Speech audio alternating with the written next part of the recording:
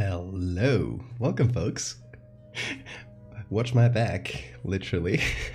Hey everybody. Today we're doing it's another commission, but it is slightly different from what we've been doing these days, because this one is for Rose. You can see the one in chat right now, Rose Soma. Rose asked for a very cool idea, but it was really hard to find the specific image we needed, so I figured I'll just take it myself. Hey Spooky Chiptune, Neo Goblin, thank you so much for the follow. So yeah, good to see you guys. I messed with the music levels, etc. Let me know if they're alright, if things are, you know, levels are correct, music is too low, music is too high, all those things. So yeah, Rose E is the boss today. And well, I'll tell you about how I took this picture. It was funny. I took it like right now too, which is one of the reasons I started late today. Goblin for coin. Hello. Oh, we got 2 goblins in chat. The chat is full of goblins. What happened today? Good night. Started following you for the Mushroom School. Such cool art. Thank you so much. Goblin Army, yes.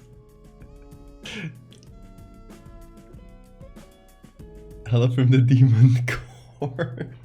Oh my god, okay, I guess I'll have to explain that one too. Thanks for the follow, Goblin. We did a similar thing in the stream where we reached 3,000 followers, but it was a very fun, like, little event. So we figured that once the Discord reached 1,000 people, the Discord is not tied to this stream, even though I run it. But you know, we went for a similar idea. Once we reach 1,000 people on the Discord, we would sacrifice one of them, and we did this whole like server event where we started like messing with things. Like we started changing the channel names, changing the order, like everything started being corrupted, and once people like started talking about it, like what's going on, we started like running this event, and the concept was that the cursed power source of the Discord, which we call the Demon Core, needed a sacrifice, so we ended up sacrificing Hajielu here. I think that's you, right? I don't know if because the usernames are the same.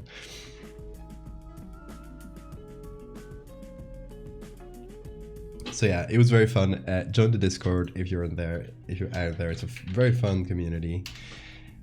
All about, you know, horror and horror art, and we do silly little events. It's you indeed. Okay, I wanted to make sure since your name was different. And in exchange, because we did want people to volunteer to be sacrificed, and sacrifice means being actually banned from the server. We did want people to volunteer for it, so we figured let's give them something in exchange. So the 3 options were, if I recall correctly, either a commission, or a free print, or a free t-shirt saying I got sacrificed to the Demon Core and all I got was this t-shirt. And and Hajielo here chose the commission, so we're gonna be making a cool angel that they want to see. Cat God wasn't available to suit on Twitch. Sad. Hey, Anachronism. Okay, so this here is indeed my own back. I was taking the picture right before starting, and you know, today was one of those days life gets in the way, and had a lot of stuff to do and couldn't take this picture, and because we needed 2 people to do it, I had to, you know, scratch my back with both arms, and the angle was very hard to get if I got it myself, and kind of fake like the 2 arms thing. So I got my partner to take the picture, and you can see her first stream debut. First time she appears on stream. Here she is.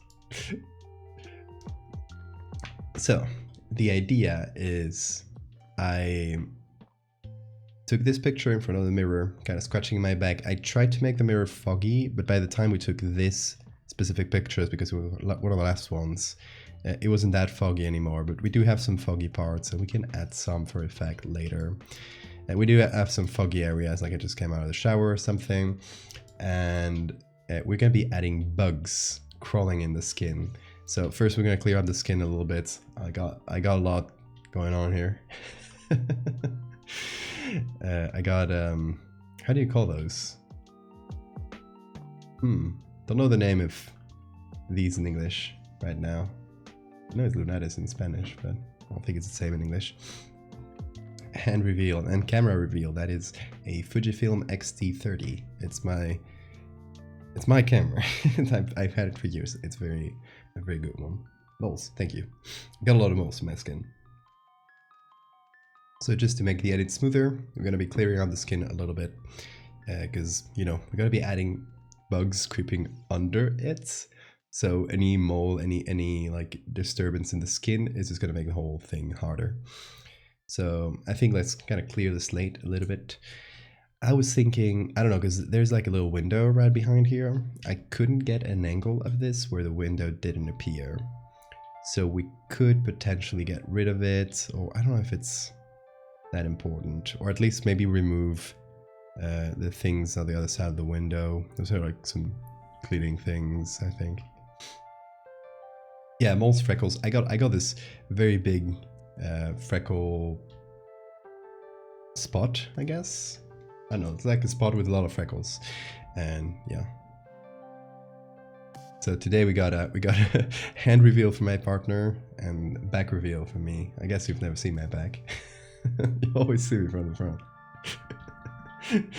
Much less without a t-shirt. Thank you so much for the follows. Okay, I missed a few. Emily the Neko, Boris, Saibo, and Maginson. Welcome, folks. Back moles are devil's kisses. The devil's kisses. We're glad to see the back of you. Also, I made this silly thing to announce the tweets, to announce the stream on Twitter. I don't know.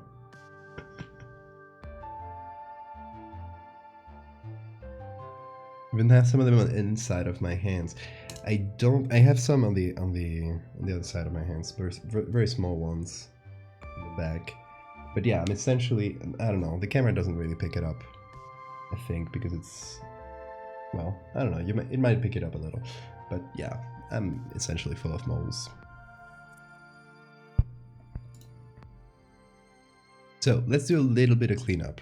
Here we got an extra layer. I'm also going to copy, no, actually I'm going to do something here. I'm just going to copy the layer. I think we'll change the crop for now. Although we could crop the camera away, but we'll just remove it through regular means. What I'll do is use that together, and now it's a normal editable picture, editable layer instead of being a smart object. We are gonna use the spot healing brush, which I don't think you've seen me use a lot, if at all. And we're gonna use it to remove a lot of these. It's just gonna speed up the process a ton. It's a very useful feature. So we're gonna demold my back a little bit to make it more of a clean slate.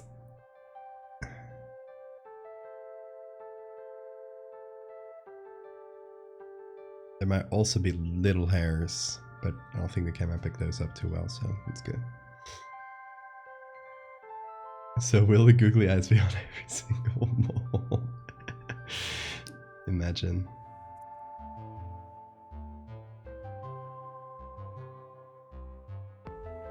Whose back is this? Yours? Didn't you see me take this picture?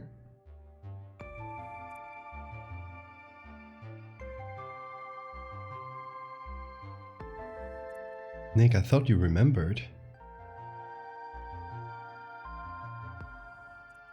Guess who's back again?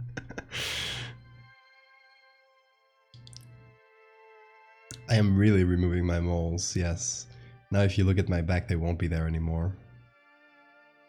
My back is strong, you know this. Are you calling my back not strong? Shame on you. Oh, also, I got burned. I went to the beach yesterday and I forgot this little spot here. I guess you're getting my entire life story just with my back, aren't you? I forgot to put solar cream here, so yeah.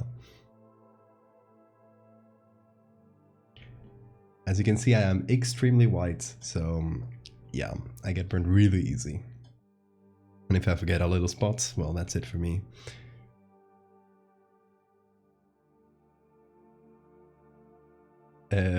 Yes, that's my partner, yeah. She's making her first appearance on stream. It was very kind of her to help me take this picture. She was studying.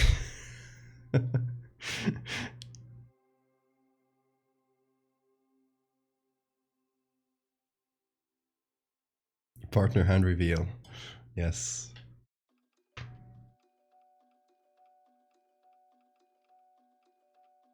So we're removing the burned area here. We're brightening it up a little bit. And we're adding a color layer. Also, if you see that I'm like slightly sweaty, it's not that it's like very warm here. It's that I tried to fog up the mirror to take this picture, which in the end you can't see that much of because this is one of the last pictures we took. We can fog it up like artificially later if needed.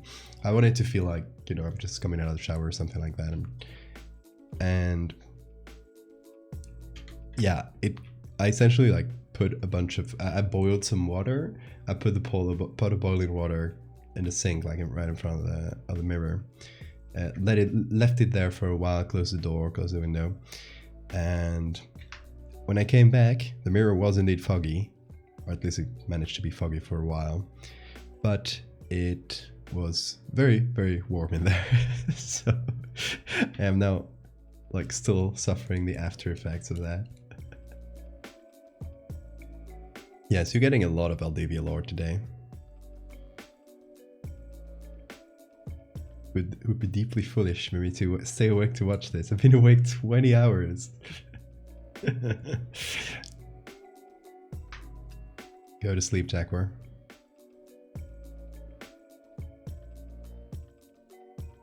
Exactly. I was like, hey, can you...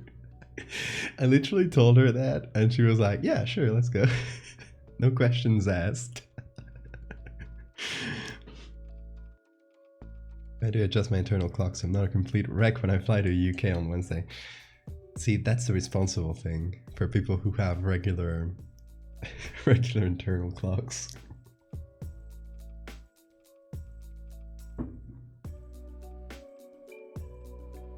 Okay, so with this, we have pretty much removed all traces of this little spot being burned because I'm silly. That's nice.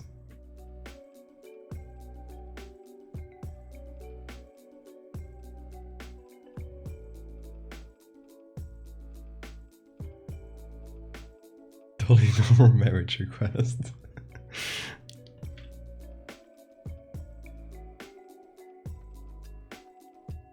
But you guys don't ask your significant others to help you take pictures of yourselves to edit bugs into them? Come on. See, the thing is, I used to have a, how do you call those? I forget the name in English. A little stand for the camera, like a pole you can put on the ground essentially. A tripod, yeah. I had a tripod, but I couldn't bring it with me when I came here. I literally had no physical space in my bags.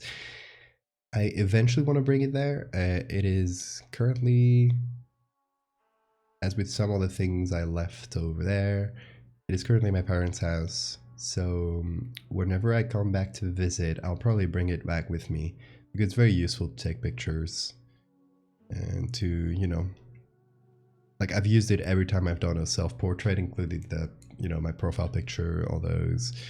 I'll eventually need to update my profile picture. I'm getting tired of it already.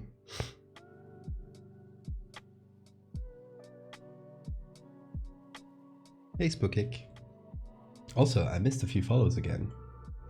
Samuka for 20 milliliters. Cuddy Dark and Jean or Jean.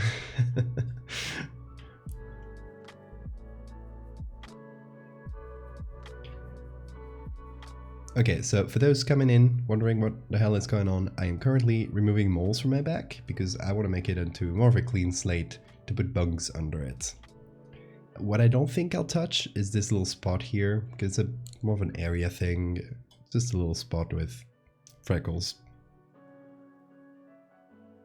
It's okay. I had it since I don't know. I was like 12 or something. Got it checked out by doctors. Never told me there was a problem. So been there forever.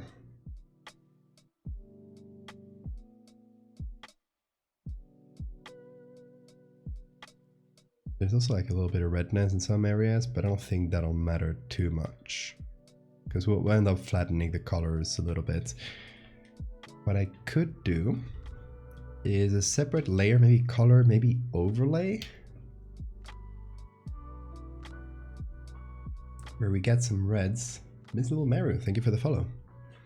Getting a lot of new folks today. You're here to see my back or what? So what I figured, I tried to do this physically, but it didn't leave like a lot of mark.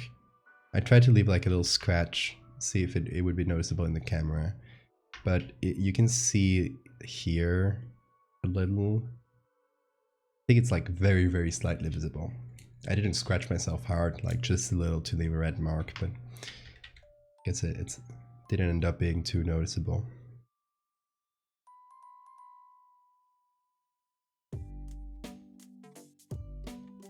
I expect over 100 back puns to be made during this stream. Yeah, we've already done a good number, so the back puns are strong this day. Were there any photos where you're looking back at the mirror? I don't think so. I tried specifically not to look at the mirror to make it a little bit more anonymous, more than a self-portrait thingy. In this case, I was just there to be the stock model, and not the focus of the image. Okay, now I think the scratch is a bit more visible. Although we could look at, instead of overlay, different things, maybe something. Yeah, multiply looks better actually.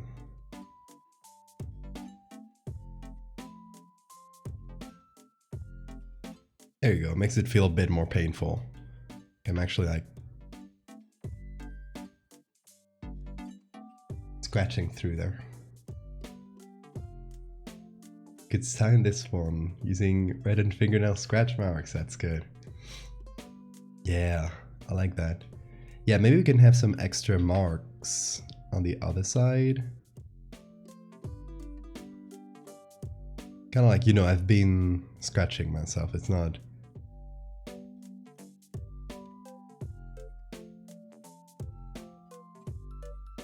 And they look good like this in multiply. I don't think I need to add anything to them. Yeah, that looks good. Murmurizing. Thank you for the follow.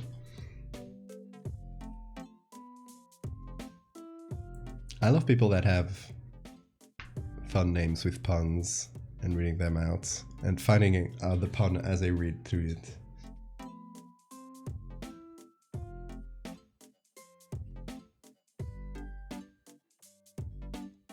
Yeah, like I've been scratching myself for a while, exactly.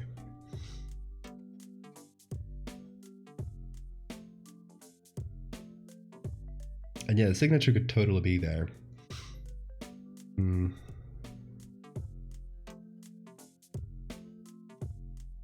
Let's actually do it now. This is the first time I do the signature before the edit, I think. But hey, it's like, since we're at this part of it, better get that done.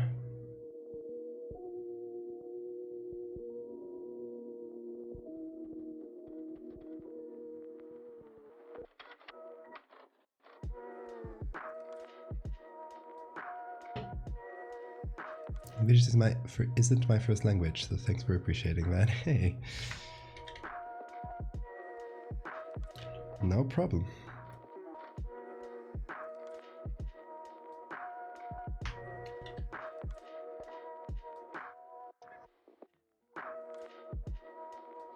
Oh yeah, that looks good. I like that. Okay, so we got a few scratches. We can add more as we go. Depends on where we put our bugs. Now there's a few things I want to do. I'm thinking I want to crop that out, make it a little like there's nothing going on there. And then you can see my me like basically I was basically climbing over the sink just to get the correct angle for the picture, etc. So using that a little because I did want to get to make it clear that it's a mirror. Well, I guess we don't get a lot. Okay, here's what I will do. I'm gonna crop it out there, but I'm gonna take the bottom of the mirror and I'm still gonna add it below here so we can see it's a mirror. And I say I wanted to have the front and the back in the same picture, which is what made the angle hard. But that way we can see clearly that it's a reflection. 2 AM here, dead for me last week.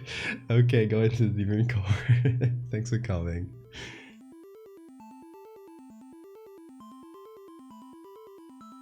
Already itchy just watching. Well, we're just getting started. Trying to finish my food before the bugs come in. Oh my god, I love that. Okay, so the idea here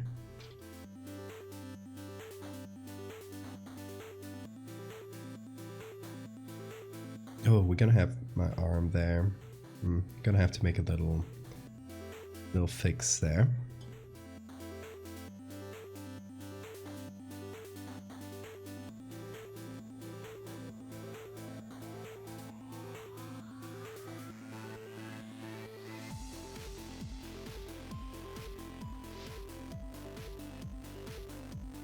We're all gonna develop transient phobias.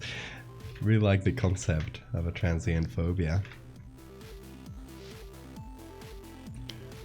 It is, I guess, a lot of what we do here. Okay, so we'll take essentially this chunk. Oh, I guess you can't see there. Sometimes I forget my camera covers that whole corner.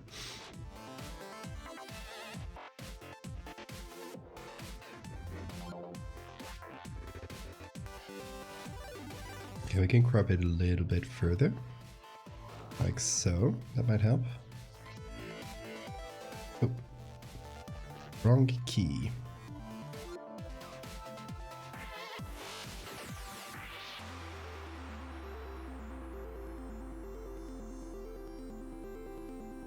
So we essentially got that chunk.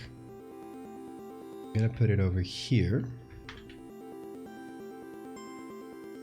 We're gonna copy it. So we can essentially just continue it a little bit further.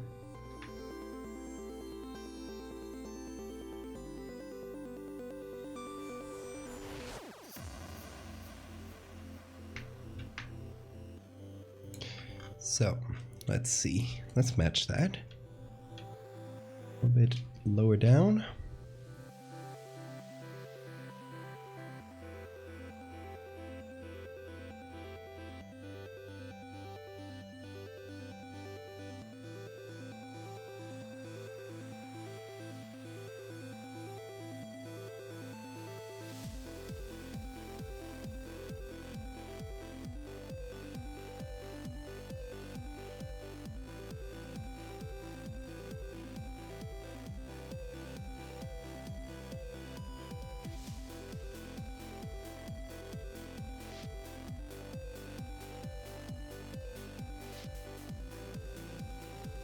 Okay. Now this here is lower mirror, let's just call it. We can move it around as needed. Now, time to say goodbye to my partner. He's going away now.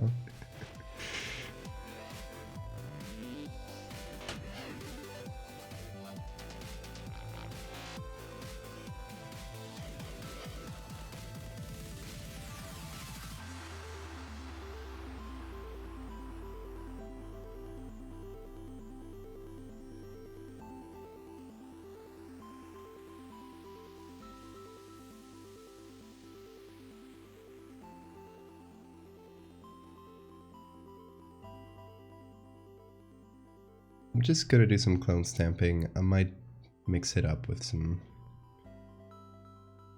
patch tool or something. We'll see.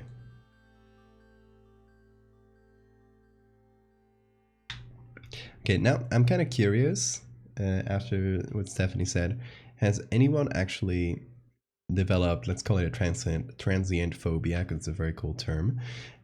Has anyone ever developed a transient phobia from something I've done? Like after seeing my, I don't know, let's say like the mushrooms growing on the face. Have you ever seen like after seeing that, seen a mushroom and went, ooh?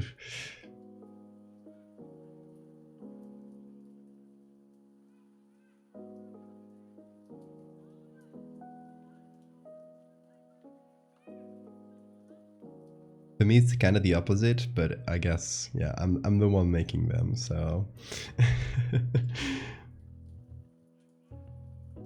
For me, like, I didn't care that much about bugs before starting Megalomorpha. But now every time I see a cool bug, I'm like, whoa, look at this!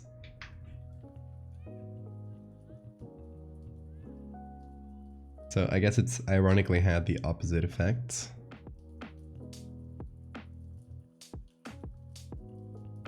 Oh, and thank you for the save reminder.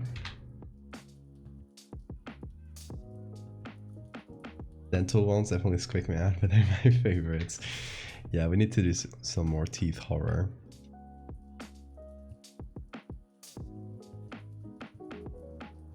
Like, we need an excuse to use the tooth emote in chat more.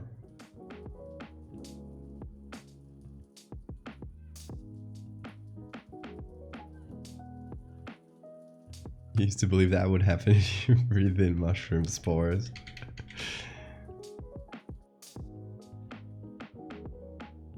I mean, in a way, it does happen. It's just not that, you know, visually shocking, but there are fungal infections where you breathe in the spores and the spores grow inside your lungs, but you need to be like quite immunocompromised for them to actually grow in there. Otherwise, your immune system takes care of them.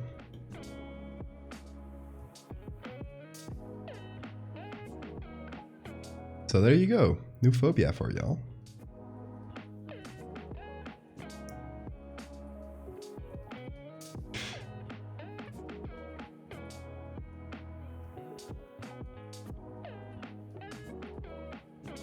I'm very sorry to have to inform you of this, Mer.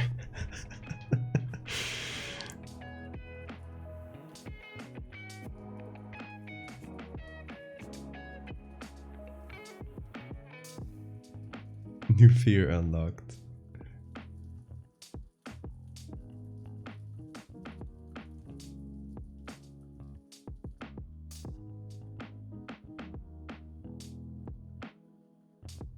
What may happen in non-immunocompromised people is, I guess the likeliest area for fungi to grow is in your sinuses.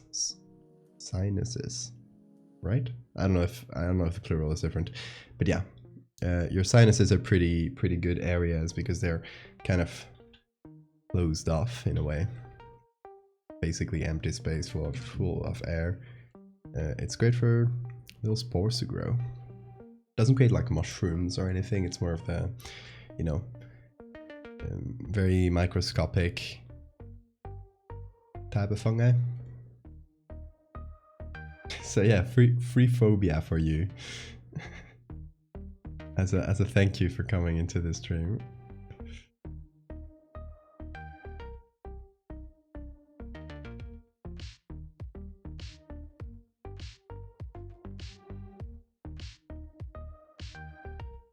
Found footage type stuff has always freaked me out because of my paranoia issues, but honestly, your edits and streams have helped me get over it. I'm so glad to hear that. Thank you. It's okay, just eat a lot of mushrooms and you'll develop a resistance.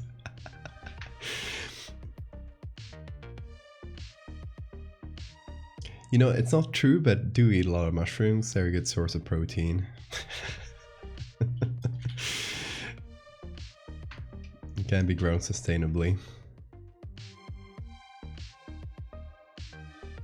Term fungal infection gives you some bad mental images. I mean, I assure you that the mental images you have are not as bad as what happens in reality.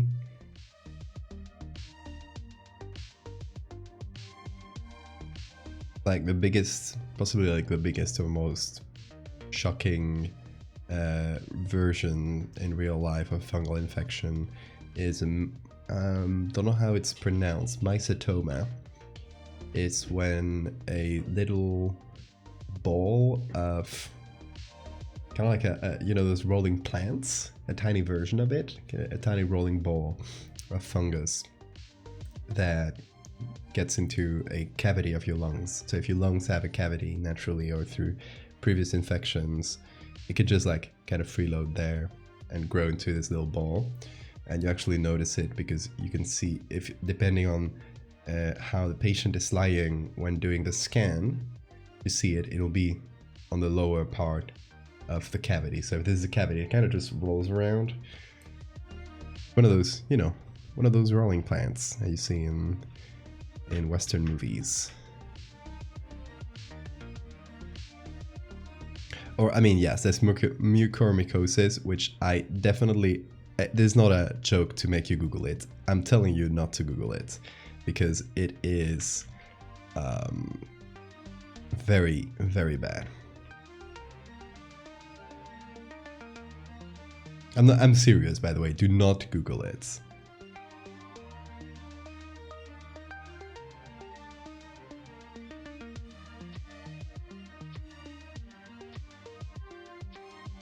And if this made someone Google it, I am very sorry, because I was totally being serious. There's no. Did you guys ever notice that there's no good way of telling people to not Google something? Because you can do it in like people that telling someone not to Google something will definitely make them Google it.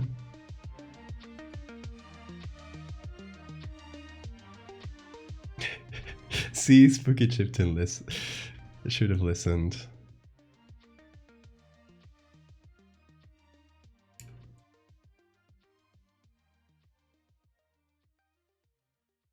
See, God, did I make everyone Google it? That was not my intention, I swear.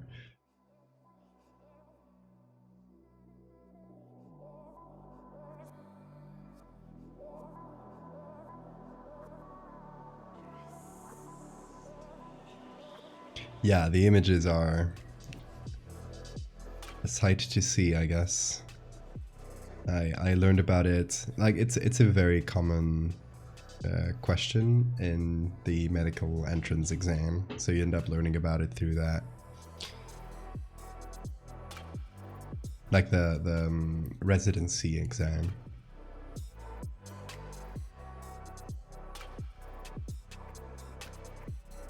And it's more of a topical thing right now, because it has happened. You know, mucormycosis is this type of like opportunistic, I don't know the exact word, infection, where it goes after people who are already like hit by something, usually like diabetes, very strong diabetes, those kinds of things.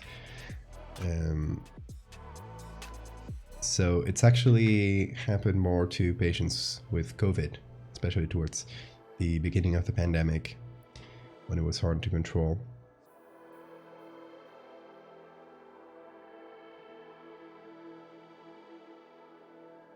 You don't know what to Google. Good.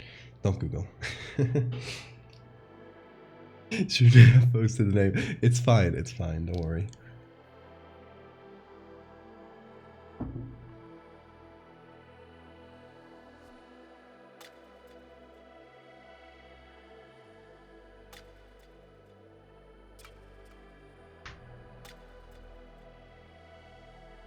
See, like the ones I do on Photoshop are the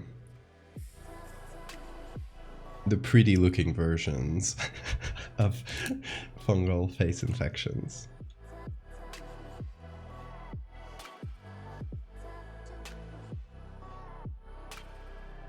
Okay, still not super happy with this.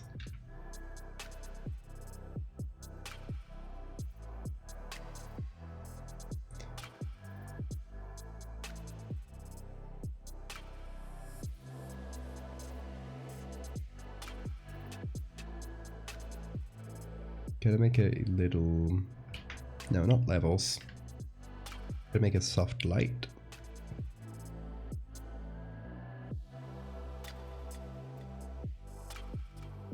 Kind of fix up some of the lighting I goofed up.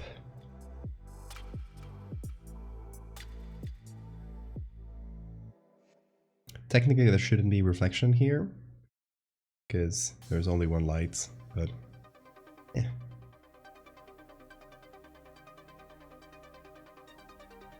The professional curiosity of looking at medical photos for art reference versus the pain of looking at medical photos for art reference. Yeah. Yeah, I guess there might be folks that don't know it. I actually studied medicine, which, you know, might explain why I like doing a lot of medical horror.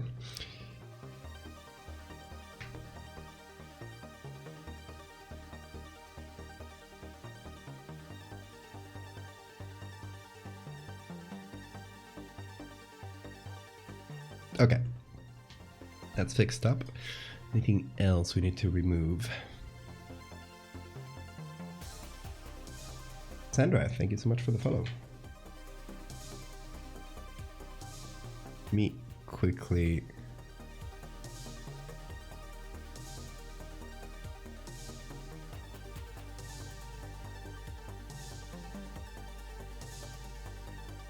There we go.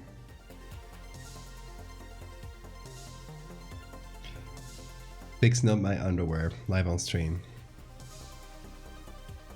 As one does.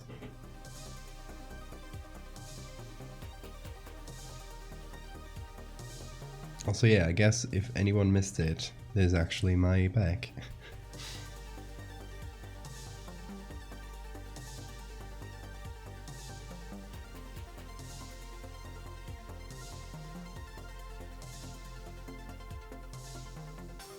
This is my back reveal stream. You know, like every streamer does.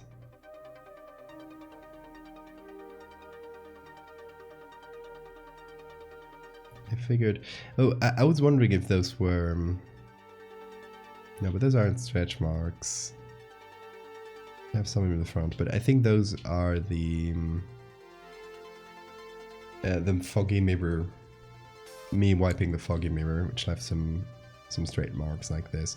But we can use these two as scratches again.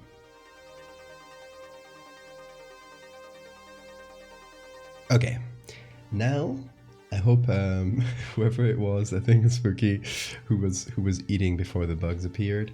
Well, I hope you finished, because we're about to search for the bugs. I was thinking centipedes. What do you guys think about centipedes? I think in terms of bugs having creepy outlines, because again, the bugs are not crawling on my skin.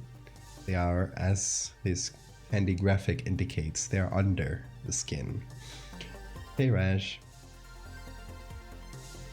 So, we need to find bugs with cool outlines. Don't worry, the mucormycosis took care of everything. Fair enough.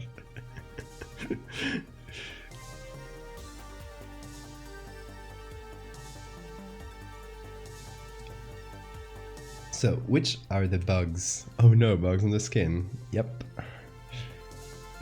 Since we're only going to be showing an outline, which bugs have the creepiest outlines? Spider centipedes? I think centipedes, right?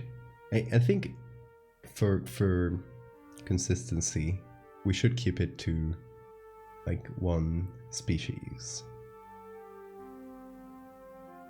Kind of like it's this one creepy species of bug. I don't know. I guess this is question for Rose. For those that missed it, Rose Soma here in chat is the one who commissioned this.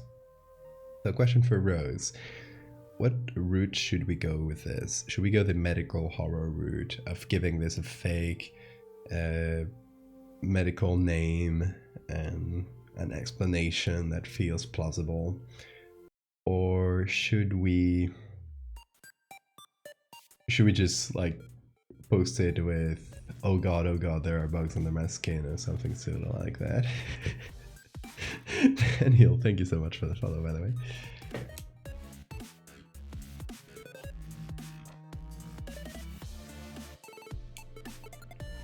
Because I guess since it is a picture of me, we can do it like, you know, in first person. Like something's itching under my skin, and that's the only context you get. Instead of the typical, you know, longer medical horror explanation.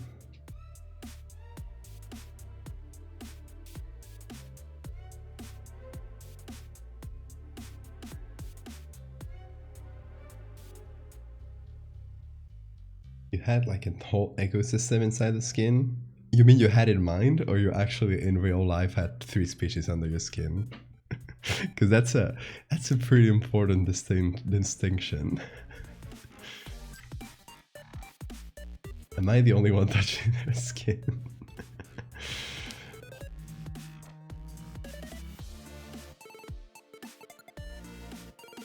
I mean, to be honest, like even the mention of parasites make me very itchy, usually. Is it weird using yourself as the art subject? I mean, I've done it before. Have you seen my profile picture? I've done 2 of this same style of old photo profile pictures, which have been fun. It's fun to, you know, take your own pictures whenever you can. Don't get to do it a lot because I'm always taking photos of very strange things, or doing edits of very strange things. But the one we have in the profile picture is this one, the bug version we just did on stream afterwards. The real version, or the original version, is this, and that was the second one. Been using it as my profile picture for quite a while. Basically for a year now. Yeah, I should change it. And let's see, where's the other one? Okay. This one here, with blank eyes. So this one's obviously much older. There's a daguerreotype, so it's from the 1850s. This would be from the, you know, like, I think like late 19th century. I don't recall the year of the picture, but it's a different style. It's a more modern style.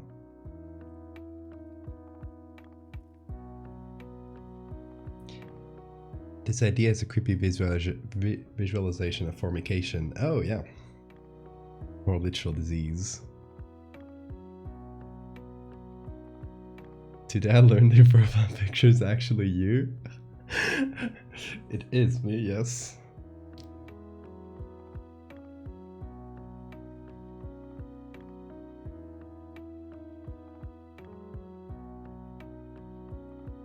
Okay, so we can do a variety of bugs and go the more, you know, fantastical way, more than the medical way.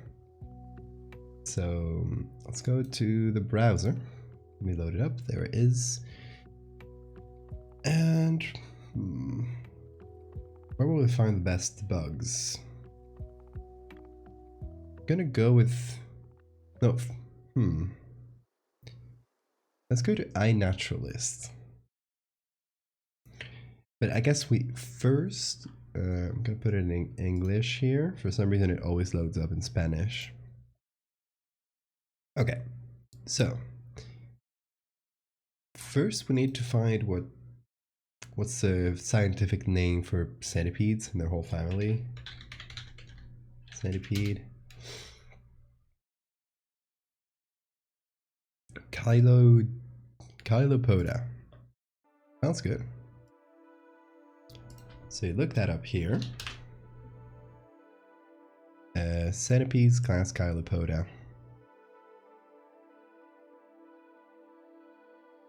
Is stag beetle a bug? It is, but I'd maybe go with, you know, something a bit more crawly than the stag beetle itself. Like the larva of the stag beetle. Okay, so we're looking up pictures of centipedes, the whole class of centipedes. I guess, you know, content warning, bugs, spiders, etc. Starting now. We're gonna make it photo licensing, no copyright, so we can use them freely. Quality grade, I don't care.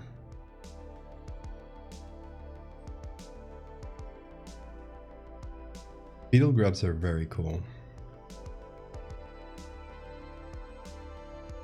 Giant desert centipede, nice. And I don't care as much about like their lighting or whatever. I just need their silhouette, essentially. Hitting your flamethrower. Oh, poor centipedes. They're important parts of their ecosystem.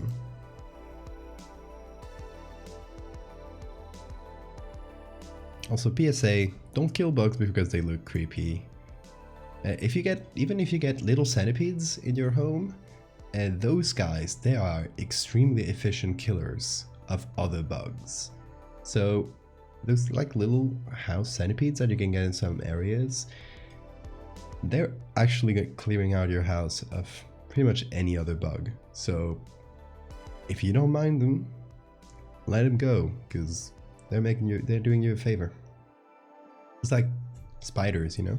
As long as the spider's not dangerous to humans, I think it's probably better to keep them around.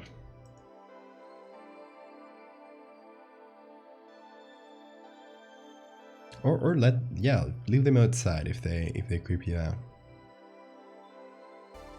Best way is just cover them with a glass. Put a glass on top of them. Once they're in the glass, you put a paper like this. Turn it around, so you know. Hold on. Cover them with the glass, then put a paper behind. Do this. Leave them outside.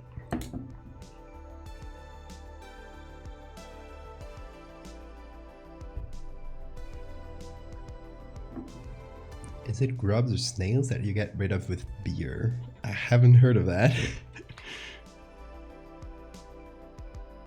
Also, if you ever get a jumping spider, please take a picture of it for me. I love jumping spiders. And there are some species of jumping spiders that live in people's homes, so. I haven't seen any here, but back where I used to live, there were very cool ones. I don't know if it was just one, because I saw it a few times over a few months. It loved to crawl on top of my computer screen and just jump around the place. Very cute.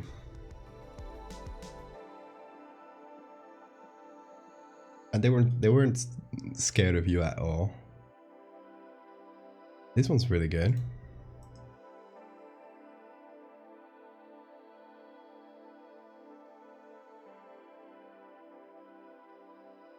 Kept a monster's house with giant tubs of beer.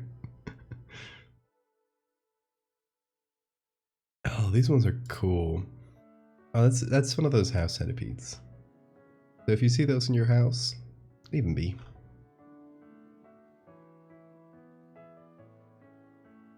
They're out there killing all the other bugs. This one also has a cool shape. kind of in the middle of stuff, but jumping spiders are usually quite small. If you've ever seen a jumping spider, let me show you guys. They're so cute. Like, just look at those little eyes. The easy way of recognizing them, because the body shape can change a bit, the easy way of recognizing them is that they have two very big frontal eyes. And they actually have a super good vision, as far as I know, and they're quite smart for bugs. I think they're like probably the smartest spider, as far as I know. They actually have really cool techniques to hunt other spiders, because these guys, they don't build webs. They just run around the place and hunt, usually other spiders. And one of their techniques is they'll go to the edge of a spider's web. You know, typical orb weaver spiders, the ones that build webs. They'll go to the edge and start plucking the strings in the same way that a trapped prey would do. So the spider on the web, which usually those don't have very good vision, they have very good sense of, you know, they can sense vibrations really well. So they know where in the web things are, but they can't see them very well. So they'll go where the jumping spider is setting its trap. Instead, it's just plucking the string. When it comes, the jumping spider lunges on it and attacks. They're super smart. And they have really impressive display structures. They do little dances like this. That's a peacock jumping spider. And they'll just, as you can see, they extend their hands and they just go like this. These are the males, and they do that to impress the females. So yeah, I kind of like peacocks. There are lots of them in our house and school. They're great hunters, so if you don't mind spiders, let them be. They don't build webs or anything either, so they're not gonna bother you. Most spiders don't make it very long in the house. Oh, the cats. The jumping spiders play guitar. I bet they would be good players. Spiders are very cool. We played a little while ago, look at this one. We played a game called Webbed, which I really recommend. I'm gonna write it here. About being a jumping spider. It's this 2D platformer. Let's see.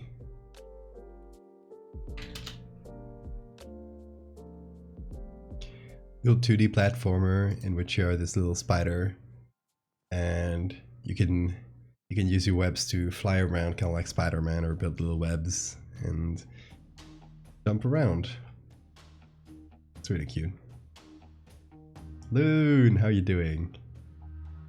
We're looking at jumping spiders because we got distracted, but we were looking at centipedes. Yeah, webs, you got it for like pretty cheap on Steam, and it's honestly one of the best feeling platformers I've played, because you can just swing around. You have those Spider-Man mechanics in a platformer. Really cool. Hella sunburned.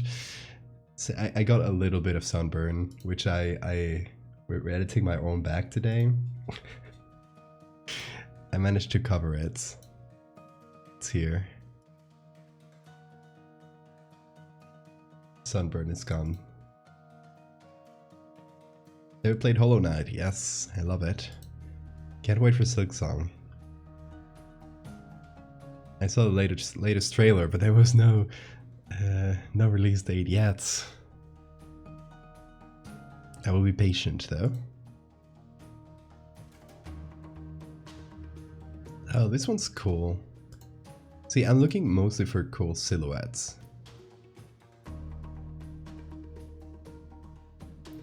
Because we're gonna lose a lot of the detail in the process. Like, it's gonna be, they're just gonna turn into blobs where we can't see anything more than their shape and maybe the little legs.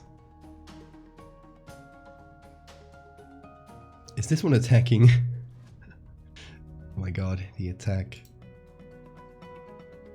And this one is just so... I love this picture, it's so funny. It's like the photographer got spooked by it. It's lunging at me.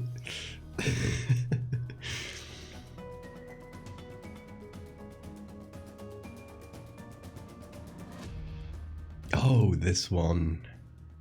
This one for sure. It looks like a shitpost. It does. I mean, we could make it into a shitpost. It's literally public domain. So, you know what I'll do?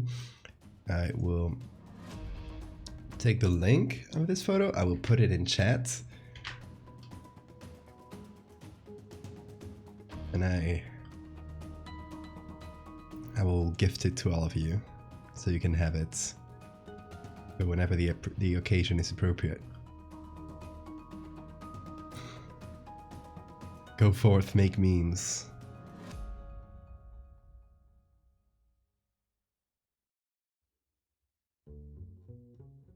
That one's pretty cool. We're missing one of the little antennae, but it's fine. One of those bug memes where the caption is just the name, yes. Oh, it's a video? It's a GIF. I didn't know people could post GIFs in here.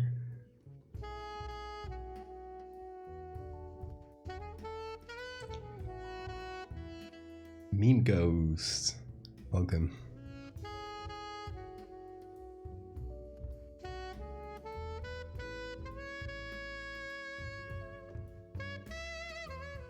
Yeah, sometimes the pictures come with a free other bug. Always kind of them. Oh, this one's... the focus is weird.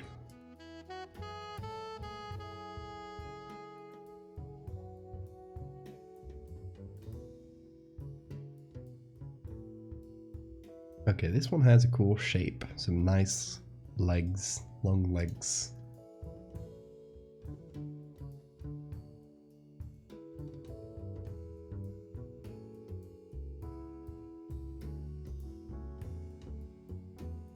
Okay, should we check out the ones we have? This one might be cool as well. It should be easier to remove it from the background, so...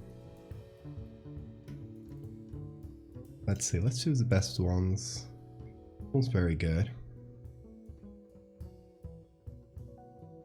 Let's size original, please.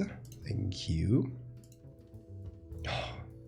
Can you... for some reason, every time you download a picture from this site, they just, like, they automatically name it original.jpg, and I hate that.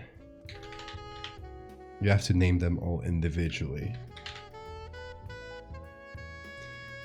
I have to name that sent 1 for centipede 1. This will be sent 2, and so on. It is annoying.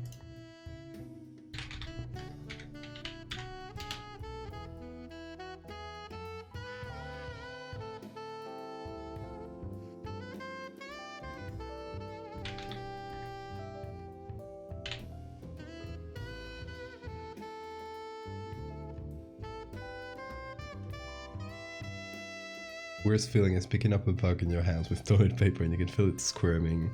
I would recommend the glass trick. Just put a glass on them as long as they're on a flat surface, and then slide a paper in between the glass and the wall. And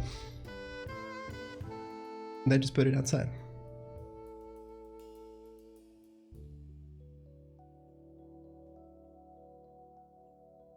Yeah, we got lots of wiggly ones.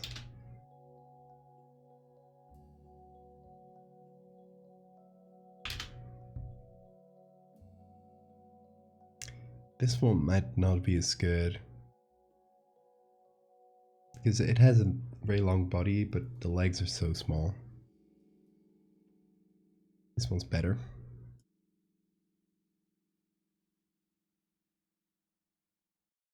Catching a cricket with your hands. Yeah, I remember doing that as a kid.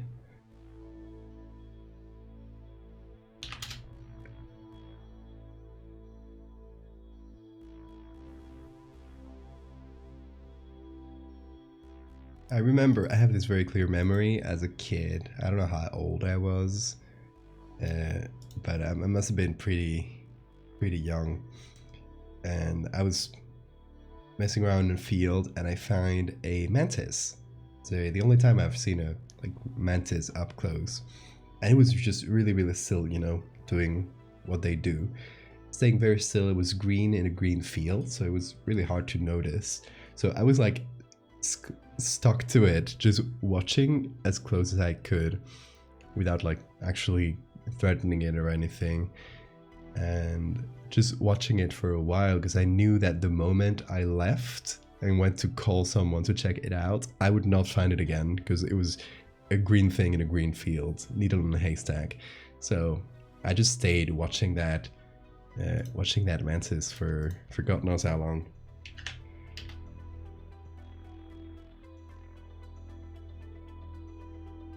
It was praying, yes, it was doing the praying pose like this.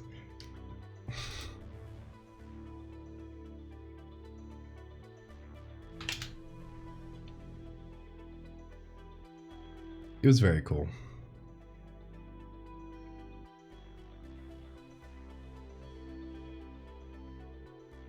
We get a lot of house centipedes.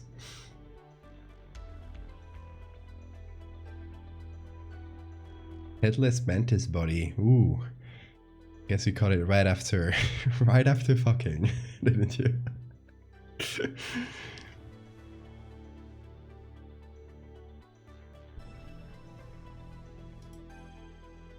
Ooh. This looks squirmy. What are these things? What are these blue things?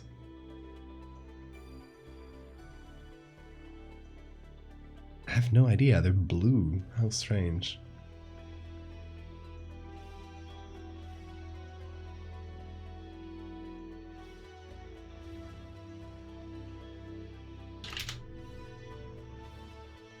Hey Theo! How are you doing?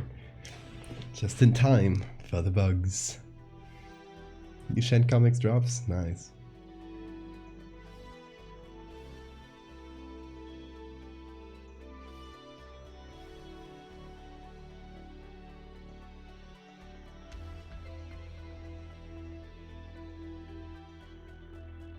Okay, we got quite a few. To drop them in. Silverfish? Silhouette is good. Let me note it down here. Silverfish. Oh, they do have a nice silhouette.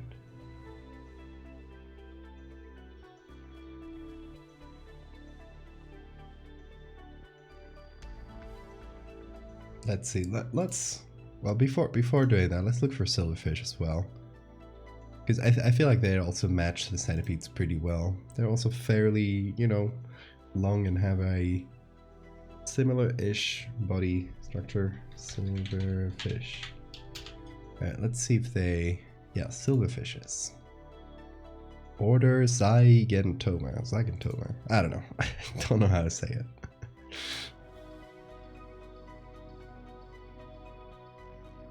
Hey, Saul.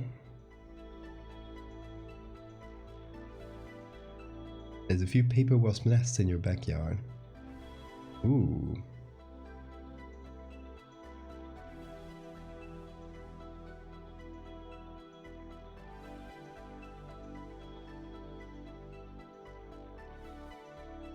Oh yeah, these are cool. They have a cool shape. I like this one.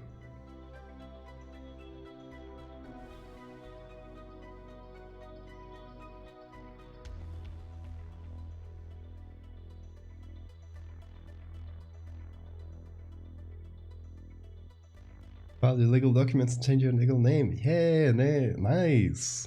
Congrats. And you got a date. Damn.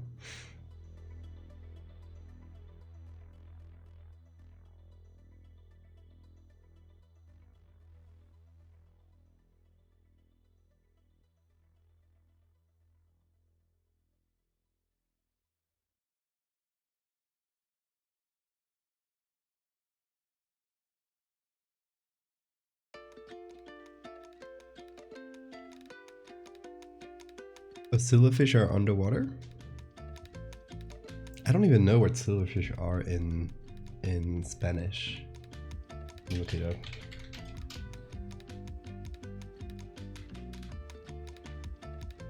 Oh, that's cute. They're called pececillo de plata, which is little fish made of silver, literally.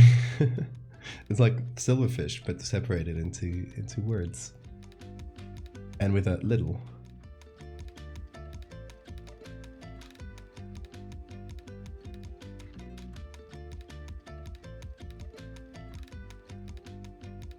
Oh, bubbit worms.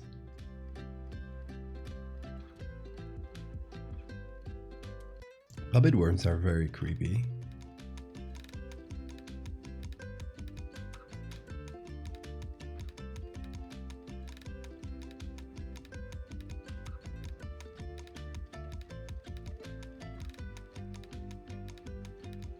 House centipedes. We're just looking at house centipedes. Coincidentally. Hey, Cosmo. We're about to put them under my skin, quite literally. Okay, oh, I didn't download the images, hold on. They're over here.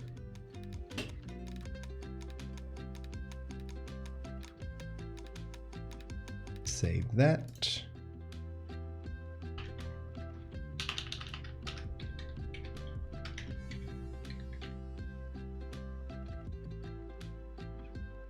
Now let's save that.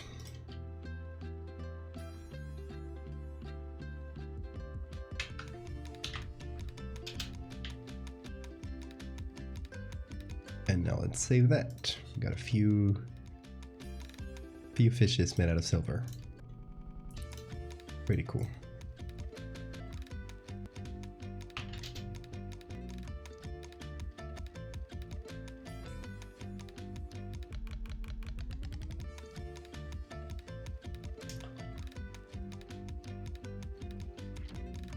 Gotta love little pececillos. If cockroaches weren't so fast, I think I'd be less afraid of them. Yeah, they're fast. So I don't have a lot of experience with cockroaches because back where I lived in Asturias, they weren't common at all. I don't think I've ever seen a cockroach in Asturias. Over here, they're super common, and you know they'll get in any way they can. They'll climb through the drains, those bastards. So sometimes we find some in the bathrooms, and yeah, oh my god, they're so fast. Is it a commission or your own idea? It's a commission from Rose Soma here in chat.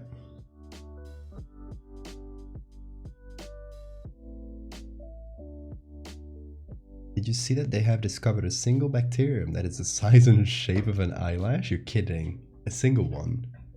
Bacterium, not a protozoan or anything like that. That's insane.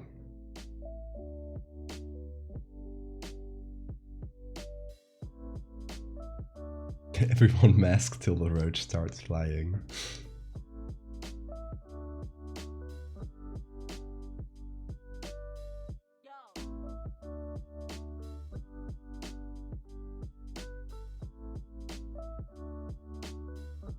Okay, let's see. Let's start with some of the centipedes, like this one.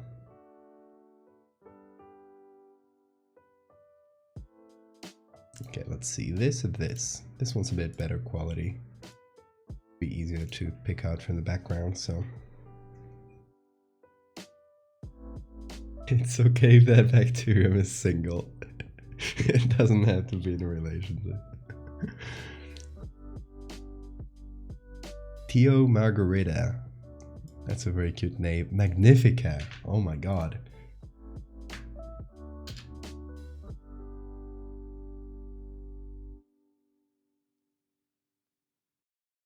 They're enormous. The hell? I mean, they're enormous for bacteria, but...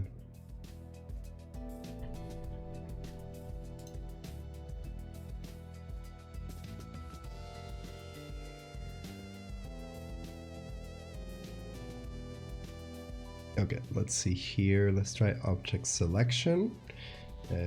Have the camera go weird. Not that much. Photoshop updated, so I think it updated the select subject thing. So hopefully it uses a little bit less than 100% of your CPU. But it still does, I think. Camera goes weird every time I use it. It's silly. Just Adobe being Adobe. And it didn't even select it that well, to be honest. Gonna have to be a manual one.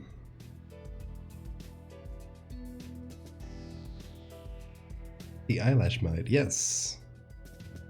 Tiny little guys.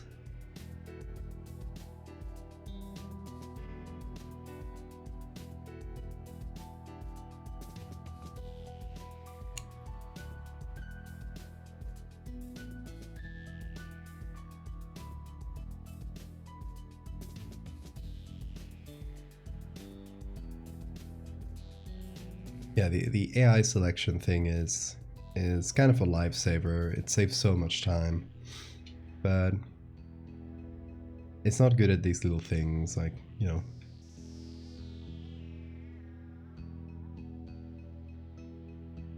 the little legs. And it messed up quite a few things. I think it got confused with the shadows here, most of all, which is annoying. Because since they'll be under the skin, we don't have any sort of cast shadow. So we have to avoid selecting any of that.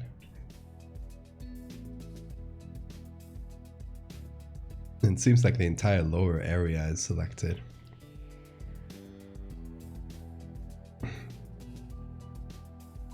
I'm using a pen, a Wacom Intuos.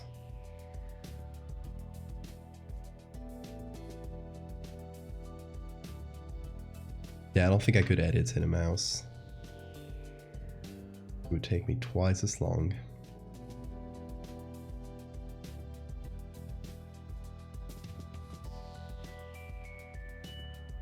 It's definitely, if you wanna do any digital art of any kind, including photo manipulation, definitely invest in one of these.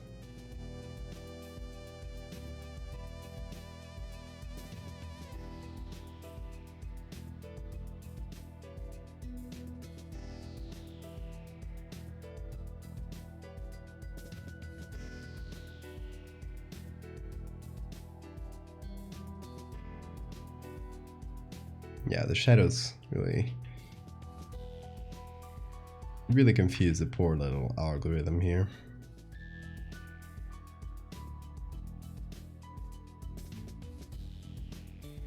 Also, even though my voice is better today, I'm still slightly sick, so I might still have to mute myself to blow my nose and stuff every so often.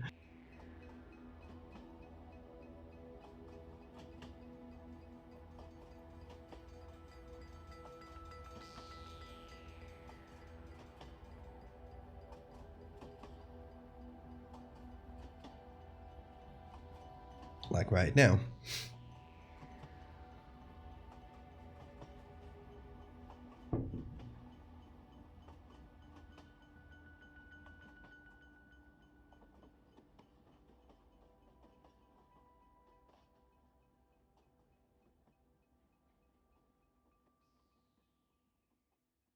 Yeah, the Wacom used for 5 years. Served me very well, yeah.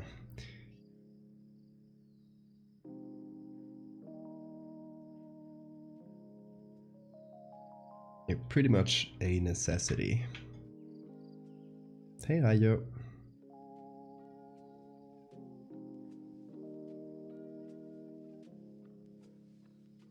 That was not a very good selection.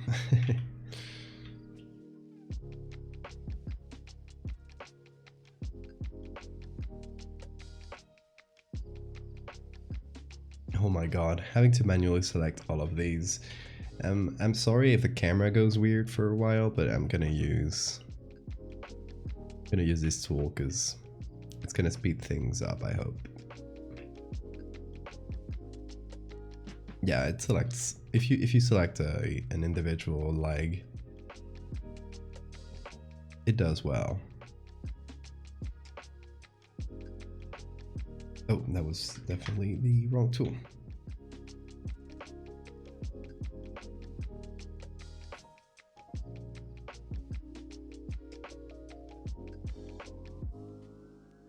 Yeah, that's gonna save time.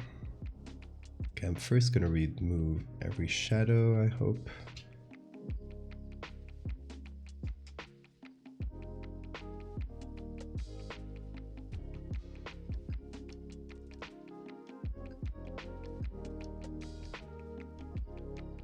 Okay, let's hope that works. Come on, Photoshop, you can do this. Not great, not great. It did do something, but...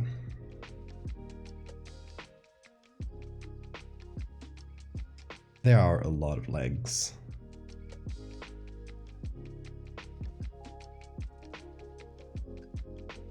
Definitely gonna be the bottleneck of this specific image.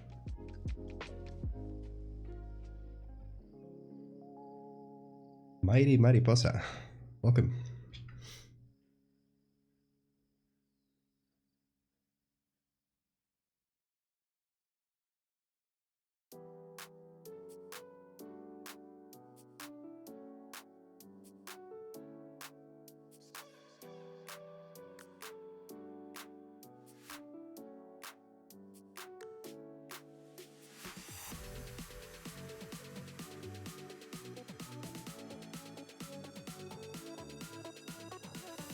Oh, by the way, I wanted some kind of crowdsourced opinions, because you might have noticed that my Twitter has grown a lot lately, like in the past couple months, about 20,000 followers or something like that, to the point where we are getting fairly close to 100,000, like dangerously close. And since I am known to forget to preparing any sort of, you know, celebration or giveaway, those kind of thing, I never prepare them in advance because it kind of always catches me by surprise. And with these kind of things, you can get one popular post and suddenly you get thousands of followers in a single day. I wanted to think about something to do to celebrate 100,000 if we ever get there, which looks pretty likely. So I don't know, I feel like I've done everything. I've done like special streams, I've done giveaways, I've done all sorts of things.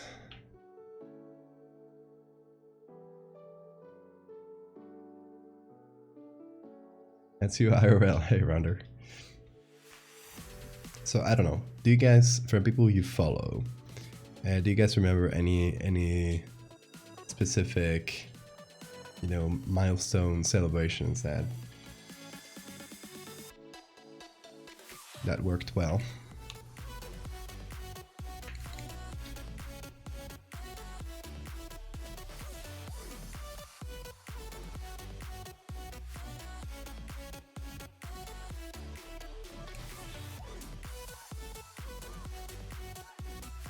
Because I mean, we could do the same thing as the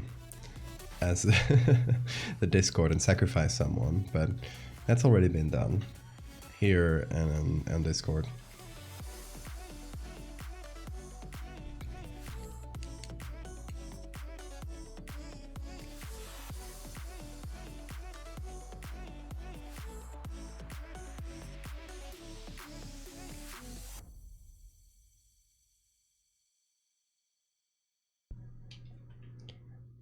But it would be fun to block someone at random out of 100,000.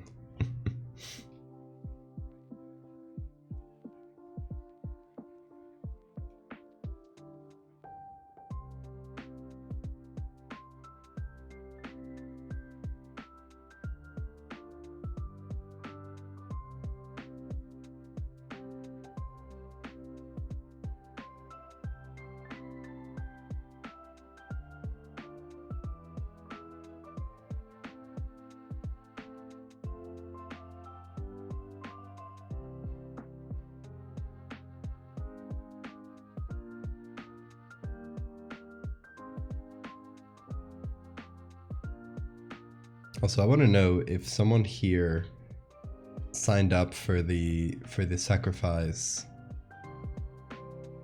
on the Discord. Did any of you volunteer? Oh, we got our bot of the day. Big on.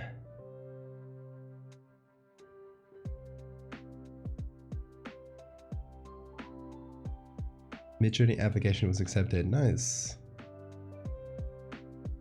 Be mindful that you only get a handful of images for free. You have to sign up for more.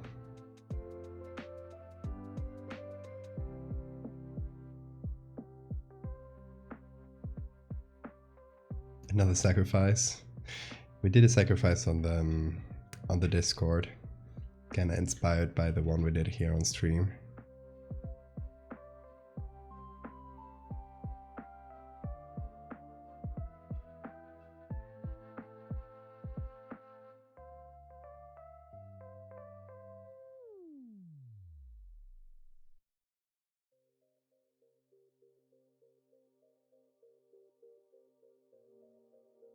Oh, I keep doing it with the wrong selection tool. I am silly.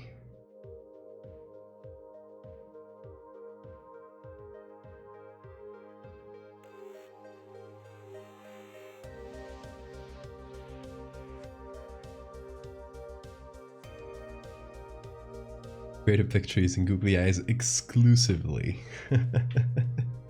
Oh, thank you for the same reminder.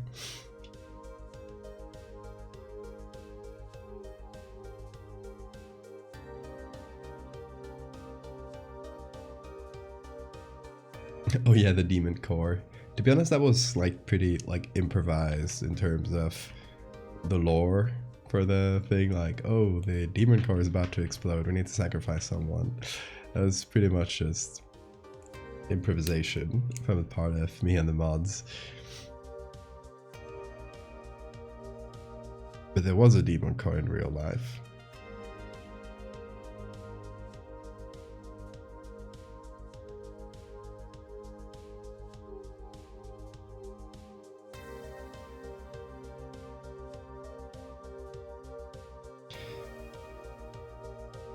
This boy got so many legs, y'all.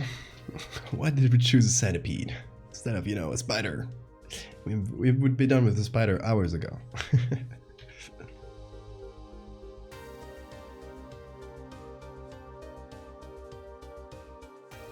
Oh, come on. Photoshop does not even want to select this one.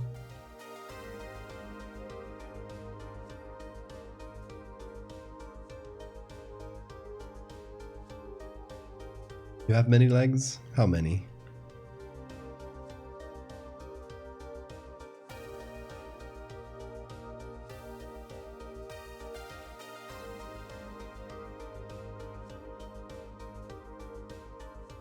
You would sue me if I use spiders?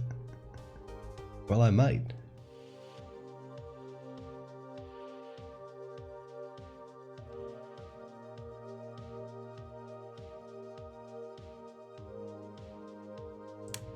Wrong tool again. Why does it keep changing my tool? Hey, yo, why did it close? Wait, you're absolutely kidding me. Why did it close? It randomly closed, y'all. Well, I'm gonna murder someone, because that was my whole selection destroyed. We had been working on that one for a while. Okay, that's it. I'm doing this one. Why did it close randomly? Did I press the wrong set of keys? I don't think I did. Oh my god.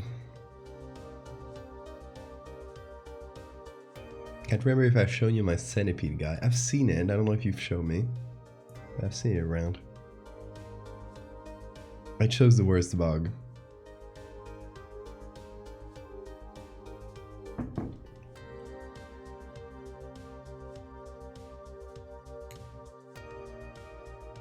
Well, that is Photoshop being Photoshop, y'all. I think we might use a different tool for this one just to test it out. It's not really a tool made for hair. Also, again, don't mind my camera going weird while I use this one. That's just Photoshop, again, being Photoshop. Thankfully, we had saved very recently, but the save doesn't save your current selection, so...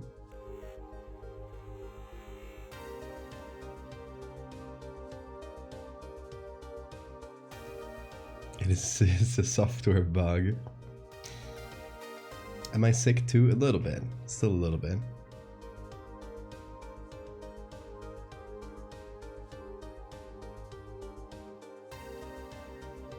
Photoshop got spooked by the bug. It did.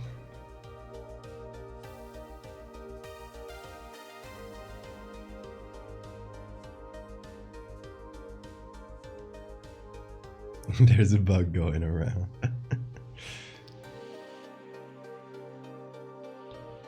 Okay, now we save this in the selection, in the layer mask, instead of being silly. I'm gonna roughly cut the areas that shouldn't be there.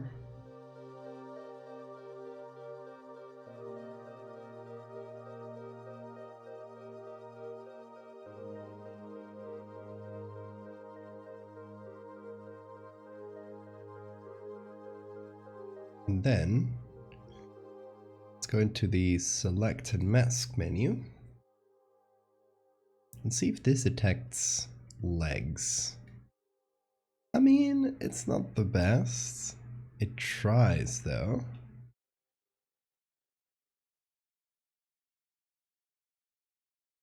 It's definitely better than selecting all this individually for sure. Even though it's catching a little bit of the dirt as well, but we can manually remove that part.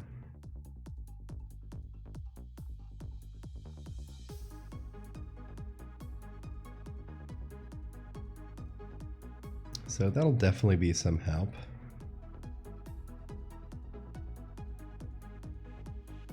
This tool is meant for hair usually,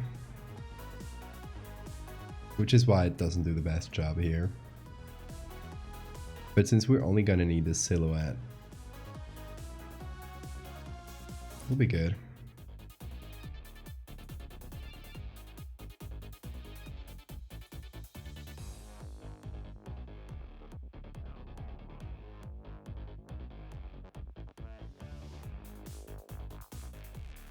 We'll just have to strengthen some legs that are pretty transparent here.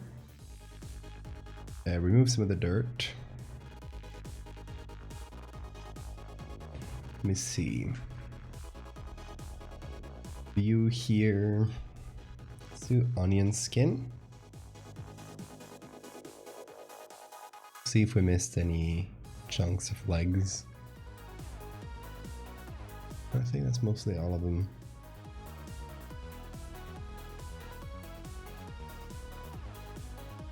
From centipede to snake. We can maybe do a little bit of this radius thing. Edge detection. Might remove some of the dirt. Doesn't really do a lot, does it? That's fine. Or we could use...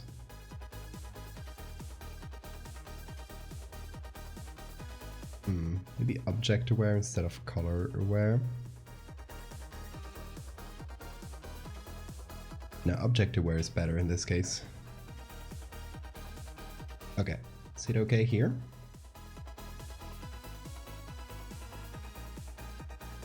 That's definitely a better start.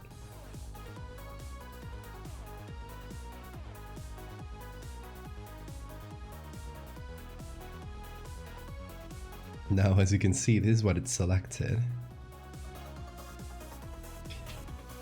And there we can easily see where the dirt is.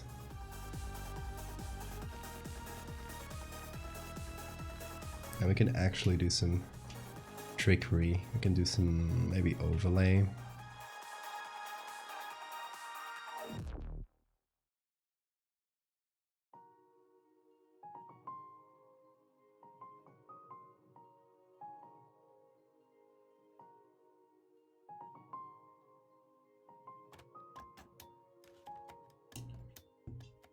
If you want Midjourney to make masterpieces, try radiography and X-ray.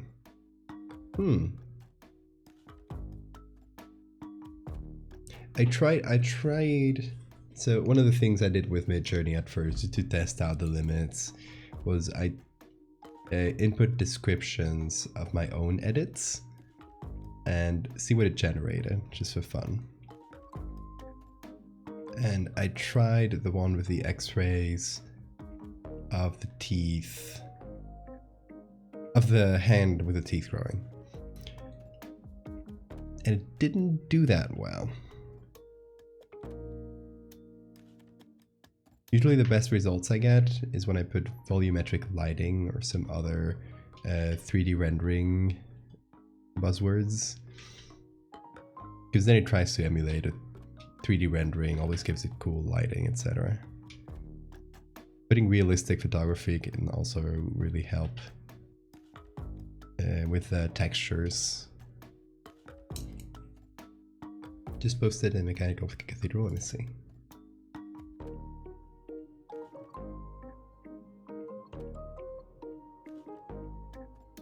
Oh, those are very cool.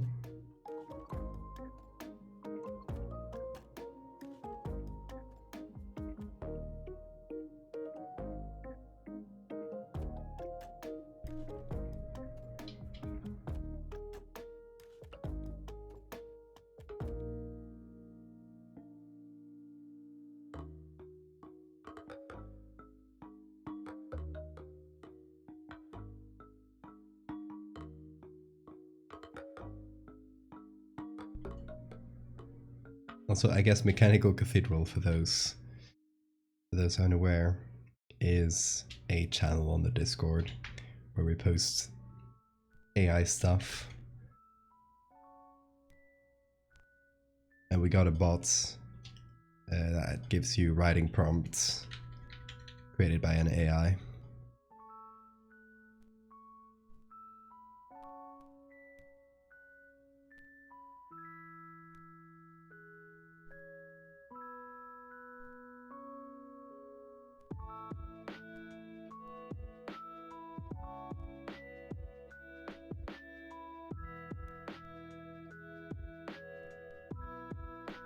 Yeah, I guess I might start using this tool to cut out the little bug feet. That's sure to save some time. So I guess we did cut that foot out, but that leg out, but yeah. It's fine. You can leave with less legs, I bet.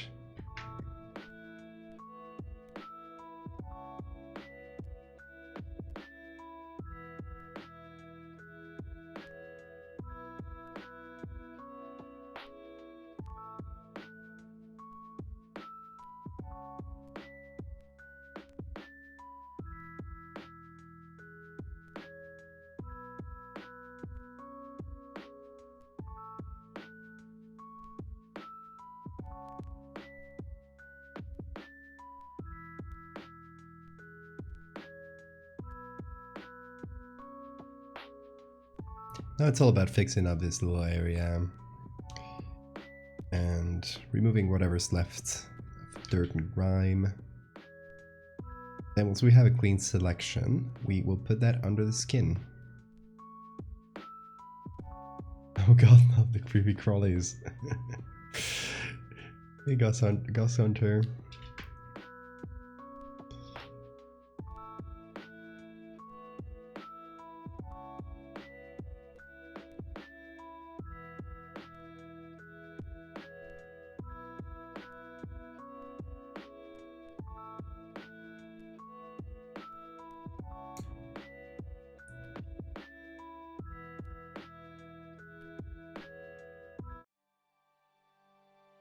Let's go with a Hollow Knight song since it feels appropriate.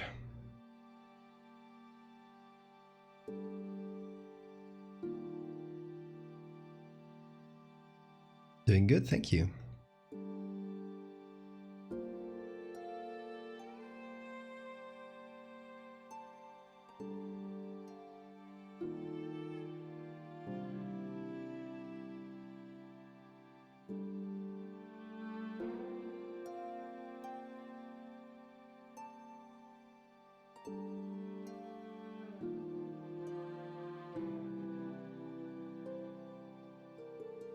Nasty persistent cough? Me too, me too.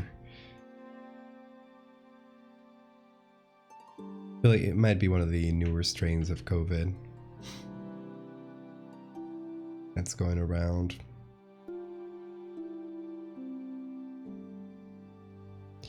One of those more cold-like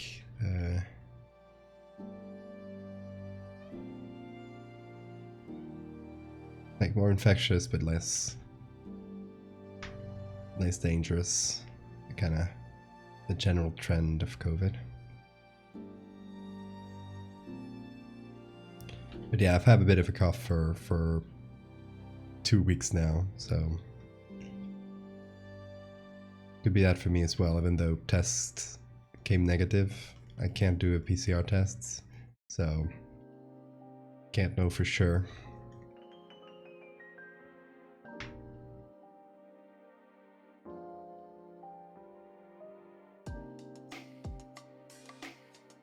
Because everyone acts as if COVID has vanished already.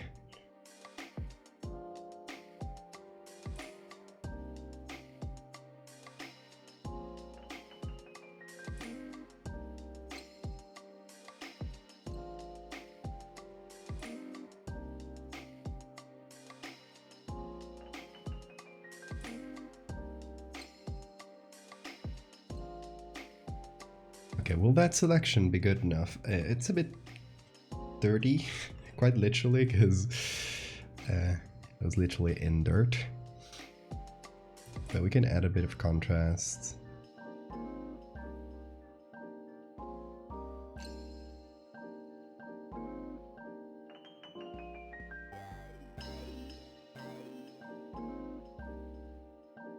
Bring back the legs that I made disappear. Whoops.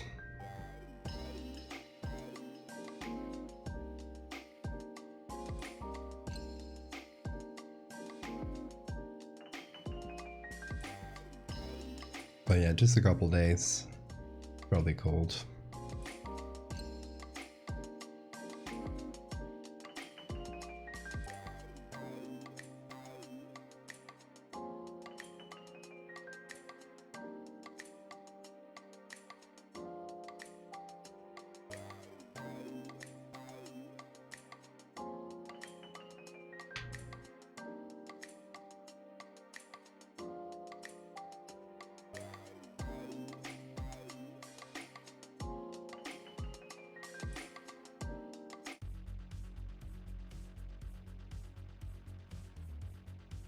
Famous last words.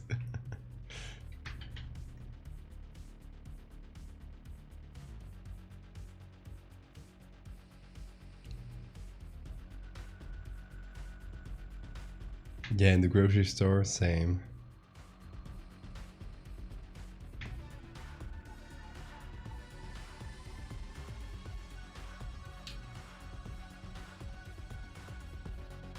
How big should we make this bug, by the way? I feel like this is nice, although as I was cutting it and seeing it so big,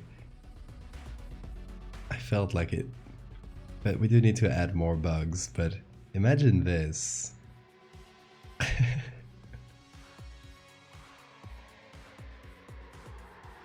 Just the entire back, one huge bug.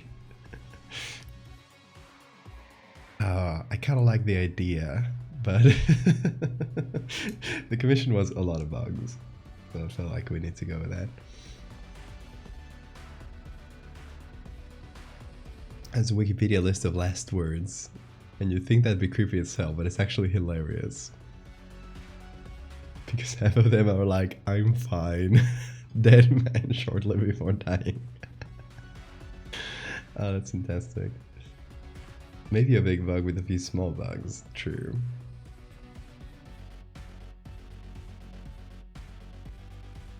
That would make a sick tattoo. I mean, having one that's bigger, apart from you know, looking cool, it would also, since we're not doing the bugs, we're doing the shapes of the bugs under the skin, it would help make it visually like clear and obvious from the first moment. Oh, a nest of babies. I do like that. Also, sorry, I'm bringing back bowl sounds because I finished my glass of water.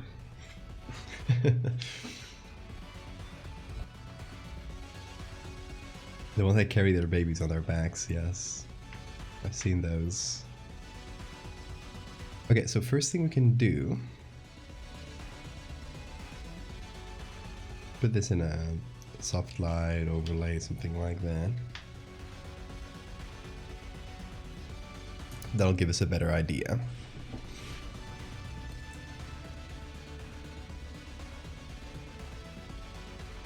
Let me also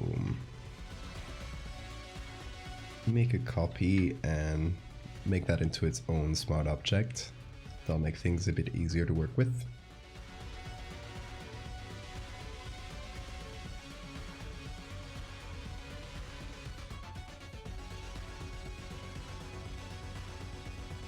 Then we can give it a quick drop shadow.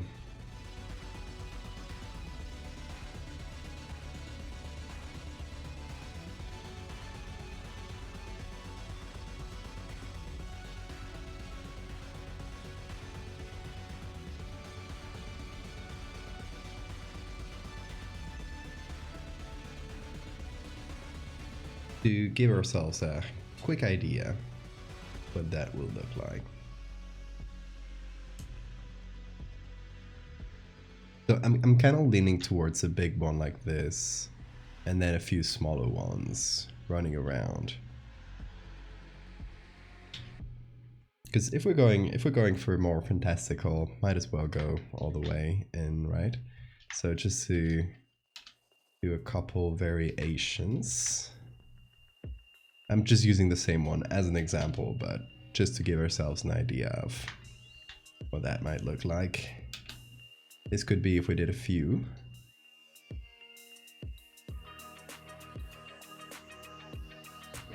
Or let's stick to smaller blocks across the back. Okay, that's fair. Let's go with that then.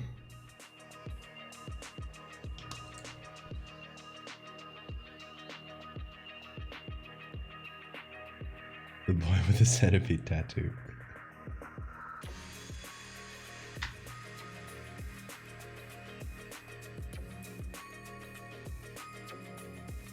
Okay, let's go about this size. Feels like it's a nice compromise between easily seeable, easily visible, and still like fairly realistic in size. Because centipedes to get to that.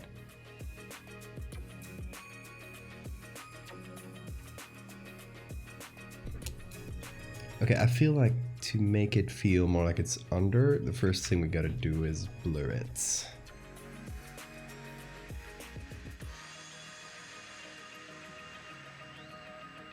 Turn it more into the silhouette of a bug than the bug itself.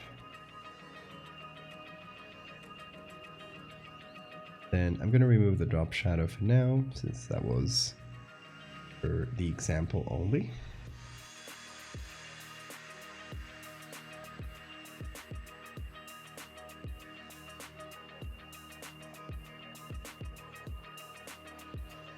Then I'm gonna select that. How should we do this? Okay, I got an idea that could work. So we've done selection. We're gonna fill that with, let's go with 50% gray. Oh, seems like I wasn't super thorough with some of the selection here. Whoops. Anyway, now that we have that, same size, same, like exact same as a centipede, we give it a bevel effect. Now let's play with it to the point where hopefully we get the middle here to be the kind of the tallest point. Like so. Now we soften it as much as we can.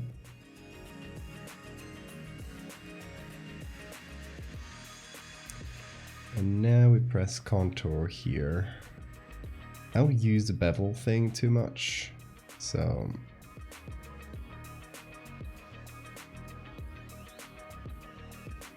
it's mostly just me messing around with it. And now the lighting. The lighting kind of comes from there. The drop shadow also uses the global lighting, that's good. And we're gonna have it be on normal.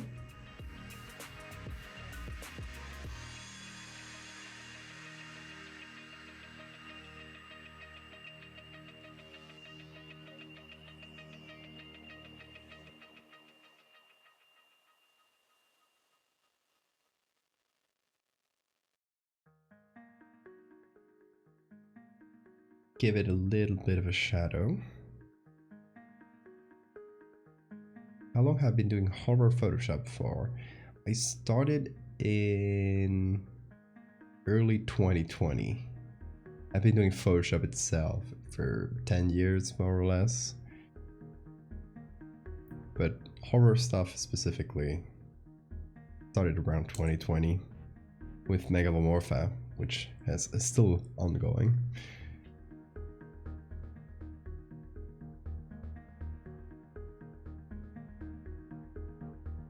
Hey, welcome back, Sora.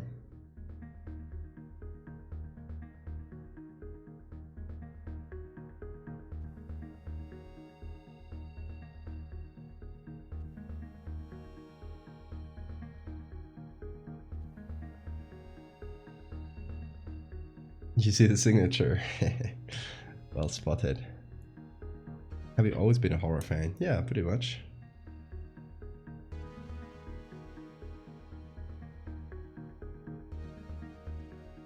Hey, Lipe.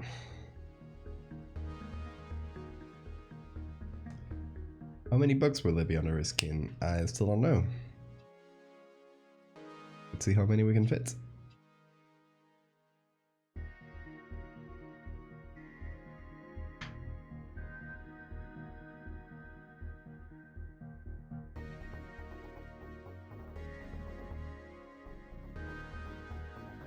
Okay, so now we can have the shape of the bug.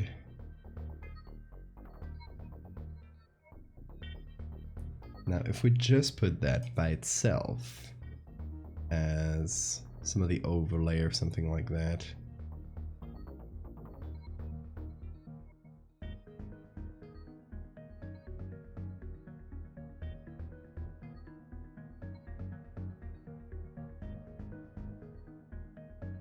Let's see how many bugs we can fit under his skin.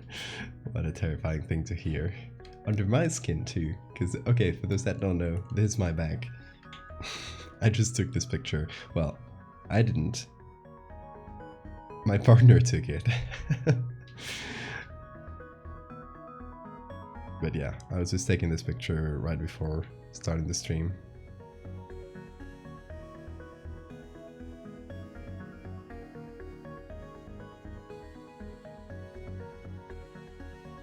Thank you, Emmy. Well, and thanks for the save reminder. And thanks for the follow, Doctora. Doctora Monica, I assume. I just said Doctora with that English accent, but I assume that's Spanish.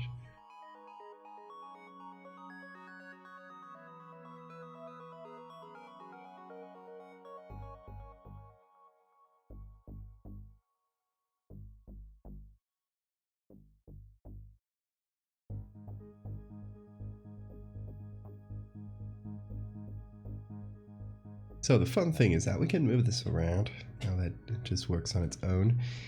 We do have the centipede itself, kind of just the actual centipede, which we can combine with this kind of shadow version. Let's call it that, why not? And wonder...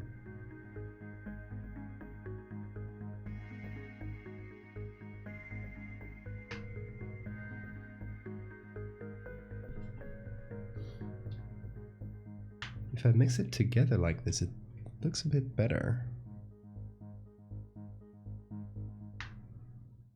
So let me do something quick here.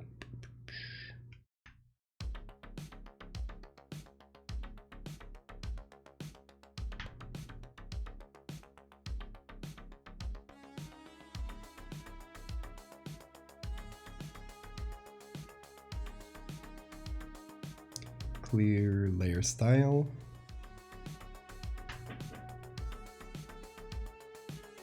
Now we make that into a smart object. Now we can re-add the effects. Okay. So the thing is, if we add this in, let's say soft light or overlay.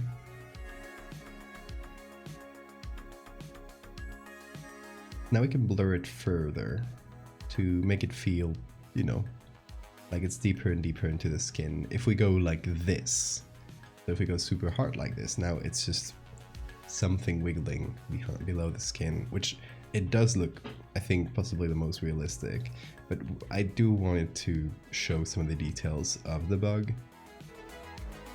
So here's where the Gaussian blur slider enters.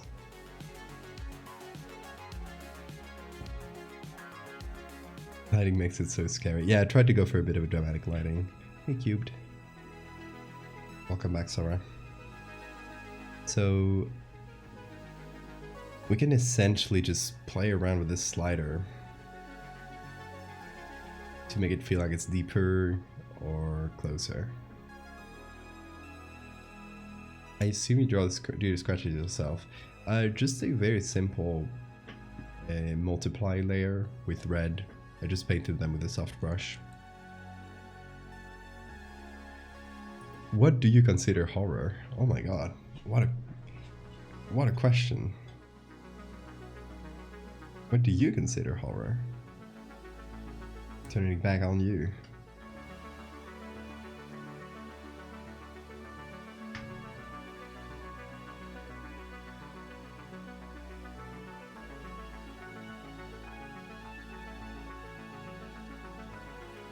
That is centipede. It used to be. Oh, it's under my skin. This is, if you're curious, this is a centipede. We blurred it, put it under the skin.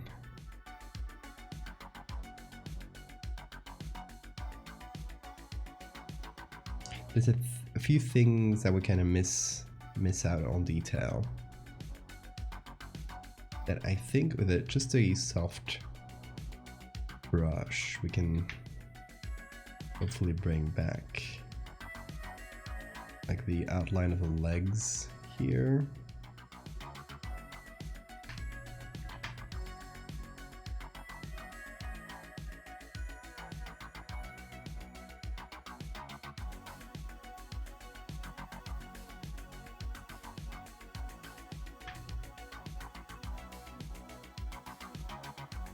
I think horror can be pretty wide-ranging.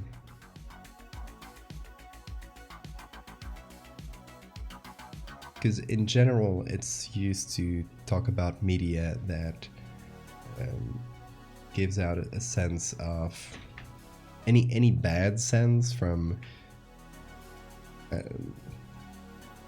fear to dread to, and sometimes it can also be exciting. Depends on the kind of horror. There's campier horror that tends to be more exciting. I don't know. There's such a big variety.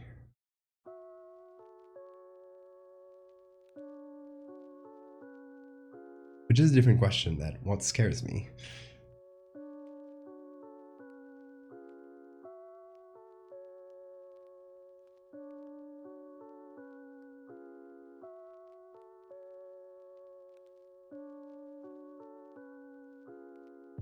Do you consider Del Toro's Hellboy horror?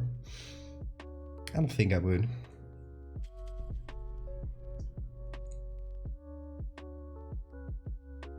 But it does have some elements of it.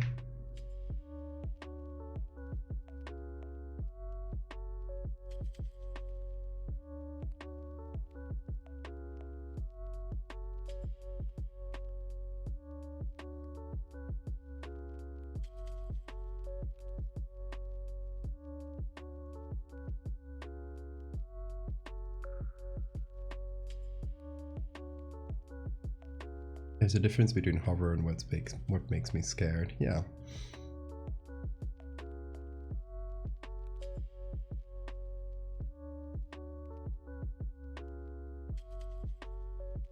Okay, so I don't know if we'll how we could use the actual centipede better. Because what it can do is accentuate some of the buggy parts of the bug. But I feel like it needs to be something pretty soft with reduced opacity, something like that.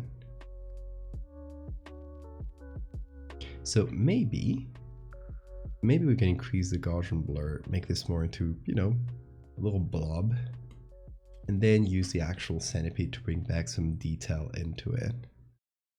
Some of the more specific shapes.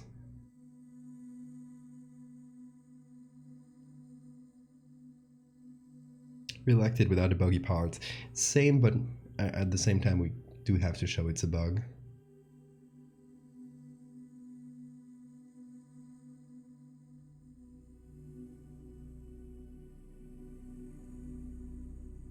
Yeah, horror is very subjective at the end of the day.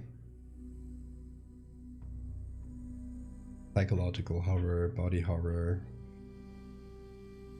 cosmic, saying a lot of good ones.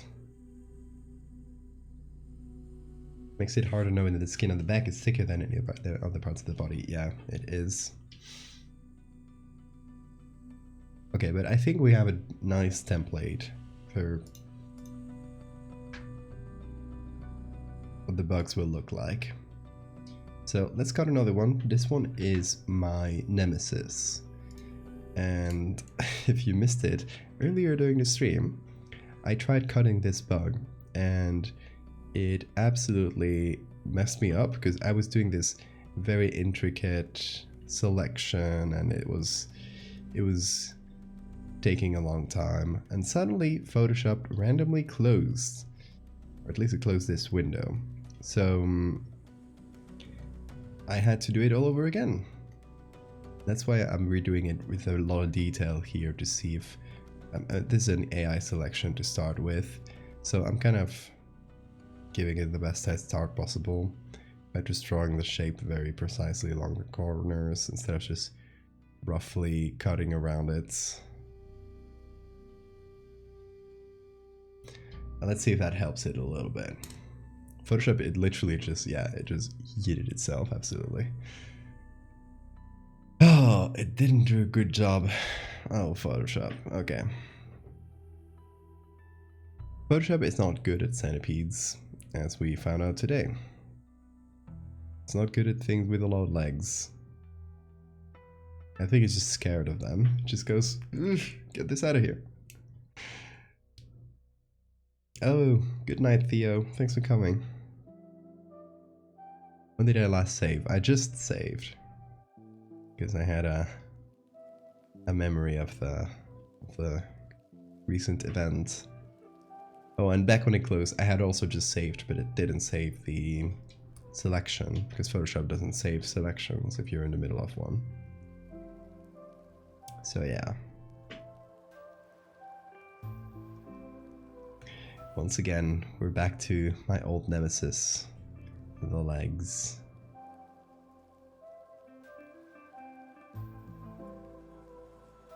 And I think we'll use the same tool as before, because honestly that was possibly the easiest way to do it.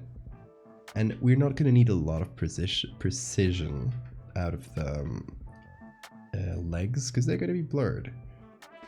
So as long as we get a rough cut of everything, which is no easy task to be honest, but as long as we do get a rough cut, we'll probably be good. I pray to the Photoshop gods, me too. Me too. Okay, seems like this got forgotten as well.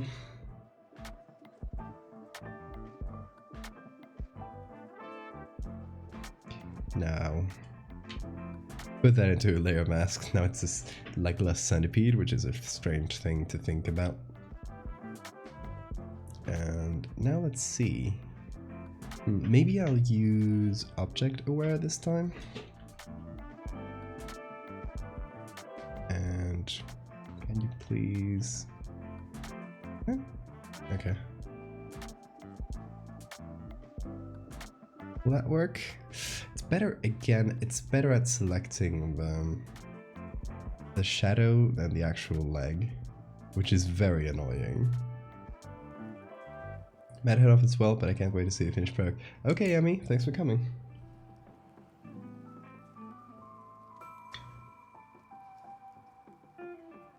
The terror when you click something in Photoshop freezes for just a second longer than you expect, yeah. Always very scary. It's a centipede with no legs, just a cent. I guess it's a pede. Because cent means 100.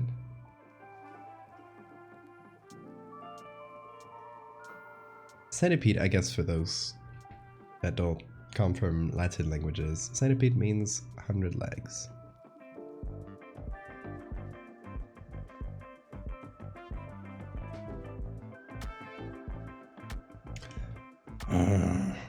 It does not want to select that.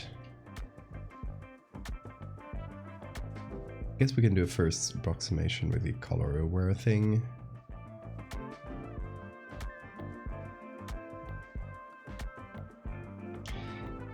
Could try threshold. I wonder how well that'll work. Maybe with channels. Let's see. Is there any channel that gives me a decent... Maybe blue channel? Gives me a fairly okay contrast there. Because red, they can blend together with the background. But yeah, I guess since the bricks are red, the blue channel will have a bit more contrast. The definition of horror is Photoshop to stop responding. True. It's true, Pete does mean feet too.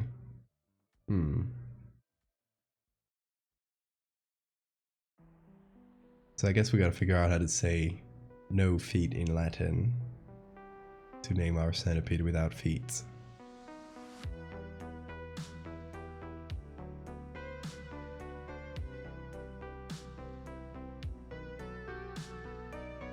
And it is a start, but it's not fantastic.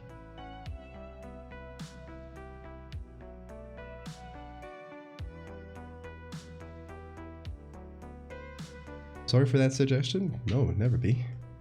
Nullipede. I like that, yeah. Nullipede.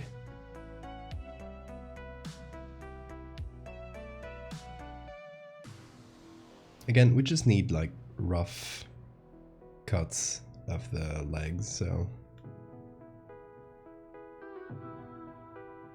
as long as they more or less do the trick, might actually work.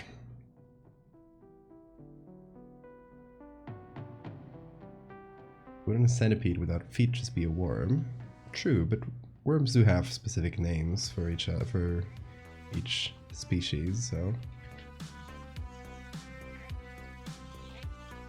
But it would become part of the worms for sure.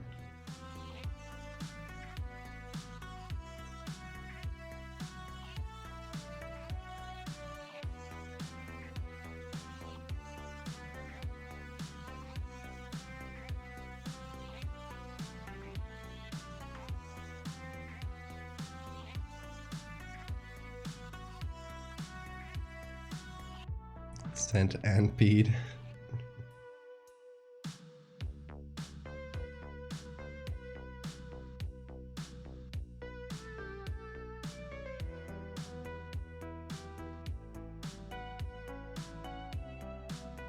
Okay, that won't be able to cut these ones well, but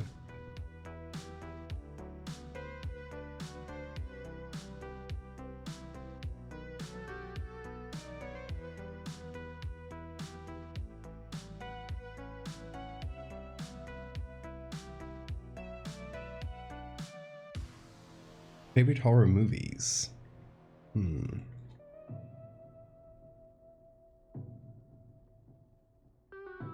Hard to choose, to be honest. The Thing, definitely up there.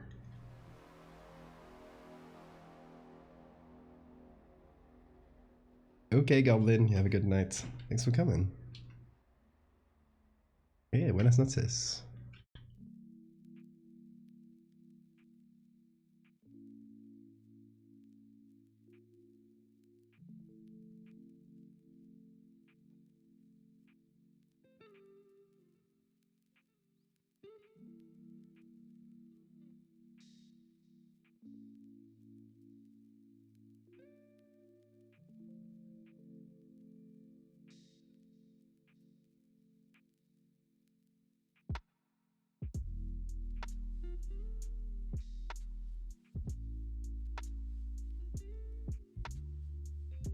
At this point, I'm essentially just doing a little cut around the leg itself, which we can fix up later.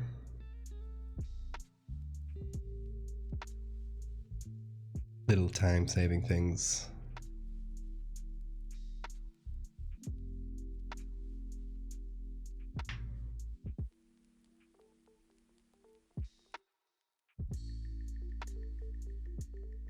Again, the good thing here is that we don't need any super specific cuts of the legs, like super precise.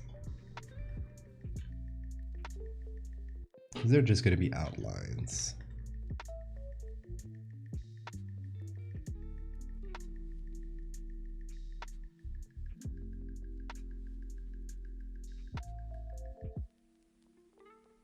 I think millipede means 1,000, not million. At least in Spanish, it's mil pies.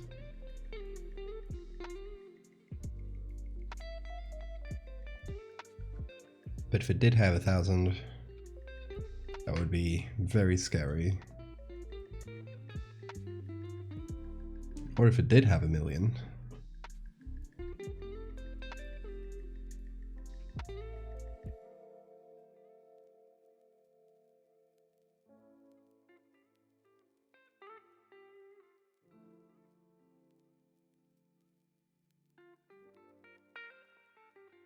I'll mostly just work for these legs, but hey, not bad.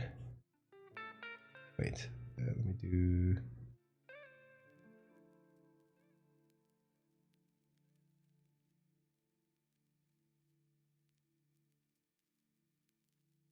Let's do that. Do some specific ones there.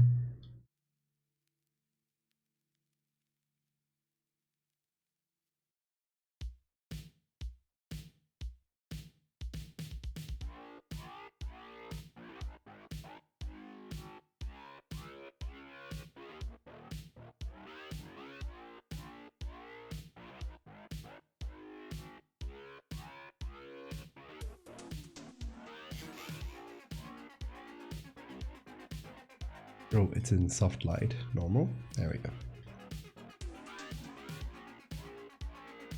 Let's take it farther than billipede.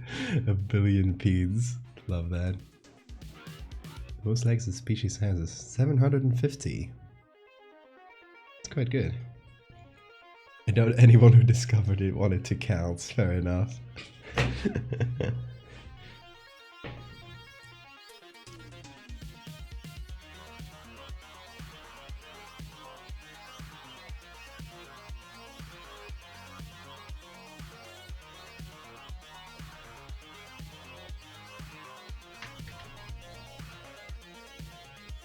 Imagine being the first scientist to actually count the number of legs.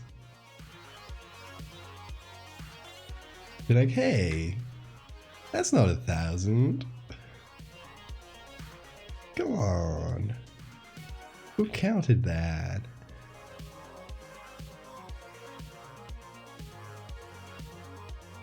Hey, Mectal.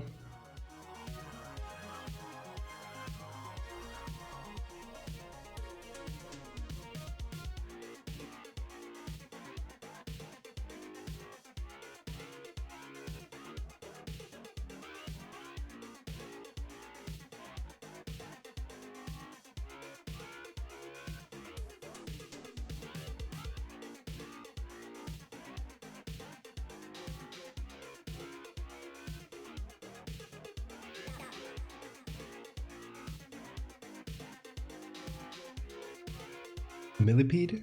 was recently discovered that has 1,000 legs, really. So cool.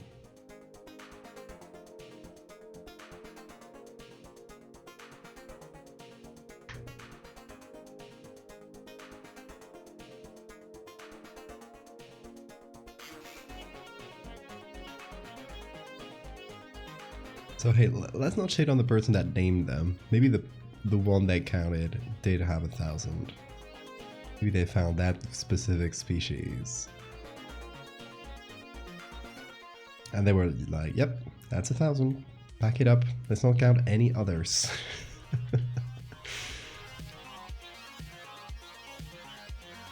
Don't look back.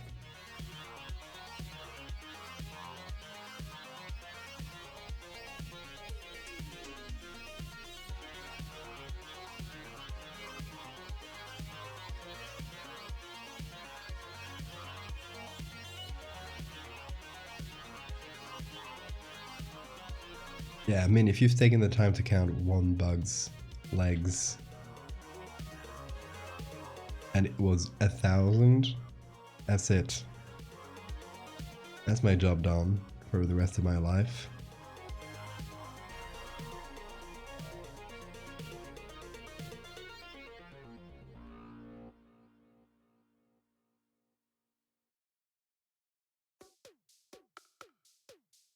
We counted like 10 and we're like, you know, we got more bugs to find, pack it up.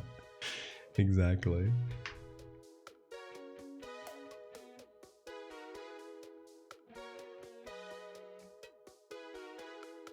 I got better things to do than this. Let's just say it's 1,000.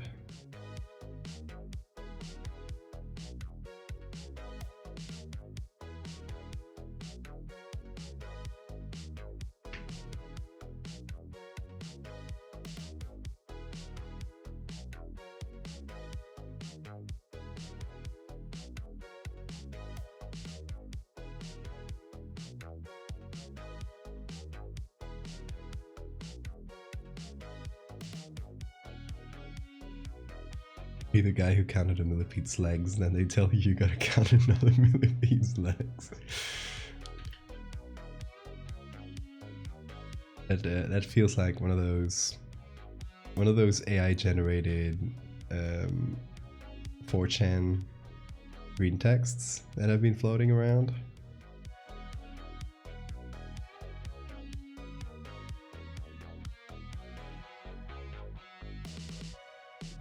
There's the best one is the one with the bottomless hole.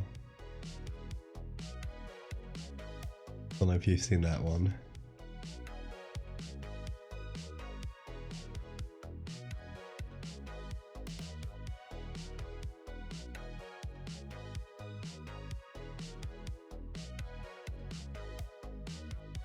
Oh, nice, Sora.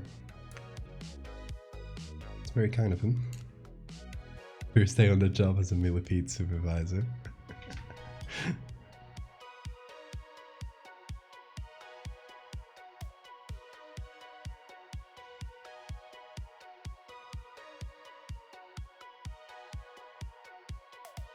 And you know the good thing, if Photoshop randomly closes while I'm doing this, it's fine because it's not a selection anymore. Now it's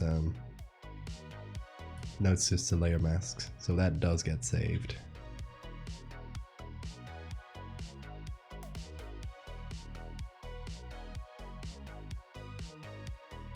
He always puts me on leg counting duty. Love that.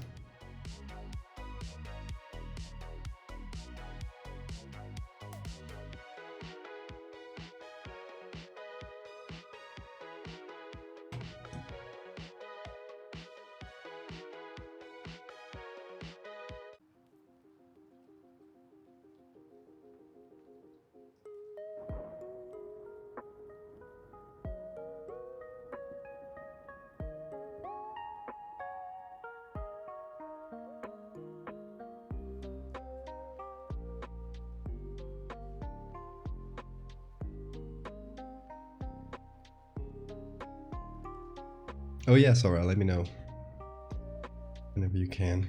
There's no rush. You know what? That's good enough. That is what I call good enough. Again, as before, we're not gonna need the whole detail of the centipede, because we're gonna blur it.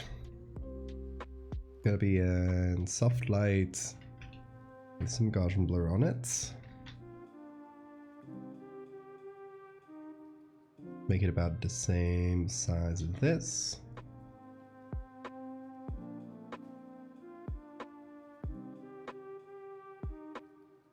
Okay, where should we put this one? Maybe over here, just where I've been scratched. Or where I've scratched myself. Imagine having bugs under your skin just where you can't reach them. Just on the edge of where you can scratch yourself. So annoying. Hate when that happens.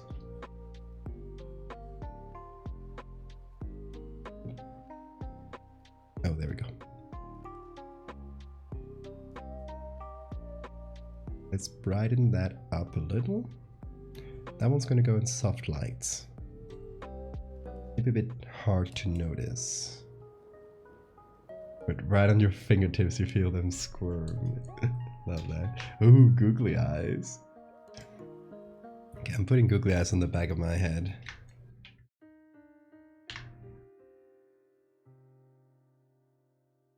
Because I'm always watching.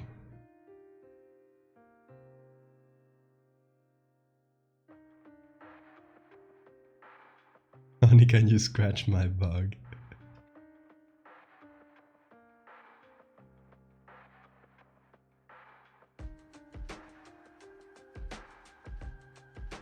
Beautiful. That way I'm watching you.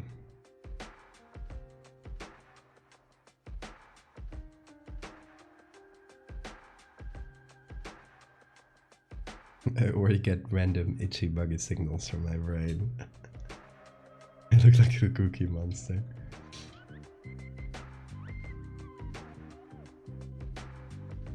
Okay, now let's do the same thing we did before. Where we fill that up with 50% gray, which this is. And we're gonna add the same, exactly the same effects. Well, before we do that, hold on. Make that into a smart object and add the same effects. Add the same smart filters. And that is an overlay 100%. Nice. Hem, welcome.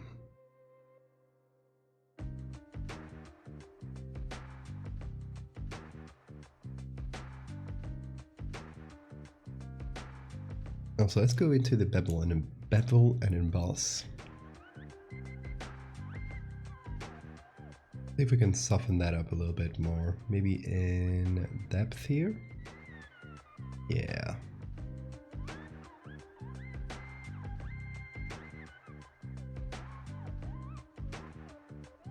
Soften the shapes up a little bit more.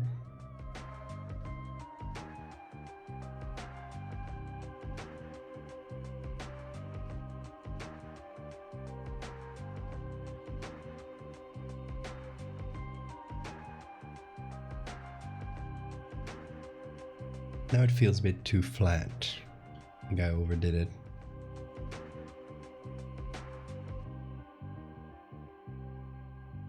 Okay, now we re-add the real centipede at about 50% soft light.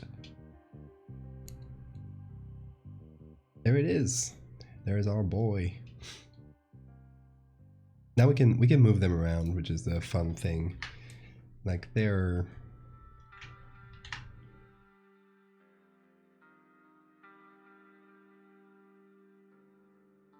we put everything into their groups. Let's call this one send for centipede 1. This one is send 2. Yeah, that's the funny thing. We can just move them around. even overlap them. That would need some extra editing, but they could technically be overlapped.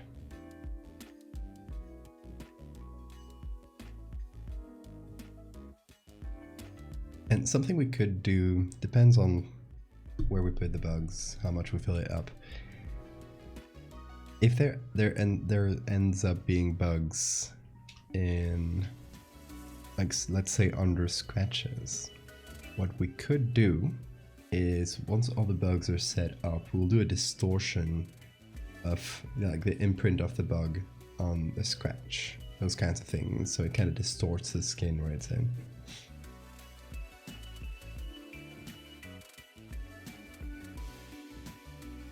Hey, don't throw shade on demo decks. They're very cute.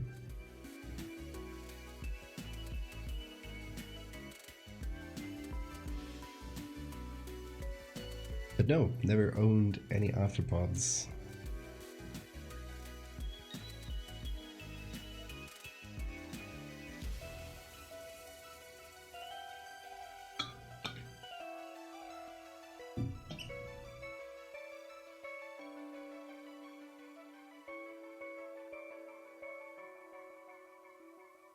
Okay, let's see. We got some silverfish. We got this one, and this one. Let's go with this second one.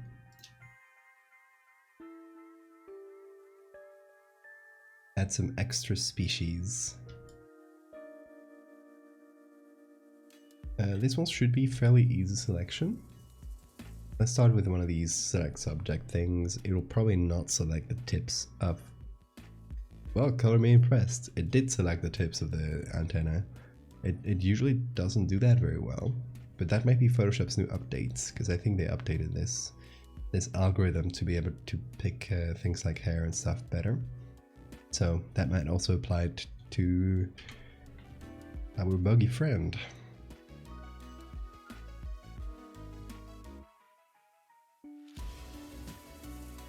Love demo decks. Okay, good.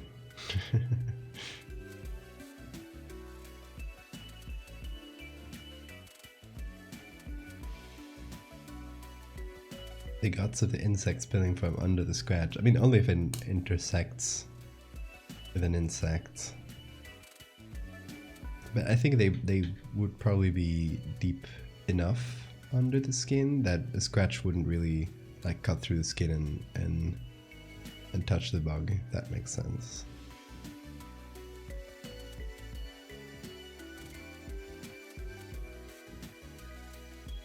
Oh, this one's a blessing after having to select a million tiniest little feet. So I got a silverfish here.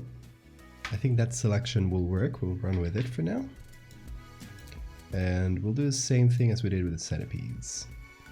So this one's just gonna get some... where is it? Well, do this. Let's do levels and Gaussian blur.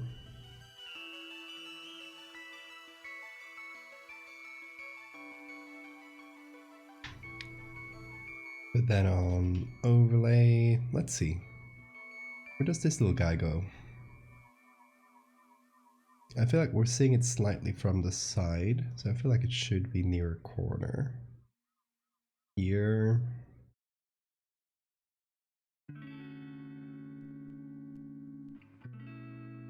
There.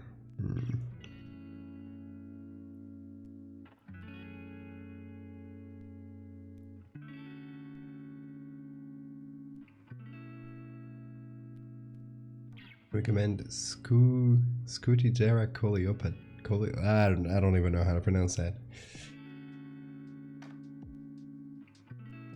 Okay, let me take a look.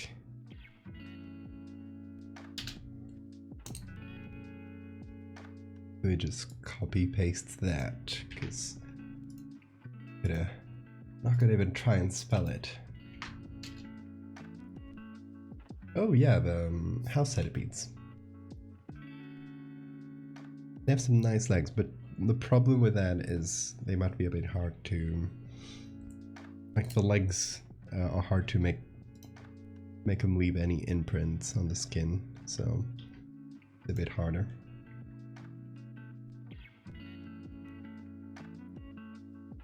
Yeah, I like shoulder as well. Let's see. Levels. Let's make it a bit brighter.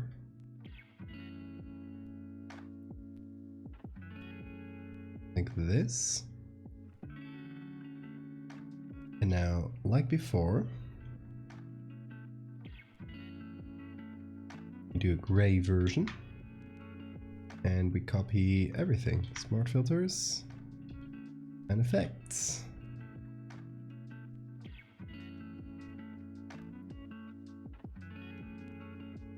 Well, this bevel is going to need some work.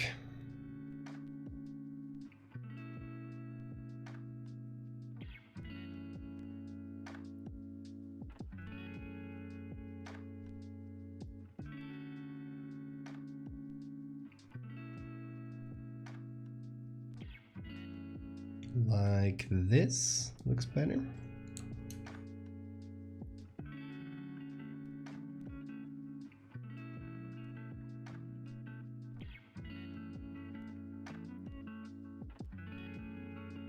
I think we added that on soft light. Let's see. It's way too dark.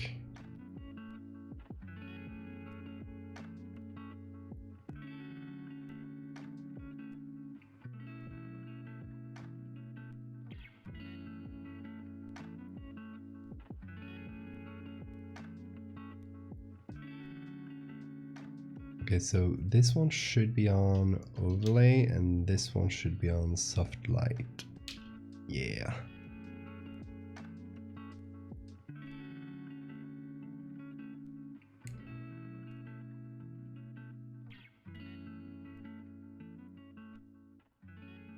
You have a Mexican red-legged tarantula. Nice. Named Carrot Cake.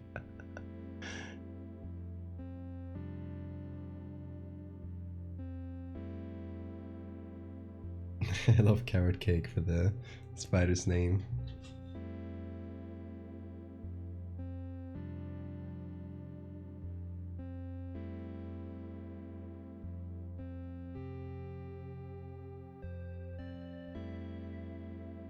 Okay, let's reduce the multiply here a little.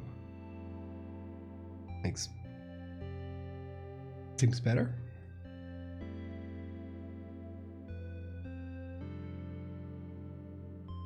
Salvatris, thank you so much for the follow.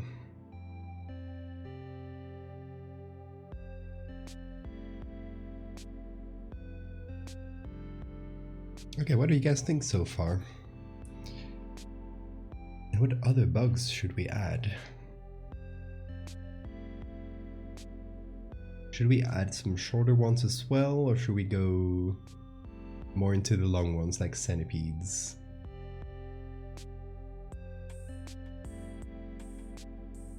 The eyes on the back of the head are the real horror. They are.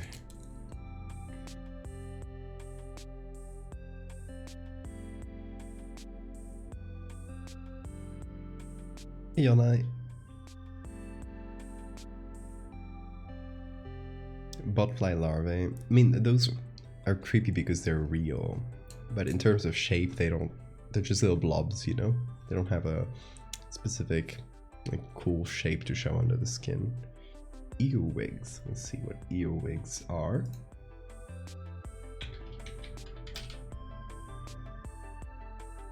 Oh yeah, with a little pincer.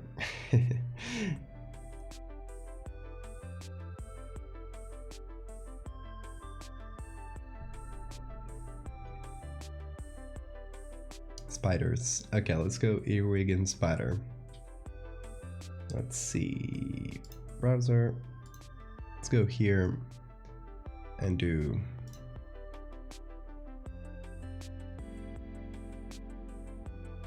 let's see, earwig Ordodermaptera. Yeah.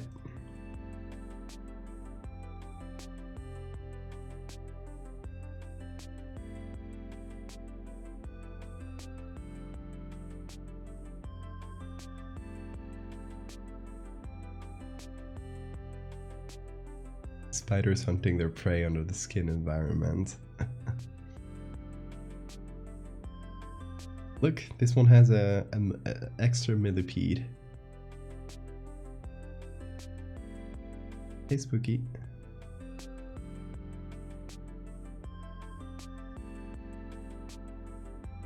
Let's see, I like this one because of the big old pincer. So anywhere where we can see that well, where we can have that shape imprint on the skin.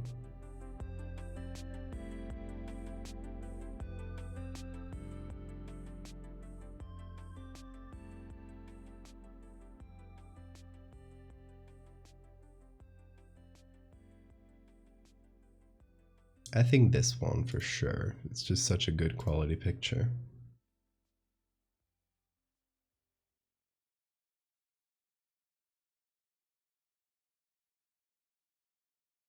Ear wig.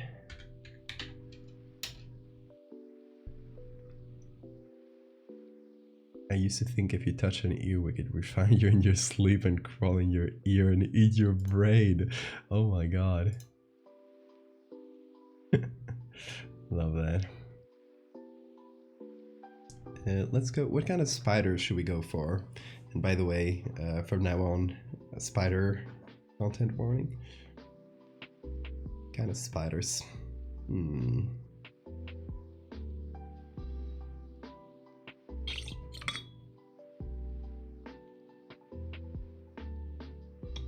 mean, I guess it should definitely be something with longer legs, but not like, you know, daddy long legs, or those very thin legged ones, because we need the legs to be thick enough to imprint on the skin.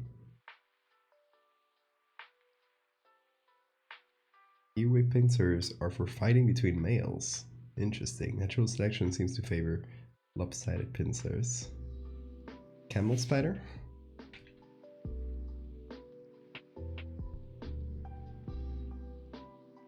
Oh yeah, I've seen those. Those are not really spiders, are they?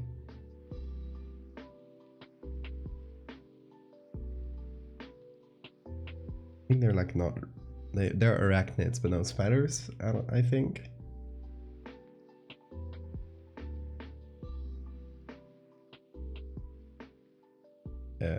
Oh, no observations with no copyright. Okay, so that makes it harder. Orb Weaver, that's a huge collection of spiders, right? That's all the... I'm not familiar with the English terms. That's all the web building spiders, right? So Orb Weavers, that's all one word. I mean, there'll definitely be some cool ones here, but let's see. They just make so cool webs. Yeah, I think Orb is just... I don't know why it's called Orb Weaver.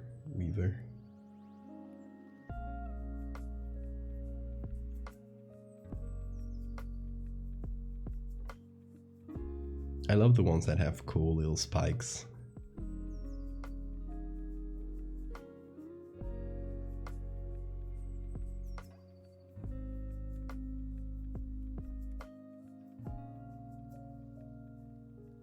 The garden spider. We don't have the entirety of the legs, but those should be really easy to select.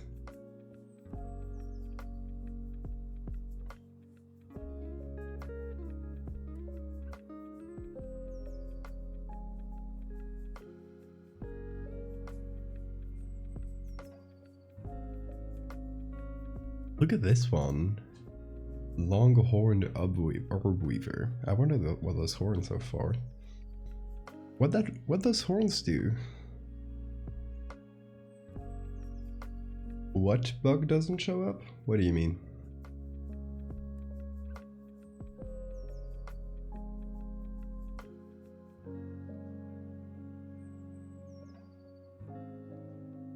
Ooh. Look at this one. Strange looking fella. Bugs are great.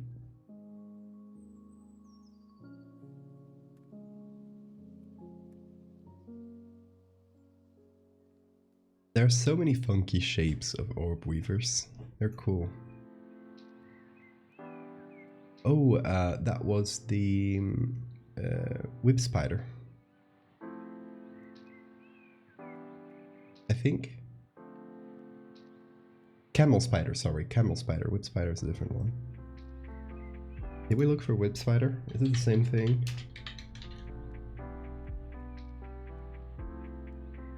No, okay, whip spider is a different one. Whoa. What even are you? Whoa. Those look cool. Never seen those before. Is that a spider? Where does... Why is their body like that? Very strange fellas.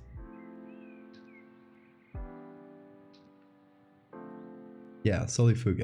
Solifuge, I don't know how to pronounce that, but yeah, that one.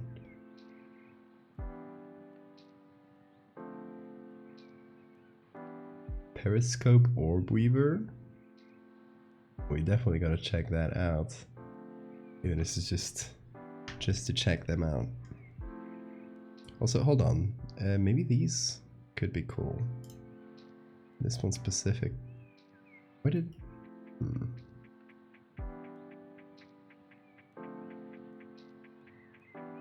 Okay, now.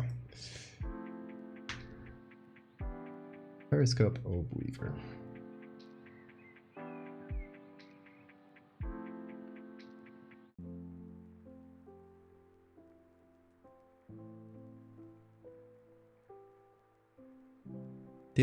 Hold on. Nothing came up. No results. Don't do this to me. Okay. The eye stalk. Oh my god. They're so strange.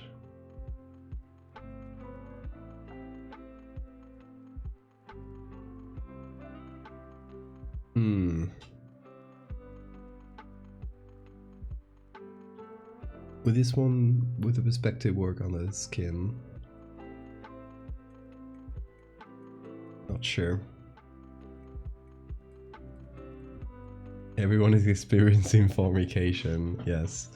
For those that don't know, formication is the scientific term, I guess, the fancy term for feeling bugs crawl on you. It's a specific type of hallucination, somewhere usually mostly tactile hallucination, but sometimes also visual.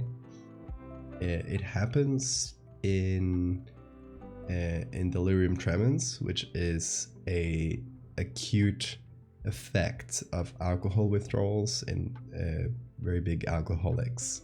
So yeah, that's why you don't suddenly withdraw alcohol from someone who's alcoholic or who's been an alcoholic for a long time.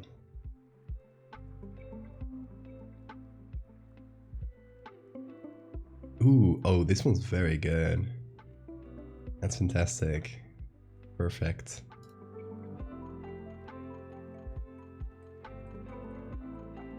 This one? Oh, okay. That's orb weavers, isn't it? That's hold on. Thinking about it to sneeze. I'm not sure.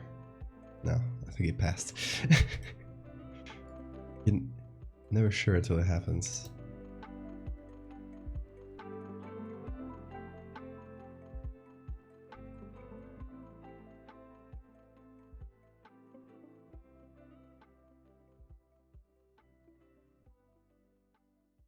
Such a polite posture.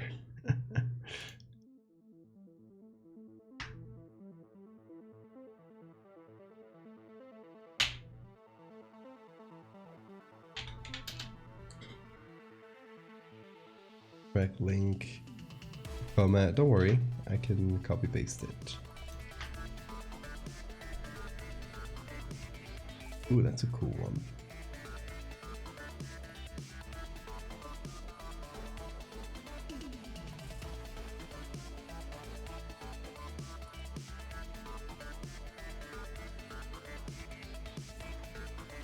Buddy said.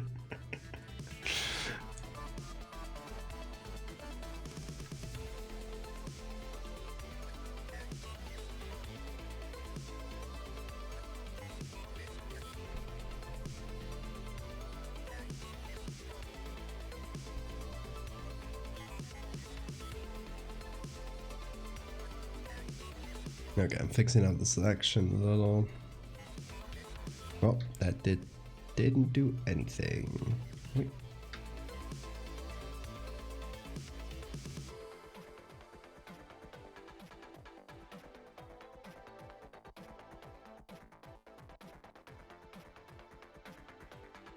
Also, it loves to select shadows.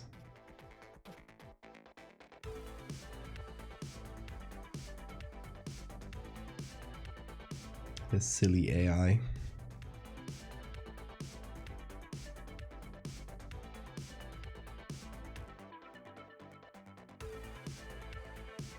Brain is telling you to scratch everything.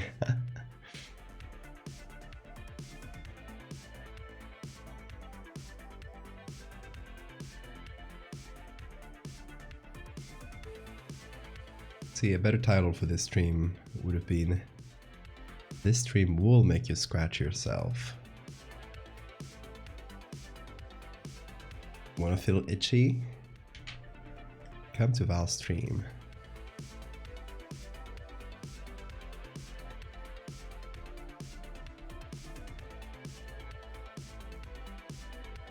Twitch.tv/Valdevia, the only place in the internet that will make you feel itchy.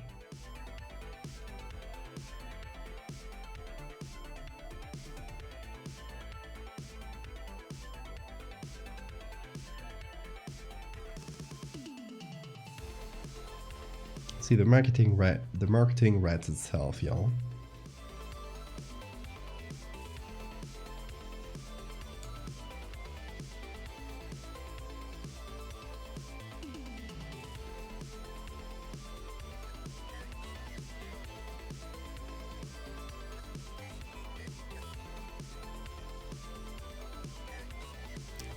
See, my sales pitch worked because Winner is now following. Thank you.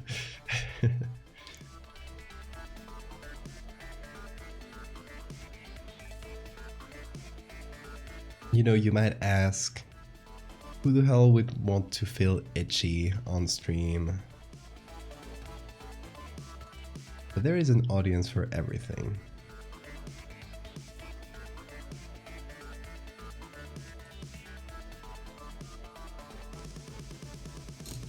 Have you ever known trypophobia? Not specifically, like not aimed deliberately, but some of the things I've done do a little bit of trypophobia. I guess it doesn't really count if it's huge. It has to be small holes. But there is... hold on, where is it?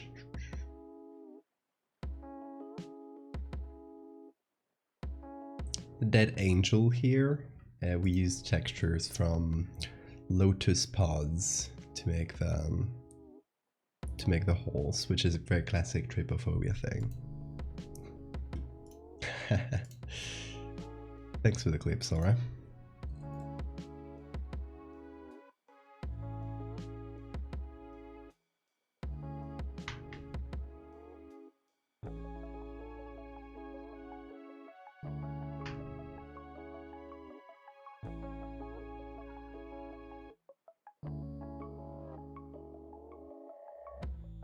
Okay, so that's going to be soft light.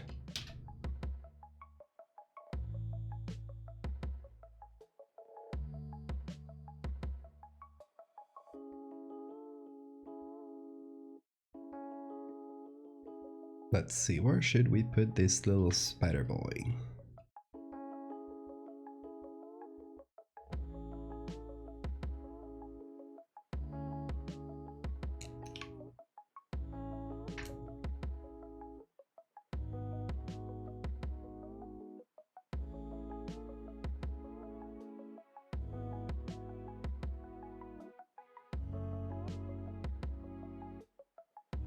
It's like irregular clumped together textures too. What are the eyes with the fractal eye? Freak my sister. Well, tell her I am sorry. I'm not actually.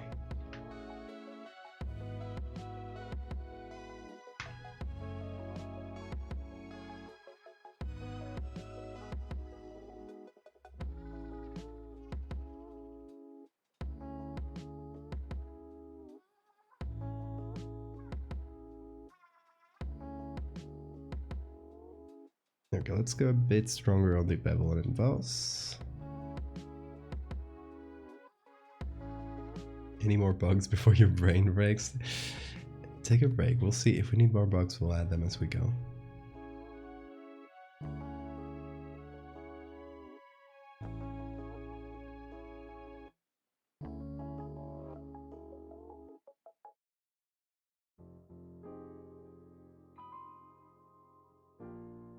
Pulling up the neck might be good, yeah.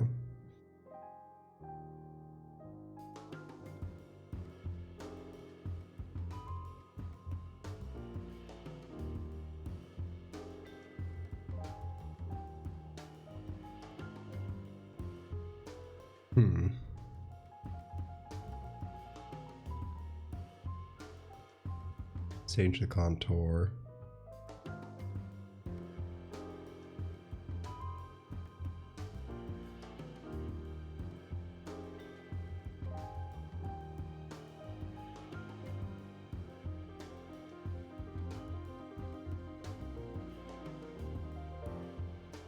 Should be a bit better.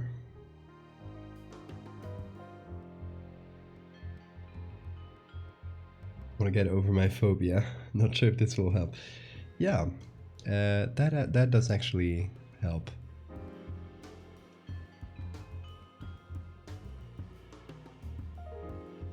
It's called exposure therapy.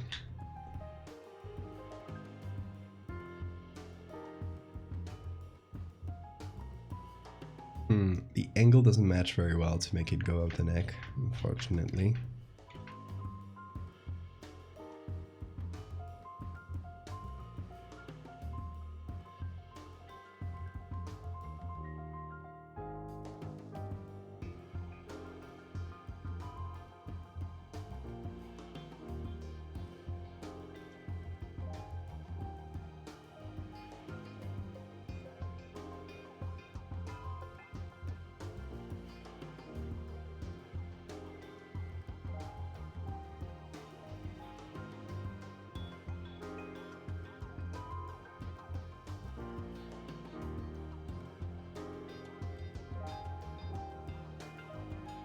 Partially behind the hand. That would make it feel flatter.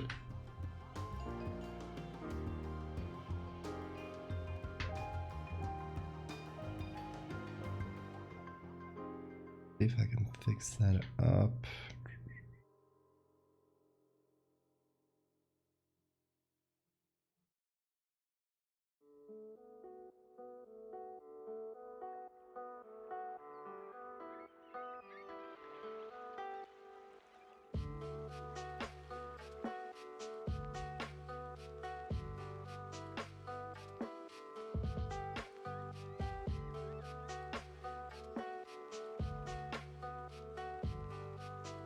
Yeah, pill bugs. I also loved them as a kid.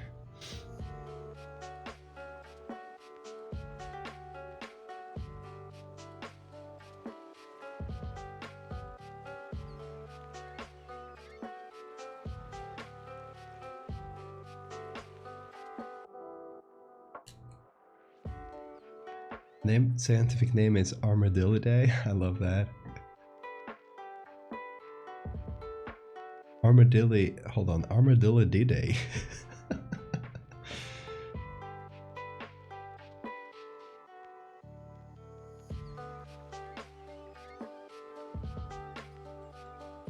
Yeah, true. Who doesn't have a pill bug obsession as a kid?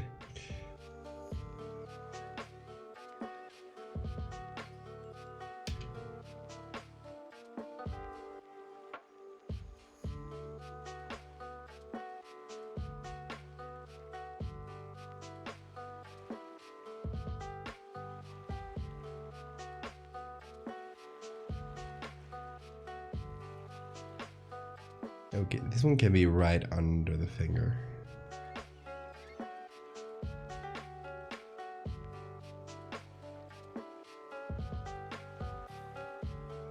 Hey, sheep.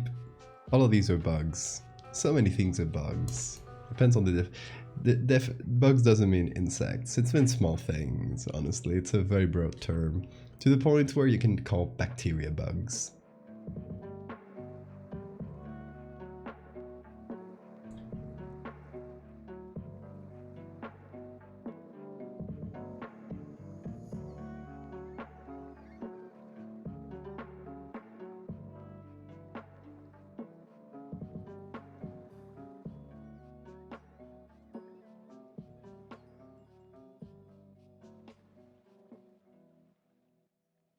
Let me see, Sora. With lice. Oh, cute. Oh, thanks for the save reminder.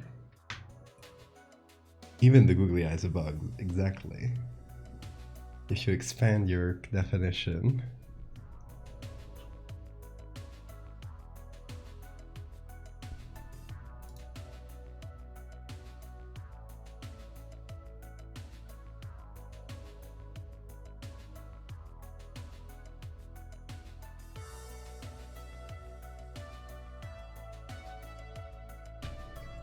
And Hazy McHazetree, thank you for the follow.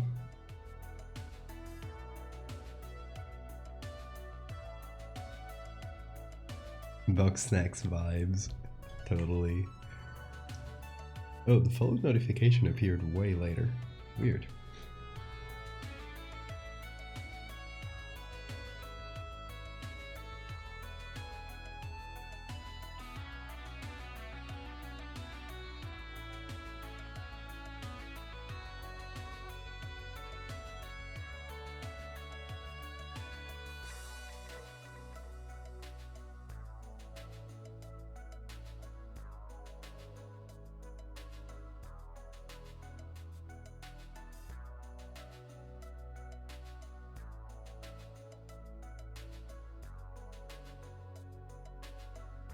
But did what show up under pill bugs?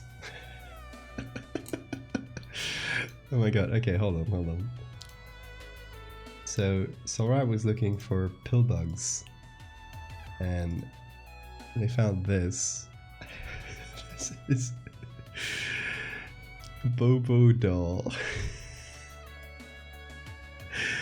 That is extremely cursed actually. It's him, it's the pill. Oh wait. That is what it says. Okay, Bobo doll, low specific weight, high specific weight, center of mass. Oh, it's an explanation of how this little pills that always stay upright work.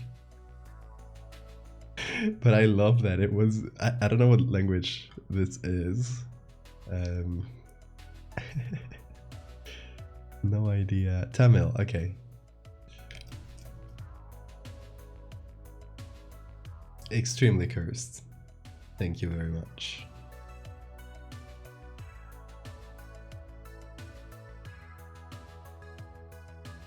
The Bobo doll. Just lovely.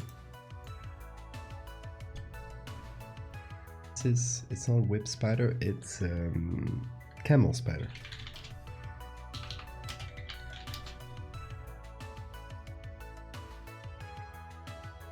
I was wondering if I put them all together.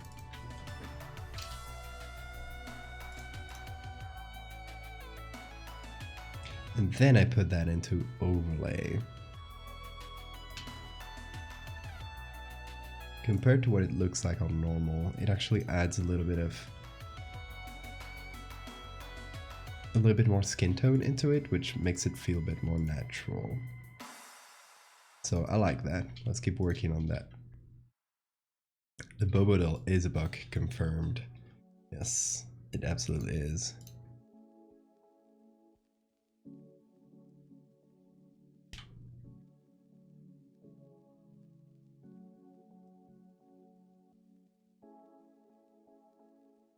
Bobo doll skin bug.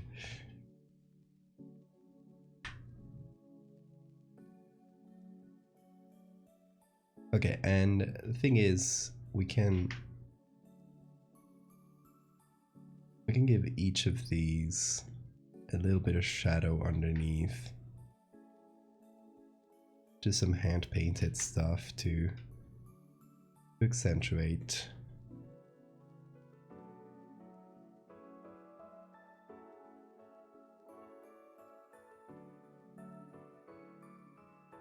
Or even below it. As long as we're not going to move this, you know this, you see the skin texture that's completely lit up.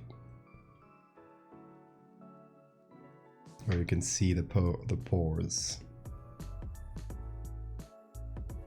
The thing is, in this area, under the bug, where it's not that lit up, we wouldn't really see the pores. That would probably work better.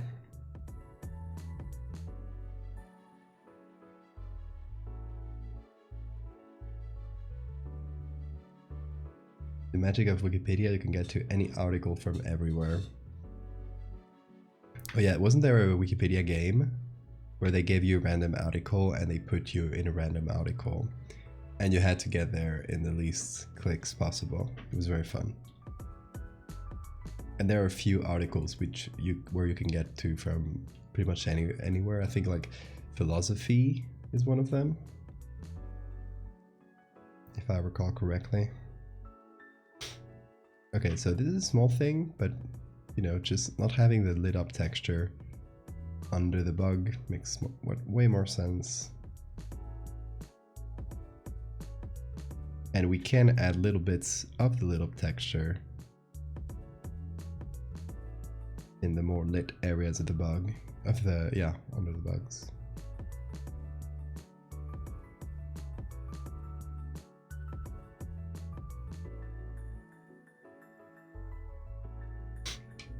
I don't like looking at my own skin that much, but you know, just editing this, imagining it's a stock model or something, and then it's better.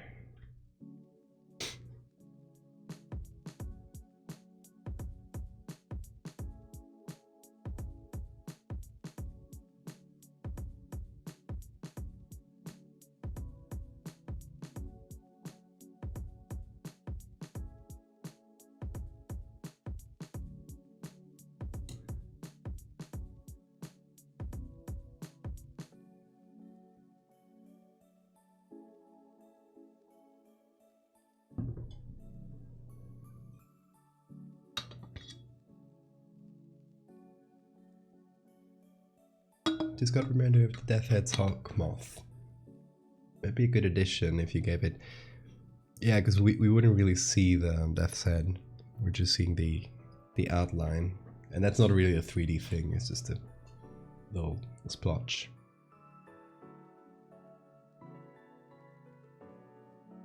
I don't know if I can watch the entire stream. Is there a place I can see the final image when it's complete?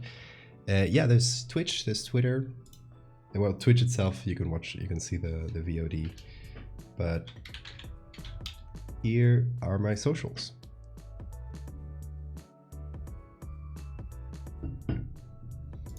See, I always assume that people come from Twitter because that's where most of my audience comes from. But I forget to shill it. I forget to plug. The greatest sin.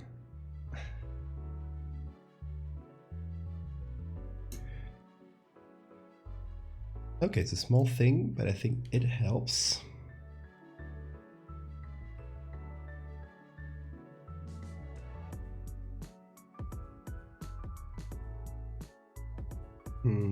Let's see. Let's think of more bugs. Oh, by the way, I'm repping the mystery flesh bit today. Really cool shirt. You guys should get their merch if you can.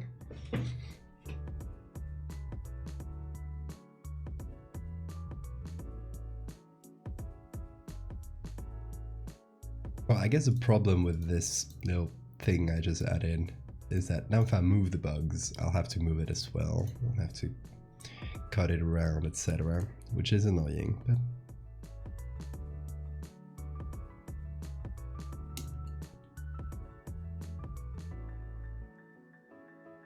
okay, what other bugs should we add?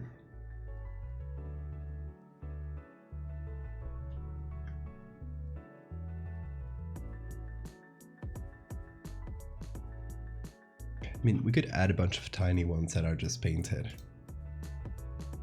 That's definitely something we can do. So we create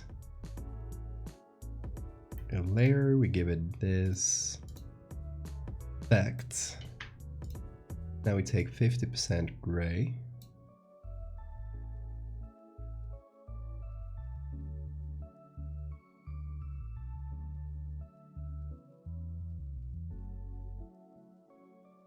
Oh, Mystery Flesh Pit. Yeah, you guys should check it out if you don't know about it.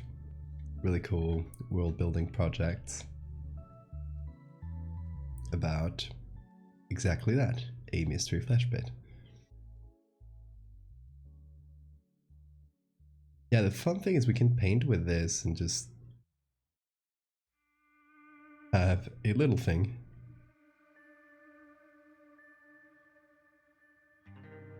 So we could add more like this if they feel like maybe they could be blemishes or small bugs that aren't big enough to have their own definition.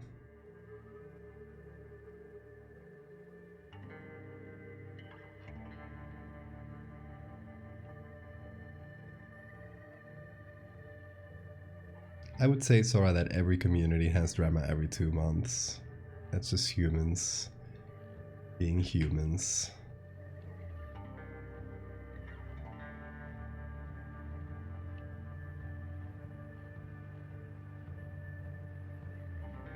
Oh, and here's a fun thing. Well, I hope it works. But the googly eyes.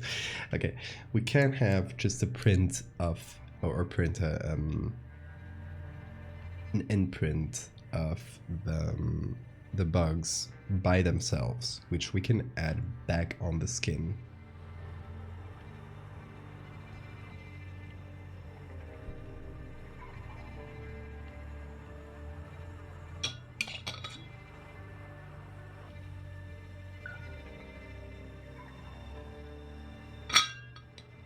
Also, sorry for the bottle sounds.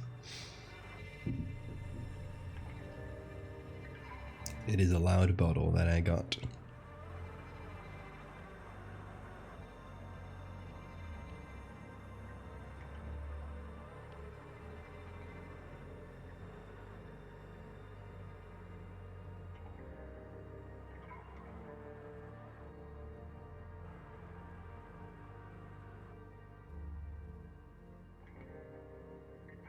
You know what? I don't think I've ever looked at my bag for that long.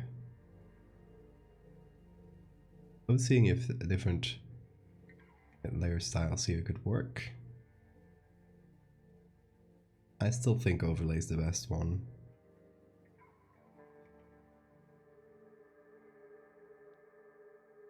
Soft light isn't nothing, hard light is a bit too strong. Overlay is right in between.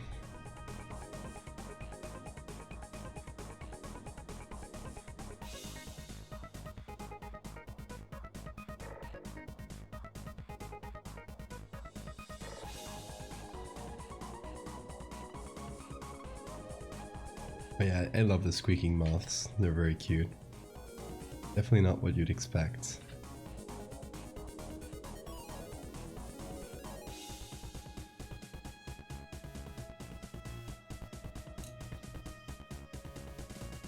Okay, any other bugs to add? I feel like my favorites are the centipedes. Oh, we have the this one. They're, I don't recall the names in English. Earwig. It said it here.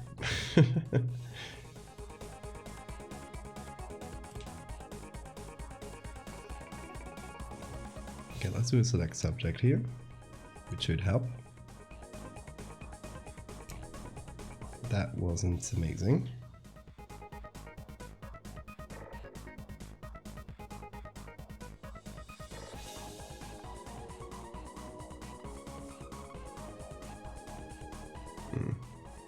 There it goes.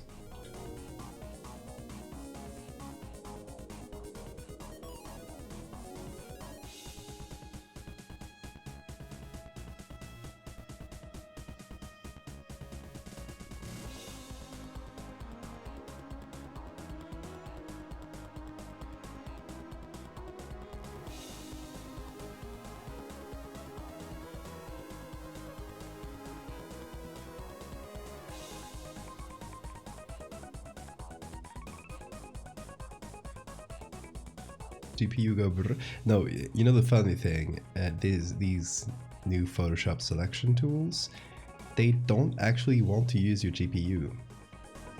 You can't make them use your GPU, which would be ideal, because that would lighten the load. No, they want to entirely use a CPU, and they try to use 100% of your CPU for like half a second, which really confuses OBS for a second, because OBS is using it like a 7% currently.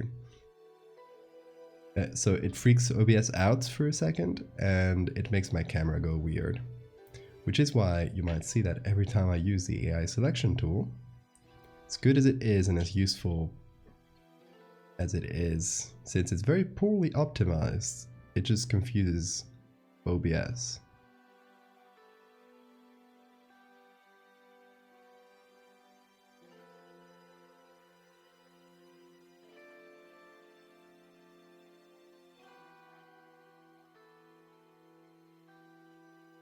Small unidentifiable ones like silverfish. Well, silverfish are pretty identifiable with those like long little antennae and things they have.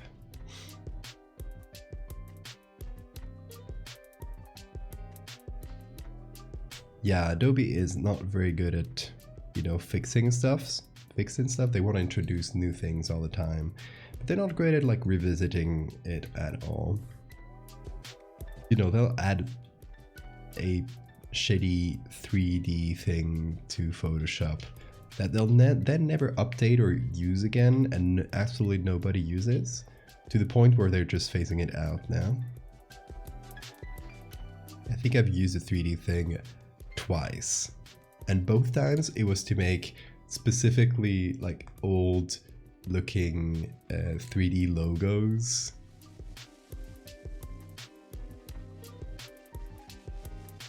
To make specifically like the logos of TV stations and stuff.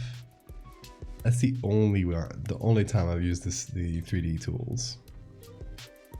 It was to make specifically ugly things, so gotta love Adobe.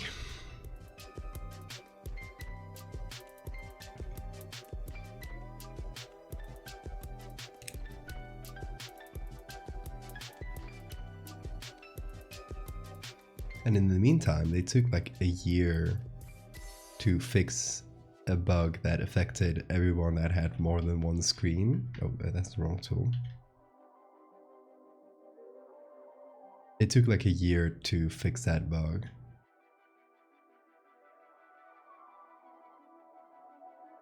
I want to use reminder to save every time you make a big selection. You ran out. No worries, I have used it, and also non-binary has used it as well. You ever used Blender to create horror scenes? Not really. I've used Blender in very limited capacities. To like place a 3D model on an image. If you've seen the latest part of Megalomorpha with the cults, all the masks that the cultists are wearing are placed on Blender.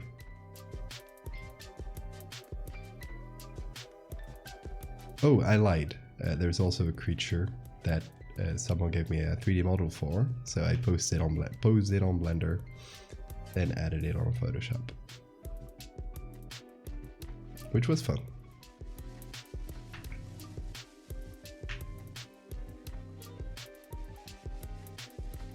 But I didn't make the 3D model for that. I just posted and placed it.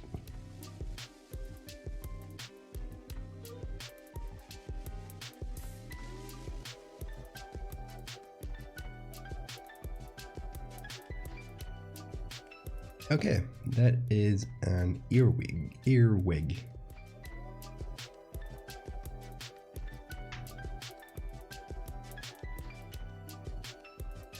Okay, so we'll do the same thing, remove the saturation. We'll put it in here.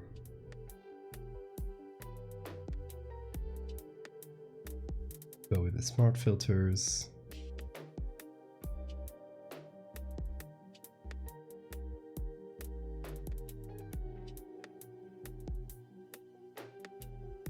You got in there through the eardrums.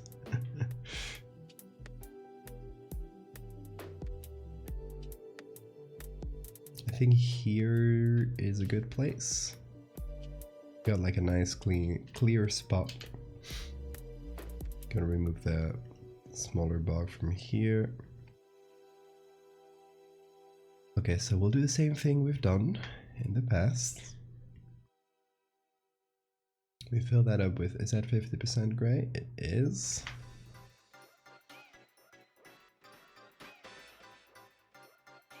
Now we give it the smart filters, we give it the effects. Oh wait,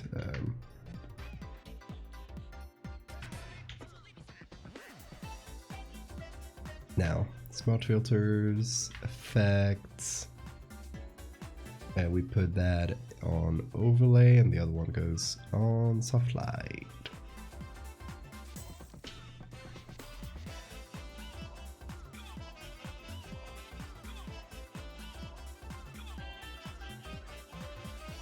I wouldn't know where the myth of the earwig going into the eye, into the ear comes from.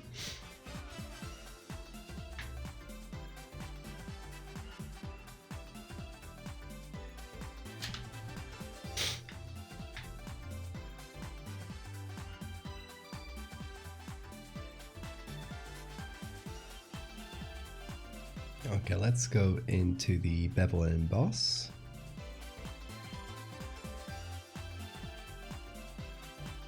Look at this overlay. Okay, this soft light should be at about 50%.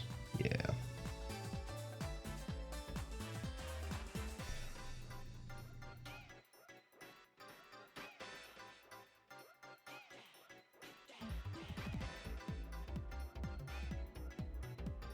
Get a bit flatter.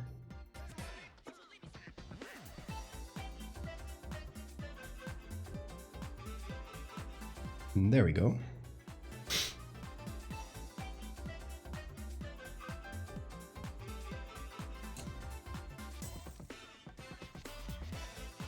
Should we add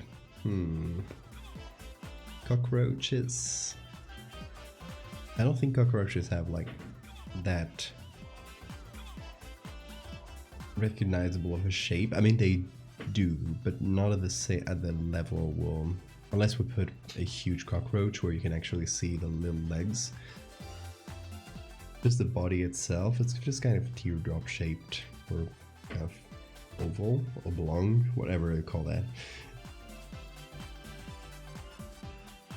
Giant water bugs, let me look that up.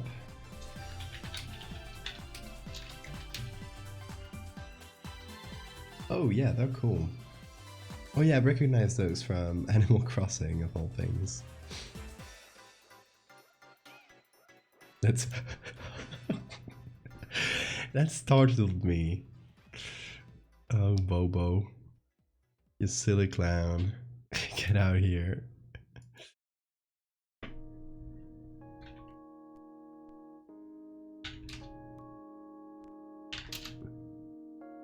Let's see. Giant water bugs. All family, please. I got Boboed. Let's see. Oh my god. This one where it's just flailing.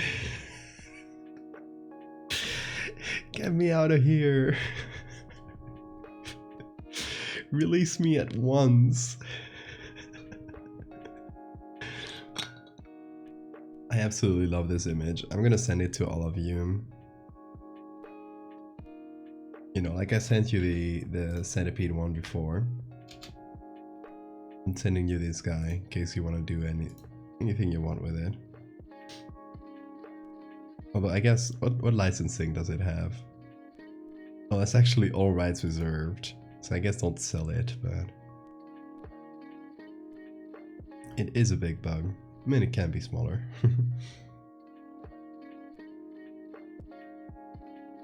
Okay, let's pick one with a cool shape. The size doesn't matter that much. Also, give me a sec to mute myself.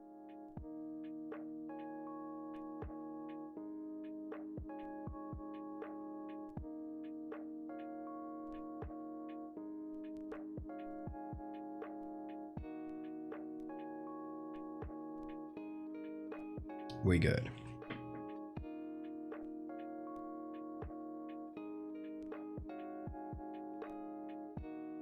Okay, this one maybe, if it's kind of to the side, because we're getting a bit of a side view, but it's cool. Trapdoor spiders. Never seen a trapdoor spider. I don't think so, at least.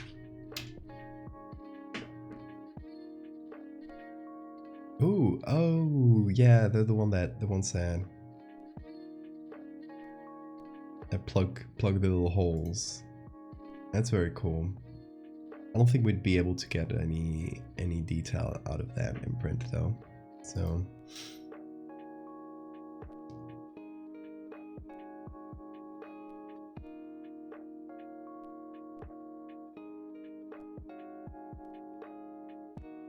yeah, it's a very cool strategy, right? The little trapdoor. Okay, and giant water bug dot a peg. Okay, let's try this one.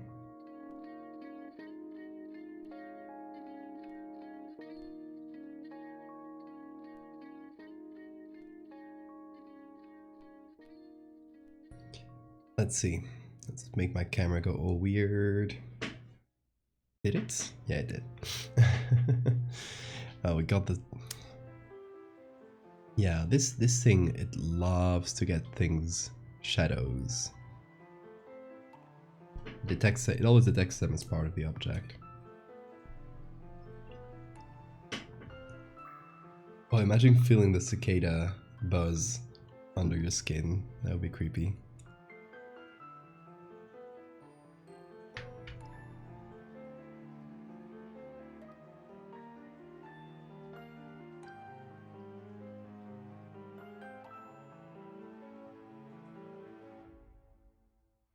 Hold on, let me just... Nope. It hates changing the tool for some reason.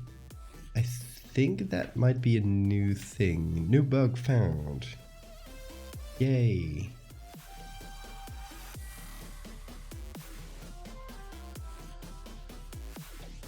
New bug where you do the shortcut to change the tool and it just refuses to. Love that.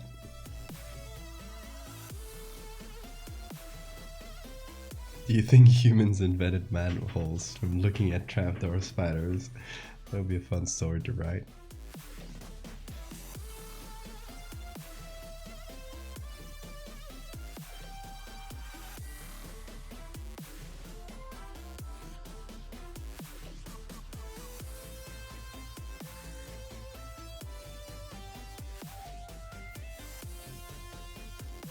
Okay, we got that shape.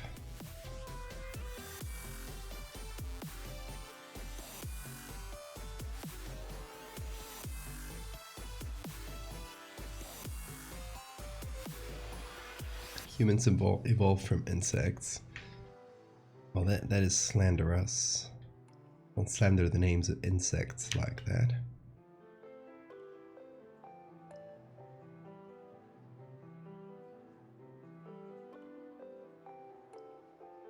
You got your own art to work on. Okay, Chronic Sleep, thanks for coming. Chronic Sheep. I was reading that as Chronic Sleep. Have a good time zone and a good art.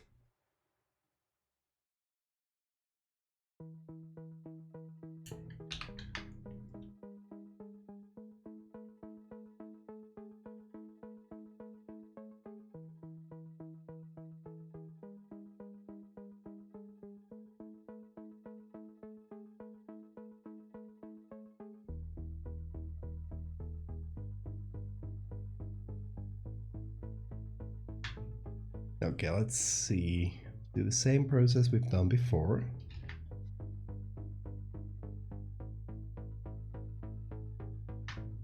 Smart filters, and we take this.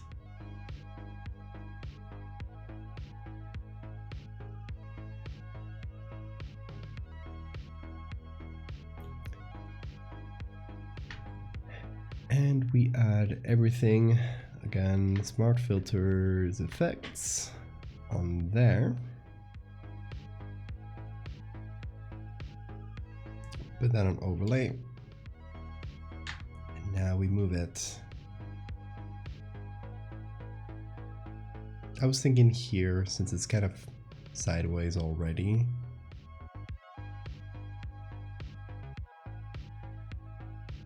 Then we put it under everything. That's gonna go in a group called water bug.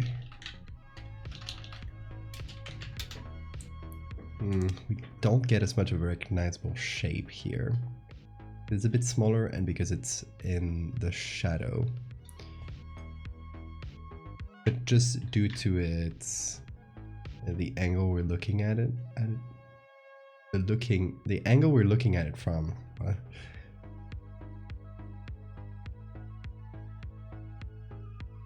It kind of has to be in one of these on one of these corners. I think this one might be better. Oh, we also got to consider something. Kind of forgot about that. This part, this area here is fogged up. As you can see, there's like little droplets there, there.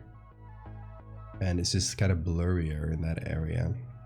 Ignore the noise, but you don't get any of my skin texture. So everything around here would be way blurrier.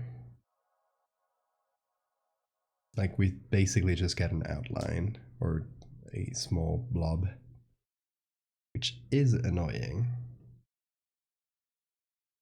What we could do, just play with the bevel and emboss here. Get a stronger shape, which will show up better when we blur it. And then create another water bug, since this one's going to barely register. How many years have you been working on horror, specifically horror manipulation, photo manipulation? Since 2020. That makes it 2 years. Photo manipulation in general for about 10.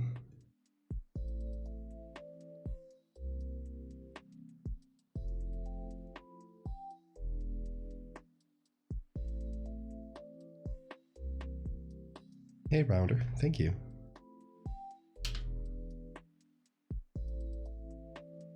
I know I have a beautiful back.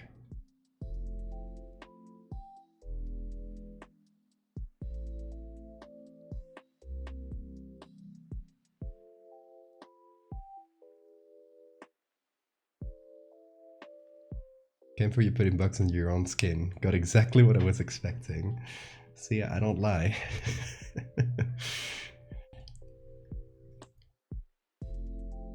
I sure be putting bugs under my skin.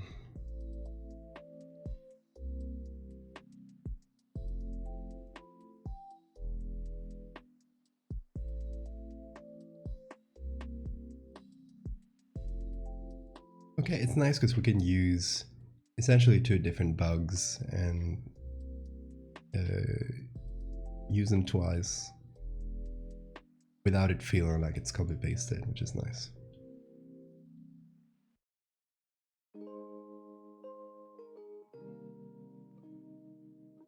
Thank you. I mean, 10 years is when I started using Photoshop at all. Like, for a lot of those years, I never really used it like super, like as an art thing. I use it for all sorts of little things, but I started using it more seriously for art in 2016, 2017, something like that. And kind of like more regularly, but for those first few years I did surreal things, so not really the horror style you see today. And then, you know, 2020 happened, so switched up the style.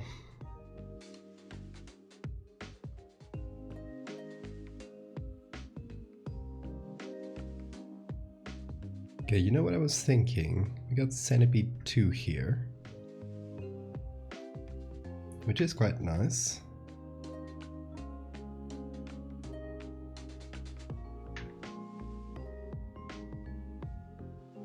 I feel like with a little bit of, you know, just general stretching around, it can be used twice. Like right under the nails here. That's the centipede I'm scratching.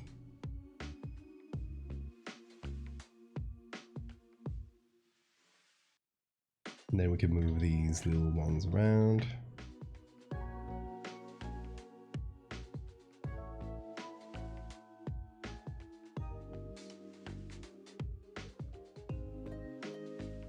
And of course, nothing actually beats this one. You weren't expecting that, were you? Oh, and the googly eyes.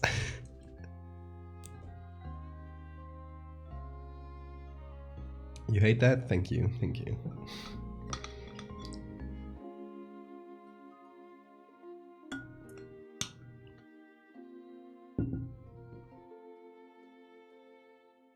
Would you recommend a tablet or touch monitor for Photoshop stuff? Oh, definitely. Decently cheap one. Which one is it? Is it though? There's a lot of range and quality. I would definitely recommend like just put some money together, invest in a decent one. The one I have served me well for many years is the Wacom. Here it is. Well, here's the back side. Here's the front. Wacom Intuos. Medium size. Don't get the small ones. The small ones will wreck your wrists.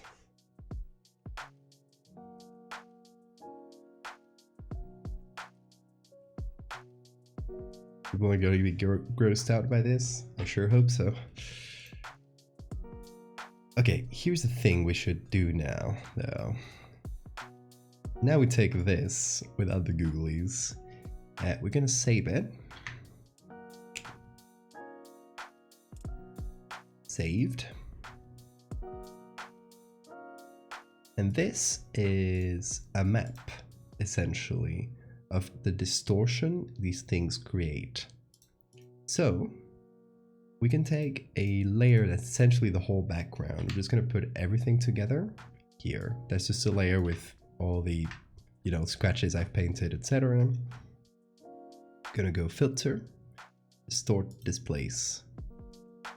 Let's see with the default one, and we're gonna go to what's the name of this? Creepy Crawlies.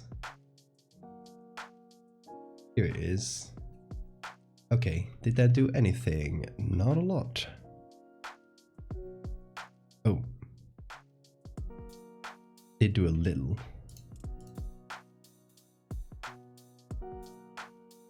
Yeah, but that's definitely a small one. Let's pump that up to maybe 30.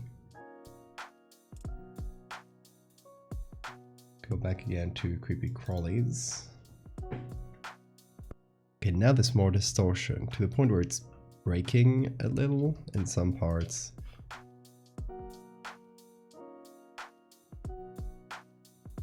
Let's see. Why is it breaking? I think I think the dark parts are pulling a lot there. You looking for dinner? Okay, Mechtel, have a good dinner.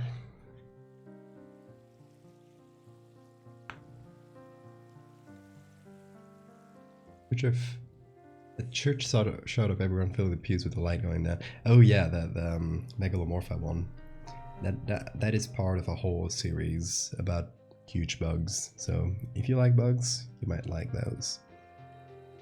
You got a collection of my whole Megalomorpha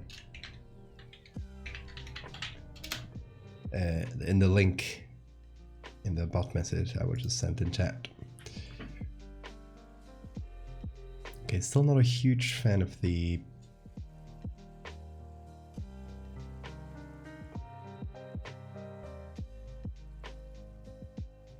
let's do 20, because 10 wasn't enough, 30 was too much.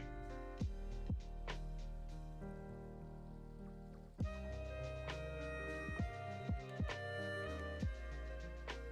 mean, it's decent. It's not that noticeable, but I think that's mainly due to the skin texture is just being pretty flat, so we don't really see the distortion in them that much.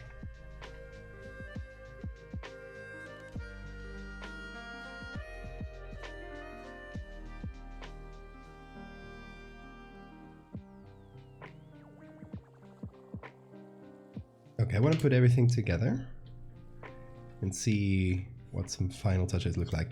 Or even, hold on, before that.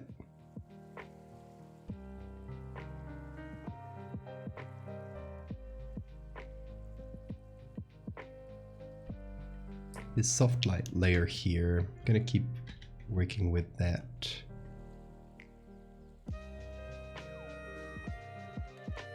Just do some general touches. Can you mirror the image? Sure, let's look at. I get it. I don't know if that was your intention, but but intentional or not, that was a pun. So I have to acknowledge it. I feel like it works just as well mirrored. There's one thing from the background that bothers me is this.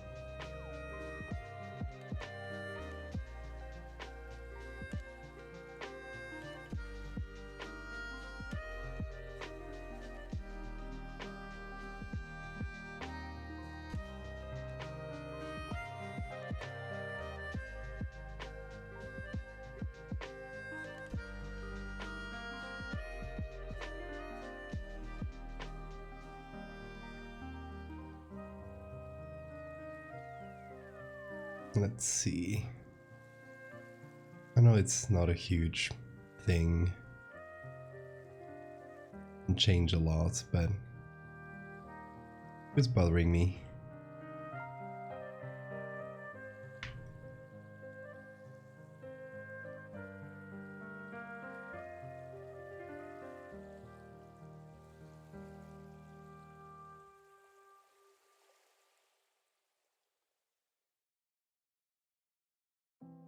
Something about the squiggly one? This one.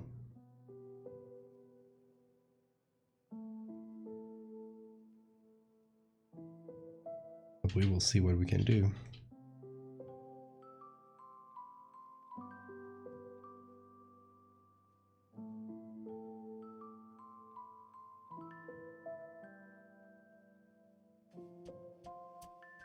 I think this part here might be slightly too bright compared to the skin around it. Same with this one here.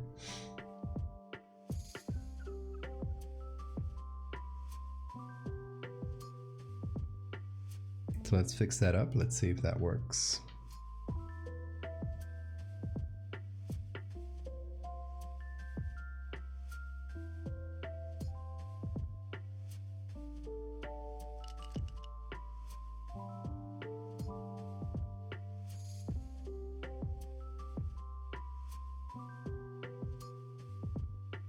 I feel like if we fill it too much, it'll start kind of blending, like they'll start blending together. We do have these small ones to fill up spaces. If we feel like something is too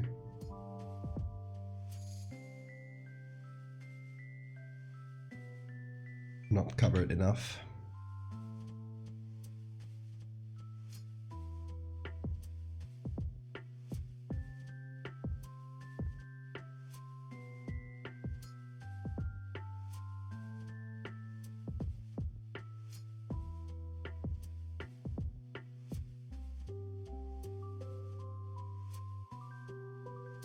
Oh, I noticed a bit of stretching here from our distortion.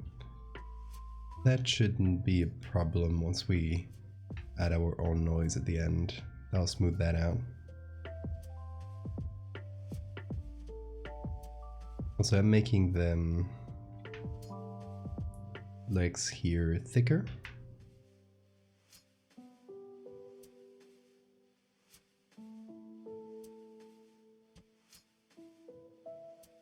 No, it is helpful.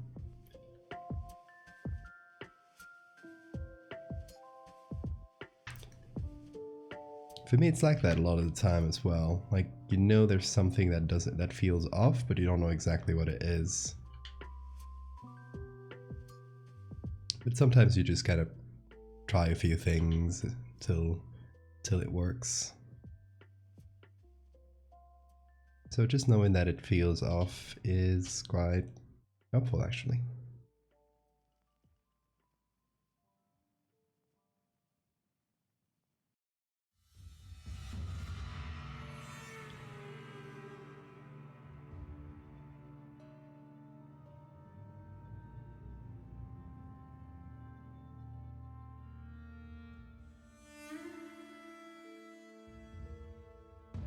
Okay, I'm trying to smooth out a little bit of the skin under it.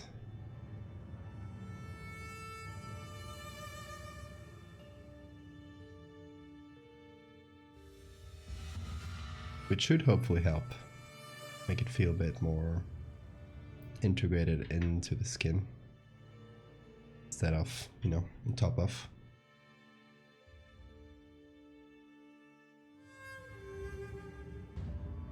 Next to the silverfish. You mean like here or here, maybe? What do you mean?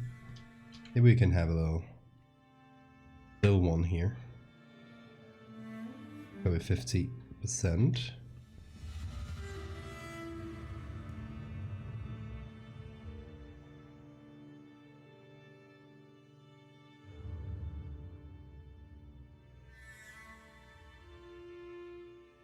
You like being precise and accurate. Fair enough. But with this kind of instinctual thing, it can be hard to be precise.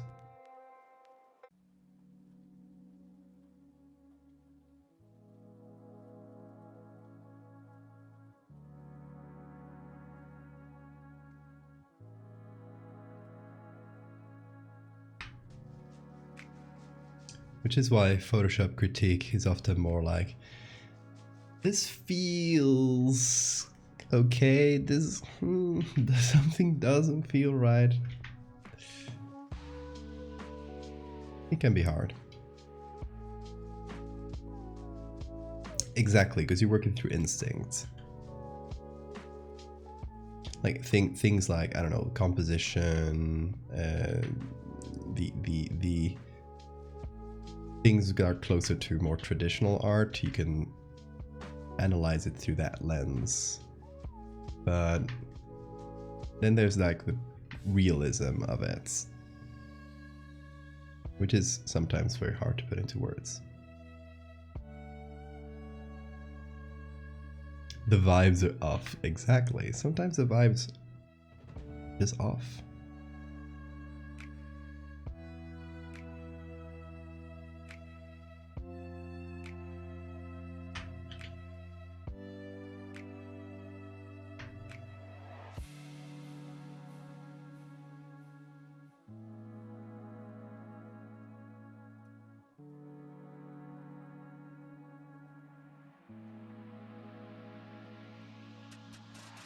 And you know, sometimes just taking a step away from an image and looking at it again the next day or something like that can really help. Like suddenly you see errors you never saw before, or you know, that kind of thing. It really does help. Which is why I tend to tinker. Even sometimes I finish a stream, I go like, you know, I'll go to the bathroom, I'll eat something, just walk around, I'll come back. And the moment I come back, I notice something is wrong. I just look at the image again and say, I missed this, or, you know, those kinds of things. Which is why sometimes, especially if you're a patron of mine, I'll upload the work in progress stuff to the Discord. And sometimes you'll see me post it like 2 or 3 times, like, oh, I just changed a little thing, whoop, here's another little thing I changed. Which, by the way, support me on Patreon if you want. If you support me on Patreon before this Thursday, you'll get a postcard. After this Thursday, that postcard will be gone forever. You'll just get a different one. Is full-time of a hobby? It is currently full-time.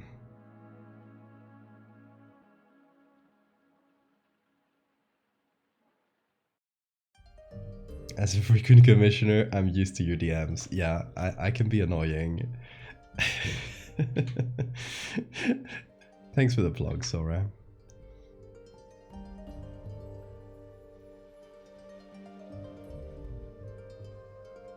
Yeah, currently through Patreon plus commissions, and both like personal commissions like these ones I'm doing right now and commercial stuff, it is currently enough to live off of it, which is great.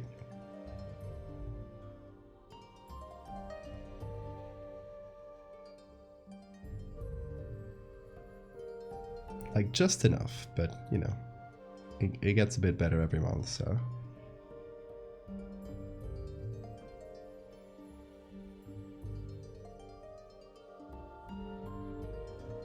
Yeah, made some changes, I hope you don't mind. And there's like a million things changed. Or sometimes there's nothing and it's barely noticeable. Can be either of those.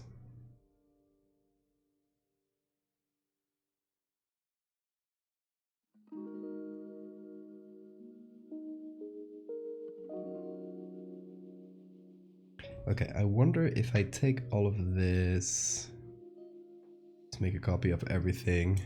Oh, it'll look like super strong for a second. Actually, okay. I was doing this for another purpose, but I do kind of like that stronger vibe. Not that much, but I do kind of like it. But I was trying to do something different. I did a copy of it. I want to see if it looks different as I copy it.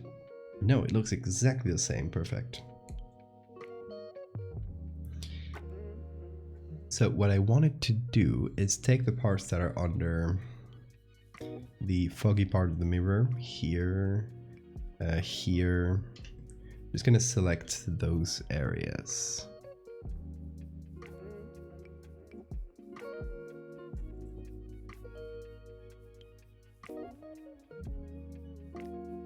Don't know if there are any foggy parts on me, the arm, etc., but not on the back.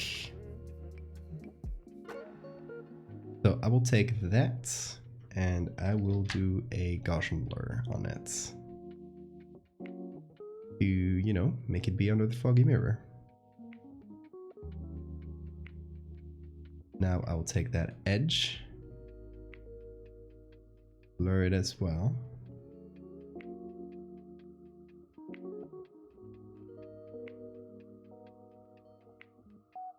So that's the edge now. Okay, Rose. I guess the rest will be a surprise. Yeah, it might. I don't know how much more will change, but I hope it'll be a nice surprise. I will DM you right after and send you what the final result is. You have a good night.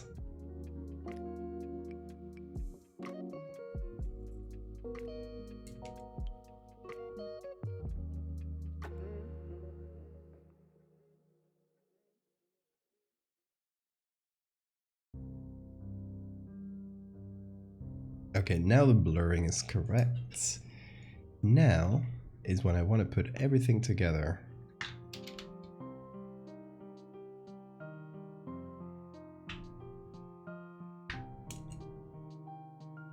And test out some final touches. Some of those edits that really change the vibe of things. I think I want to go high contrast. The exposure is already fairly lowered, so I don't want to lower it any more than that.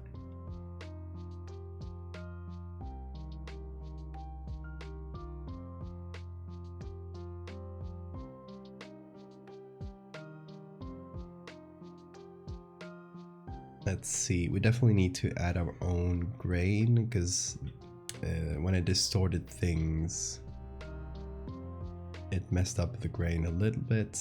It needs to be as large as the old one. There we go. Seems about right. No, it's a bit too big.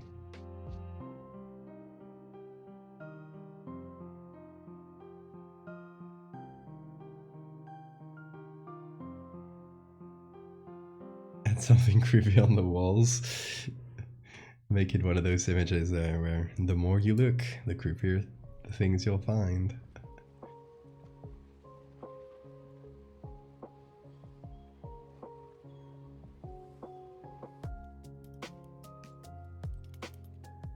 Question, tell me.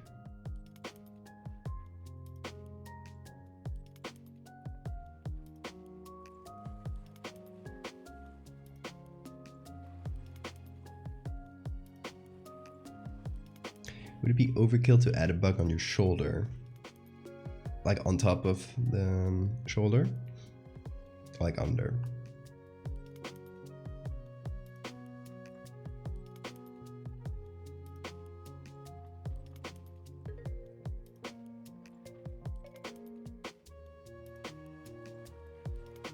We go to the color mixer. Let's see, let me reduce the red slightly.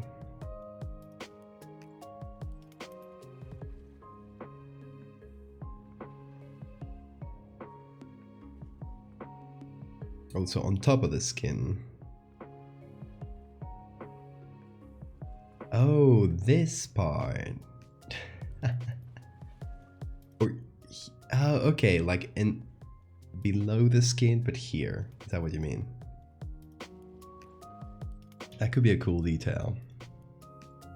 Like maybe just the legs and the body of one of the centipedes or something like that. I like that idea.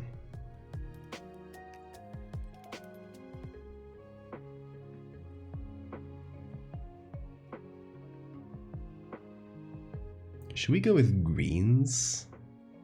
It feels... I don't know, it feels like it works for this kind of thing. Greens, of course, are complementary to pinks and purples.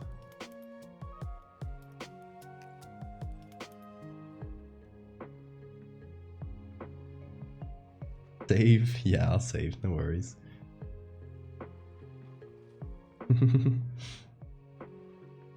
I can't save in this menu though.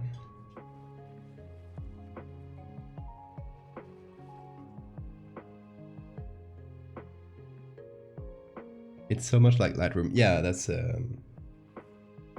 it's essentially just Lightroom in Photoshop.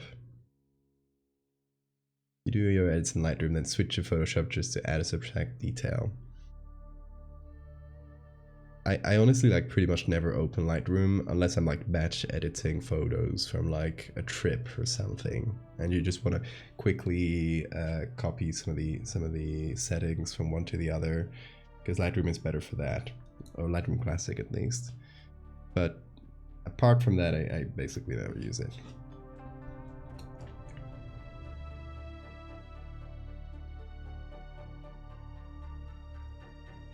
I don't know, it's a bit of a strong color grading, I feel like, but hey, oh my god, Jonan, thank you so much, welcome everybody. We are, well, this is me, this is my back. I guess we're doing a self-portrait. Welcome everybody, how was the stream?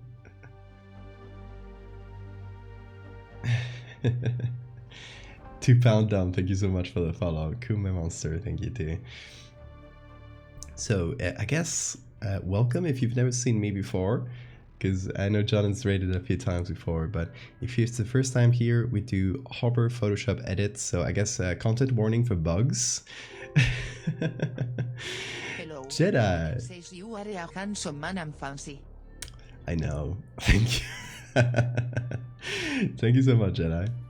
And thank you to all the new followers.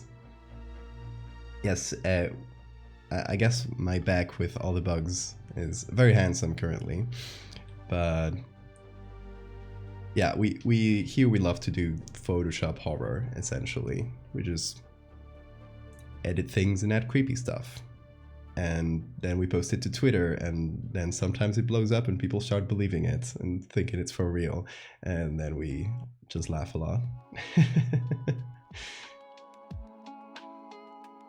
Val, be humble.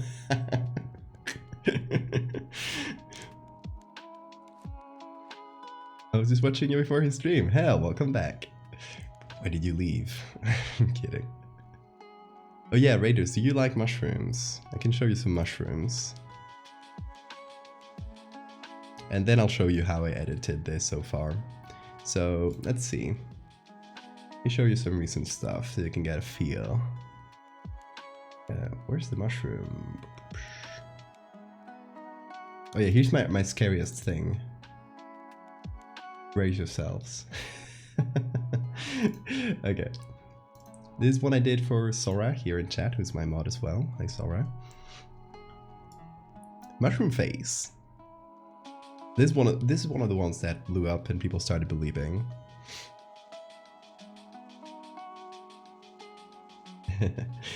So, dreams make you nauseated? Well, I'm very sorry.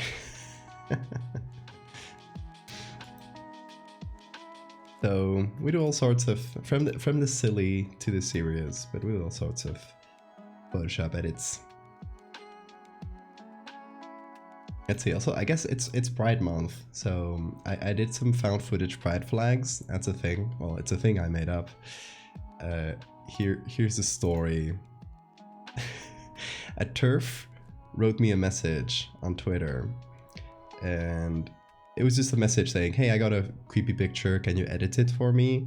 I generally just say, oh, thanks, that's alright, whatever. But I saw that they had TERF stuff on their bio, like LGB Alliance, and then I looked at the profile, it was full of TERF stuff. So I said, let's troll them a little bit.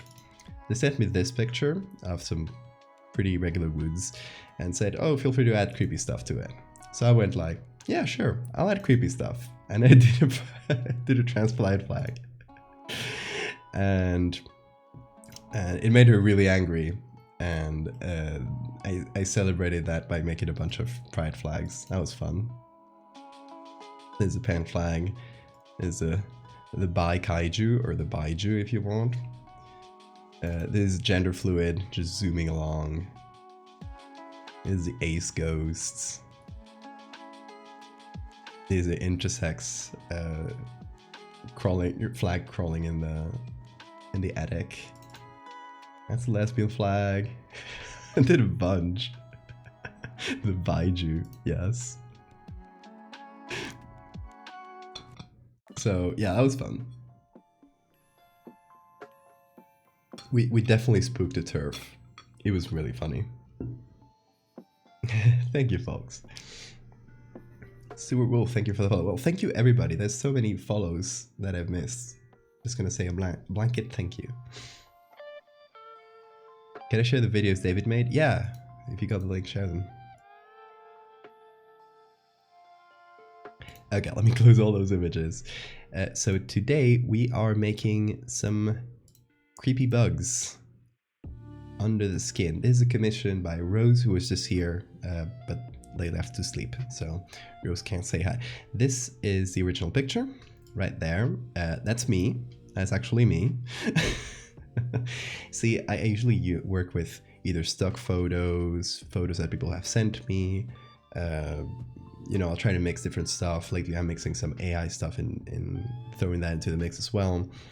Sometimes you can't really find a stock photo of someone like furiously scratching their backs in front of the mirror, so you have to take it yourself. So I was like, I went to my partner, I was like, hey, can you help me take a photo of me so I can put bugs under my skin? And she's very cool, so she graciously obliged. Then I added some scratches and stuff. I didn't want to make that IRL because then I would have my back all scratched. So I just added those in post. And then I started adding bugs. These are just actual bug pictures that I then made into outlines and made into these little shapes. So that's what we got so far.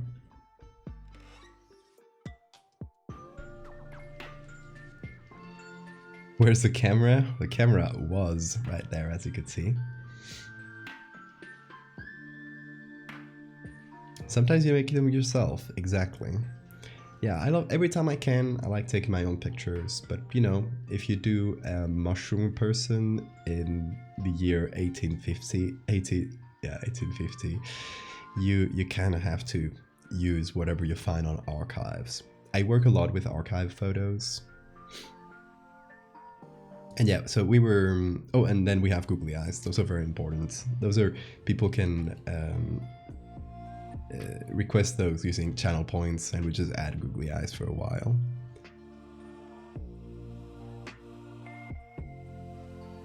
So we were here in the camera raw filters. We were trying out like different colors, etc.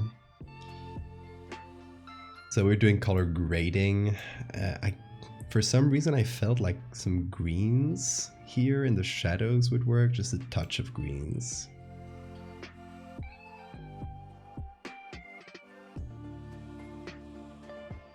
Oh yeah, and the link that Sora just put in chat has a Google Docs with a bunch of links of stuff I regularly use to find images. If you guys are into that sort of stuff, give them a look. Feel free to use them and share the doc around if you want.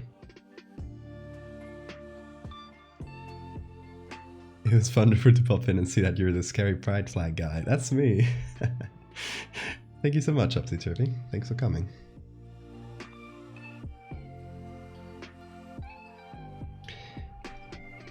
So we're testing out colors here, and for some reason, you know, green feels right with this sort of creepy, off-putting image.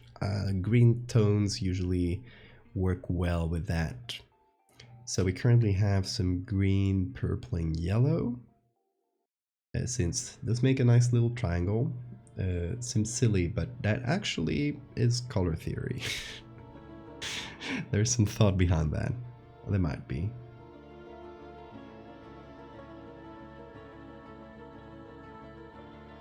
Yeah, with cool, it works well with cold tones as well. Works well with blues.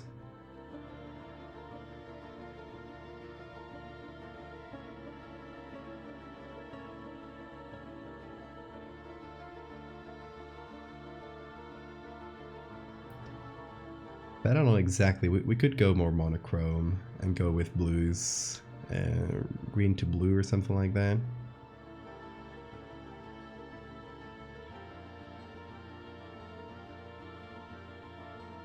That also works quite well.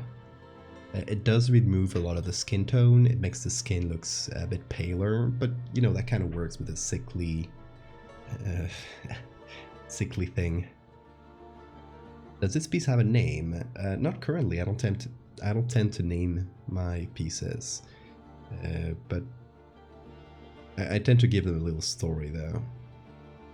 If you go to my Twitter, which I guess, hey, new people, follow me on social media if you want to see all of these finished images. There's a few links to socials in chat. I mostly post to Twitter though. I tend to post usually just like around a tweet length thing of a story behind the image. Sometimes it's some you know, medical explanation of this thing I made up. Sometimes it's just like a little bit of flavor, a little bit of creepy flavor to it. It really changes, it really varies. It could easily be called formication. Yeah, formication, for those that don't know, is a specific type of hallucination that happens often in people who are going for how do you call that? When an alcoholic stops having alcohol, basically. A really big alcoholic who's been alcoholic for many years stops having alcohol. They might have that type of hallucination where they feel like bugs are crawling all over them, which is why you don't like stop. If you're really big alcoholic, you don't stop immediately, because withdrawal. Thank you. That's the word I was missing. So formication. It doesn't exclusively happen there, but it is commonly associated with alcohol withdrawals. So I don't know. The green tones, kind of like them, but they do really change the vibe of the image. What do you guys prefer in terms of just the color here? This would be the original, the warm tones, and this here would be the green tone one.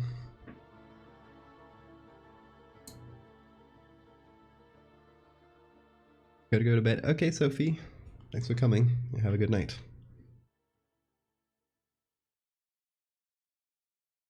The green does make a more medical setting. That's true. Yeah, maybe that's why it feels off-putting. We tend to associate the greens and those kind of blue-greens with medical settings, which tend to be like cold and off-putting sometimes. So don't let the bed bugs catch you. You'd make this an album cover. Hey, I'm always open for commissions. Especially if it's anything commercial, like an album cover. I've done a couple album covers. a few book covers recently, which is, I mean, really fun. I love making covers for anything. I just love having my art go next to other art, kind of like complement it.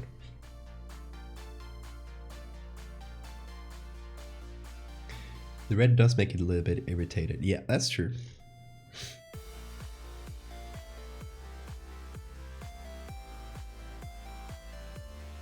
We could have some reds like this. Maybe not with blues on the highlights. Maybe it should go from orange to red and definitely like reduce that because that's very strong.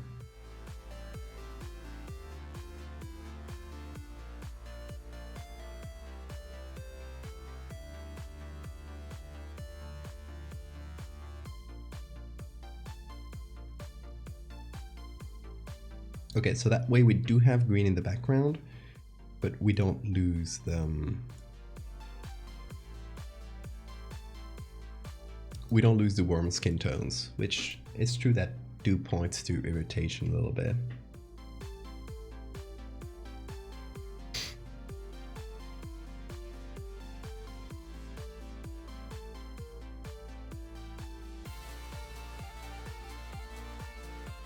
Also, yeah, I'm currently doing personal commissions, which it is one of, where you can give me an idea, a character, anything to like start from.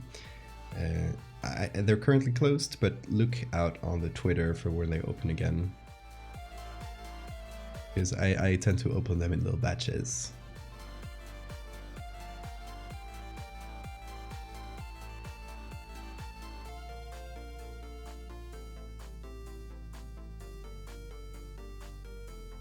Also, yes, the little bug on the front.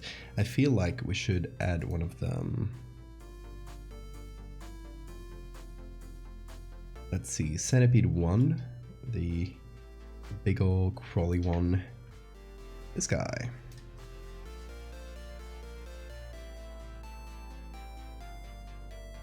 I feel like we could add like a little detail from it.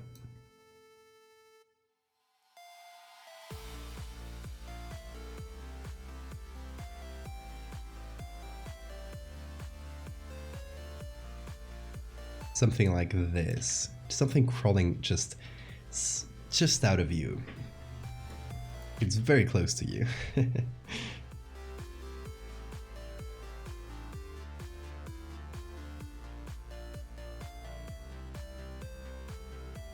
The bugs themselves, well, I can show you with the centipede, for example. So we got two images. We got an actual centipede,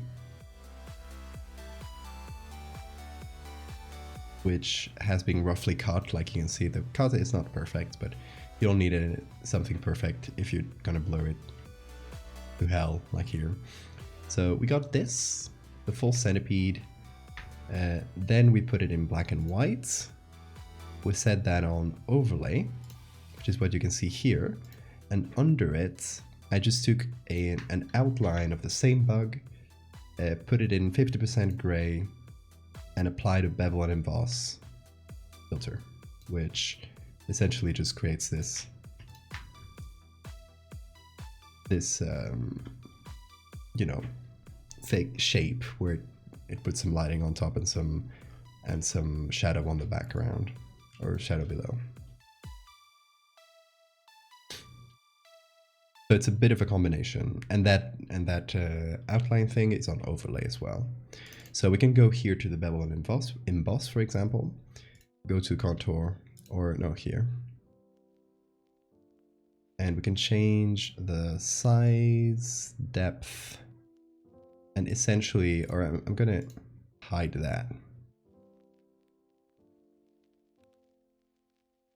So we remove the global light. The lighting is essentially coming from here, but it's very, very faint. Got some lighting kind of off camera above. So it would essentially just look like this and then be very, very faint while the shadows are much stronger.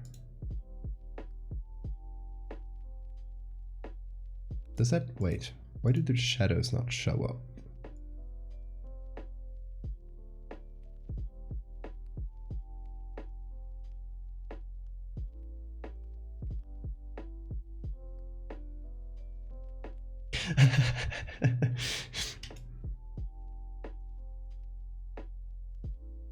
Glad you could make it, Marina.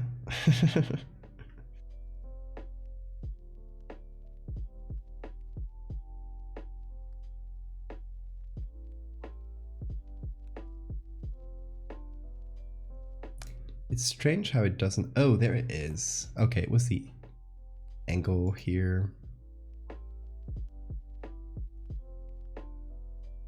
Essentially need to mess with the altitude. Make it...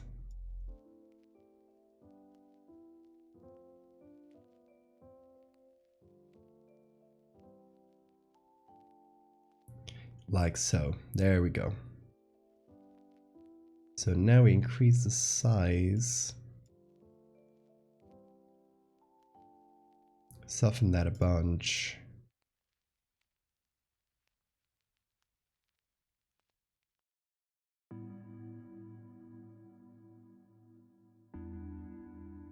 Looks really simple. Yeah, sometimes it's taking simple effects and kind of layering on top of each other. Until you get what you want. Did I save? I might have. I need to leave this menu, but I'll save in a minute.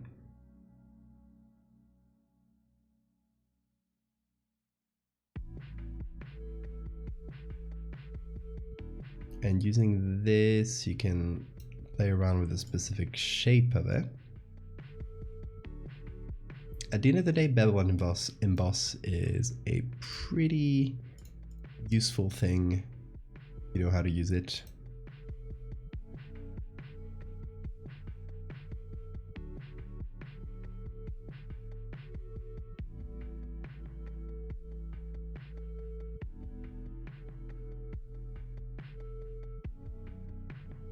You gotta know powder here. Okay, Zakaro, thanks for coming. Yes, absolutely. Absolutely no worries about dipping if anything makes you uncomfortable. This is horror after all. Also, yes, I did save now. Now this looks way too clean to be blurrier. It's essentially just adding up. Oh, it's a PSB now. I guess it got quite big, this little document. Oh yeah, the googly eyes. See, the googly eyes are there to kind of compensate the horror a little bit.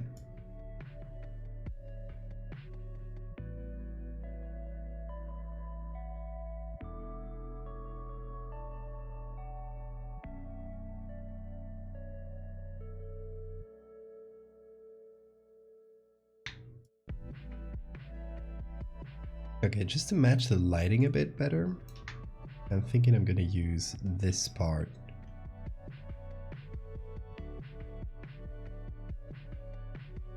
Of the centipede. Okay, so it's a small thing, but there we go, a little centipede crawling right under the skin in the front.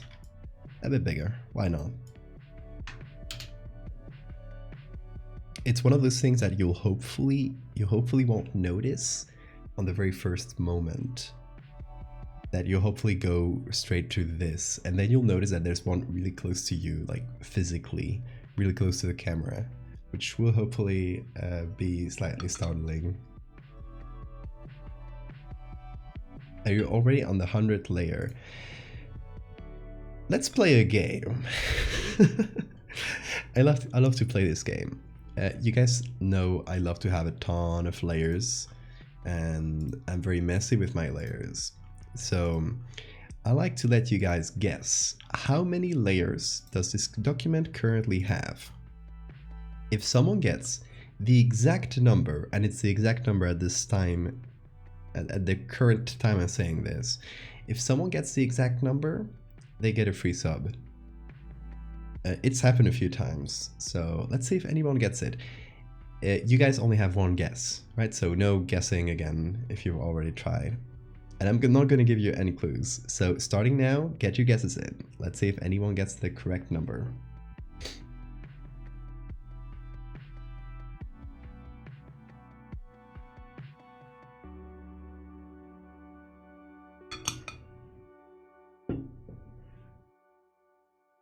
Let's see, what do we have? 80, 60, 230. A lot of people are going around the hundreds, I can see.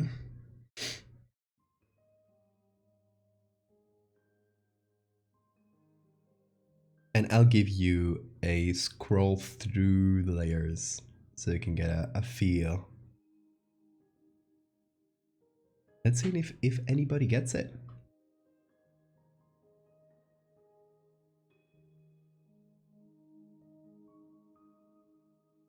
And if I change the number of layers right now, that doesn't count. It's the initial number, just for fairness. So that's going to be the centipede on the front. Keep getting your guesses in. Are filters counted as layers? They are not. They are if they are their own layer, like this one here, which is a levels layer. They're not if they are a smart filter on the top of a different layer.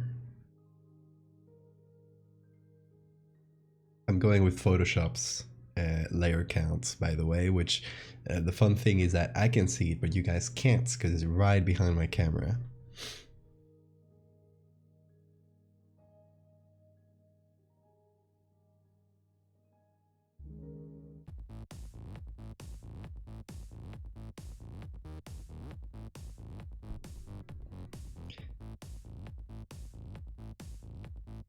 Okay, what else do we have?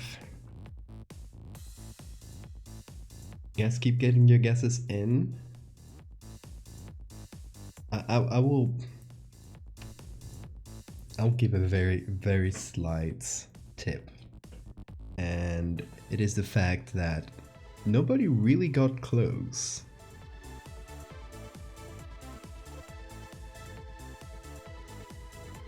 But you guys only get one guess. So, no guessing again.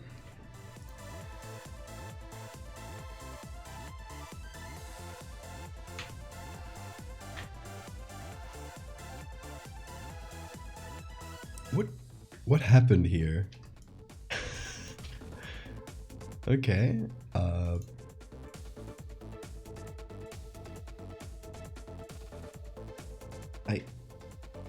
Okay, I made a new layer. Why did it break like that? Huh. I have no clue.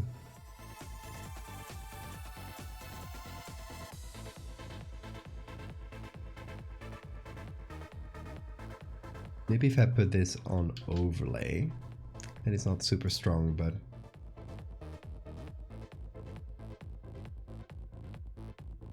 okay, what do we have?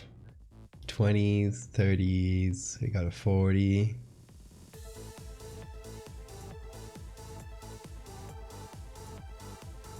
Nobody got the correct number yet. So if you have any other guesses to throw them in now, because in about a minute I will reveal the real answer. Yeah, I think I messed with the layer effect somehow. We will see. Now that this is on overlay, let's see if it works. Doesn't. Yay. Why do you have to do this, Photoshop? Please stop. You're hurting me.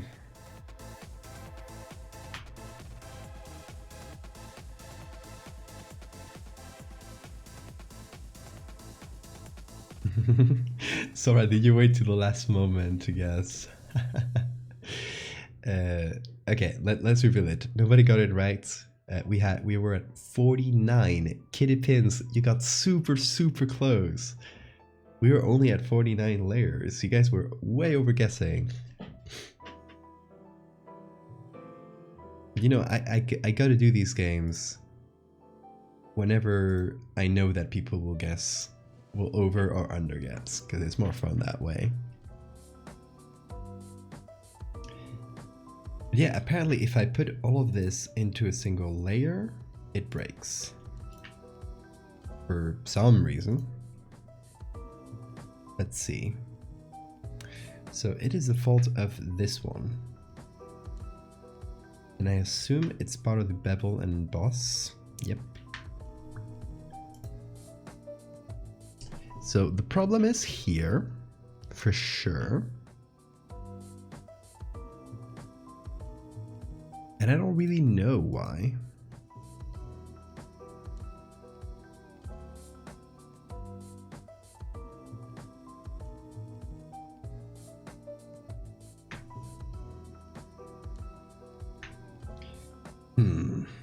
Why are you broken? It's so strange. I don't know exactly what's causing this to break like that. Because I've used bevel and emboss. I always say it wrong. I've used it a ton today. I never did this.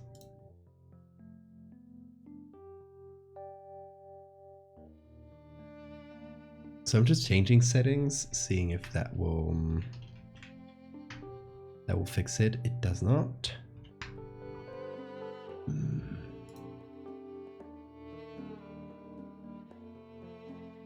It does it when I rasterize the layer, yeah.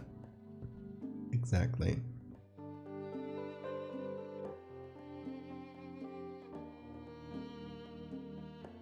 Gonna make a copy. Gonna different ways of rasterizing don't really change that.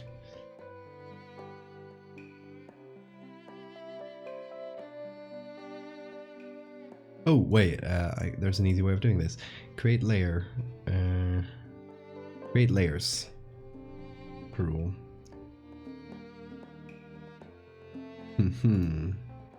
So the problem was definitely the bevel highlights. Yeah, I guess I'll have to do it manually, as annoying as that is. I have no clue what's causing that, which is what bothers me the most. That I don't know what's causing it, but...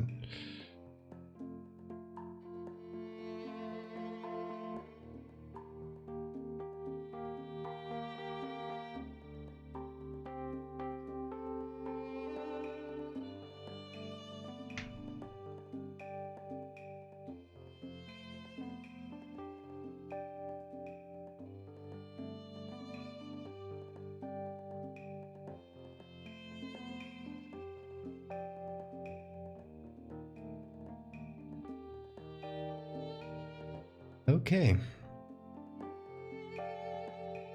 I guess that will have to do.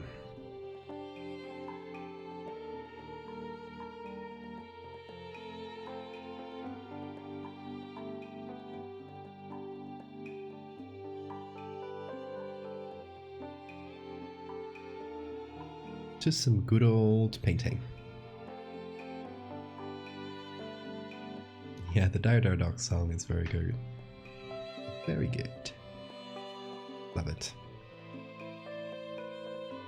It always has, like, good covers.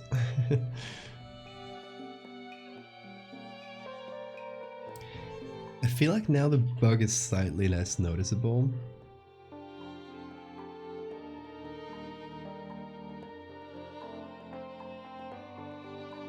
Let's keep it an overlay.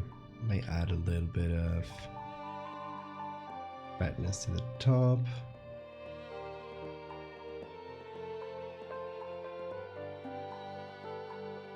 I mean, it's slightly less noticeable, but maybe that's for the better. Maybe it has to be one of those things where it doesn't pop out to you. You gotta look for it a bit. And now, it does not break. Even though I had to remake it. Yay. I hate this image, which means it did amazing work, thank you.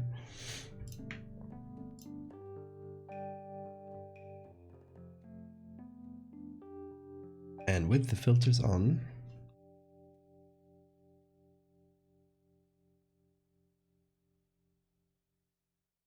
redacted future project. Oh, I'm in cigarette. God, gotta get around to finishing and posting that. Maybe we can take care of that after the comms are done. Let's get some more free time.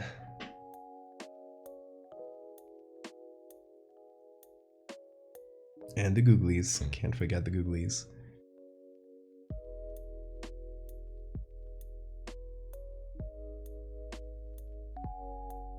The mushroom? Oh. It's with the mushroom.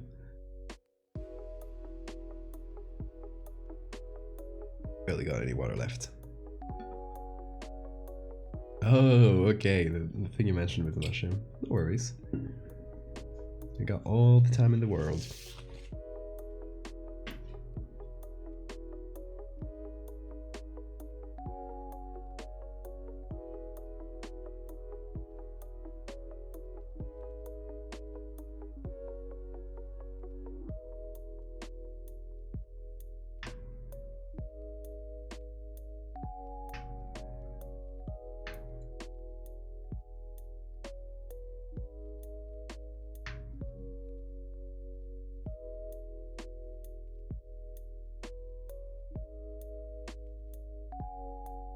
Okay, now I want to try a variation.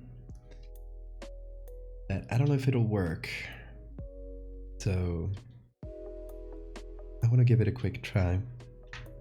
So before I copied this for whatever reason, and I saw that when it's copied, when you put it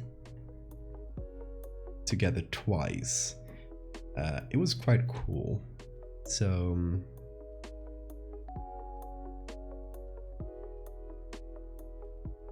in that moment I said, let's try it later. So let's do that now. And save. Yeah, I have saved.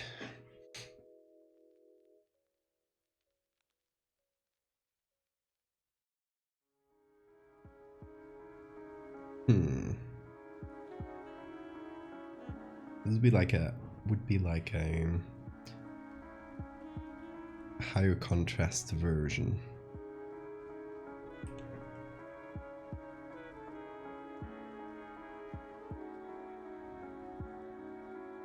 Which would sort of mean that the bugs are making a stronger imprint on the skin.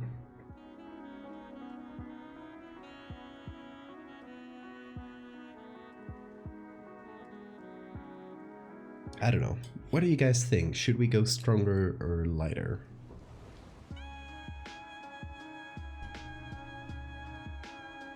Give it some reddish hue. That's a good idea.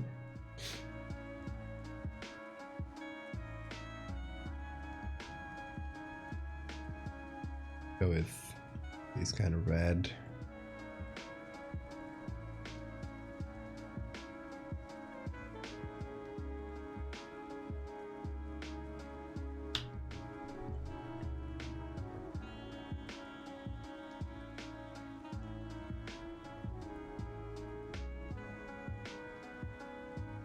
Yeah, let me put that on the main one. Just adds a little bit of... Or even... hold on.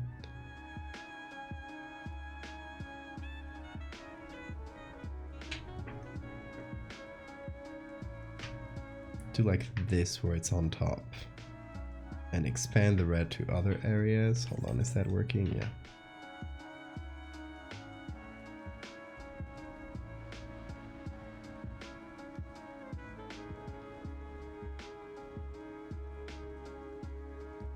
Make not only the bugs, but the area around them redder. So it feels a bit more swollen.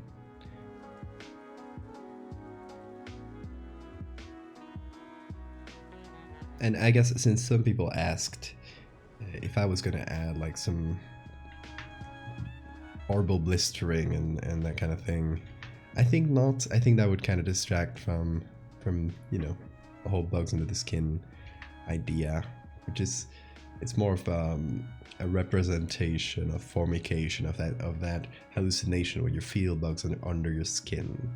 So I feel like just the bugs probably sell that idea better.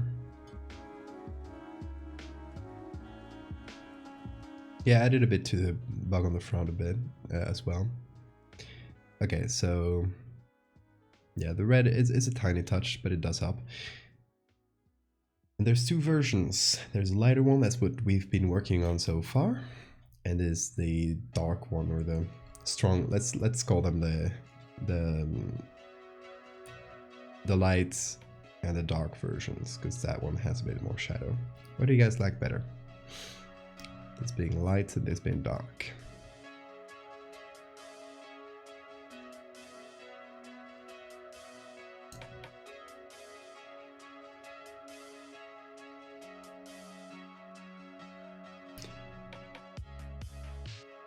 More contrast, I think it works better with the swelling.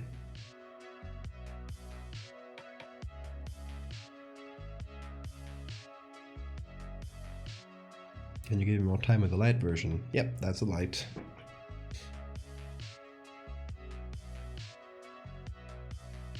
That's dark. Hold on. Can do something very simple.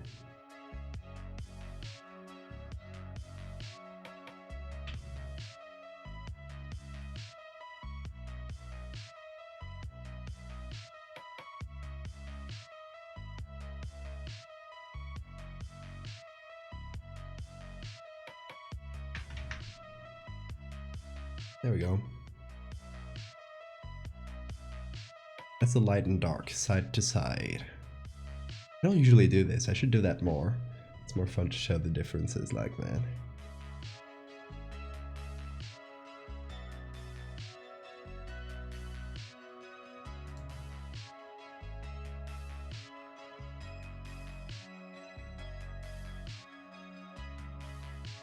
Light looks more realistic, dark has more impact. It's gonna be one of those balance situations, isn't it? Yeah, I do agree with Sora. That's the main thing. That adding more shadow will make them feel like they pop out more, or even like they're outside. Which, yeah, might make some people think that they're outside. They're just skin-colored bugs. It just kind of defeats the purpose, doesn't it?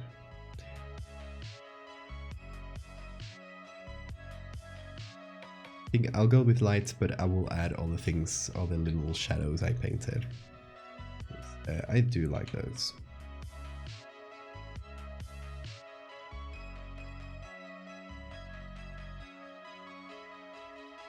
And what we can do is putting them all together, like we did here. In the camera filter, we can... Well, I mean, yeah, I can let Rose decide that, for sure. Happy Richie, thank you for the follow.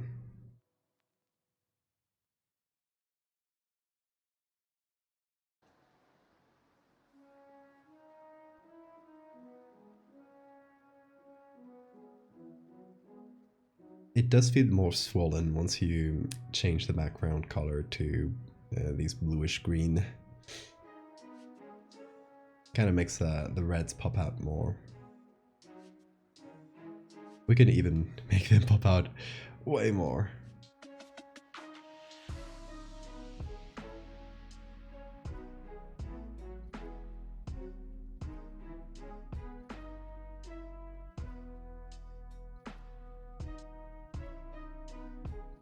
Yeah, it does work really well with Vignette, that bug on the corner.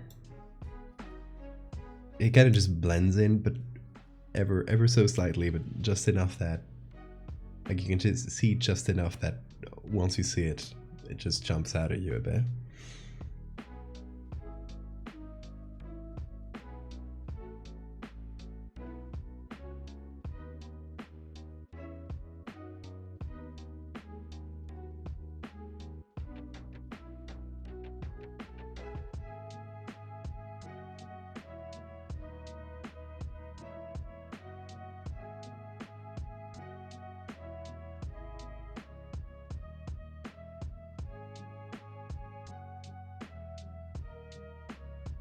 Awesome stuff, but terrible to watch before bed.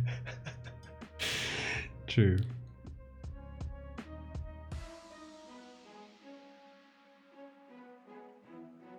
I mean, the good thing for me is I'm desensitized to that, so between studying medicine and working in a horror, nothing creeps me out anymore. Well, some things do, but when I see how it's made, it doesn't bother me. Look at videos of goats playing. That's the antidote. I love that. The Val antidotes. You know what I should do? When I have the ending stream screen, I usually have this. Well, there's the intermission one, but I have that fast versions of some of my edits playing. I should, instead of that, I should put videos of baby goats playing to act as eye bleach.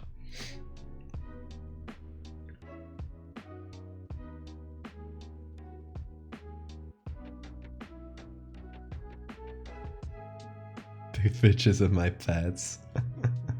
I should just have a slideshow with some nice calm music. Oh, they look so red and itchy now, don't they? I think we really made the reds pop now. We can go like full on sunburned, but let's not. Let's not do that.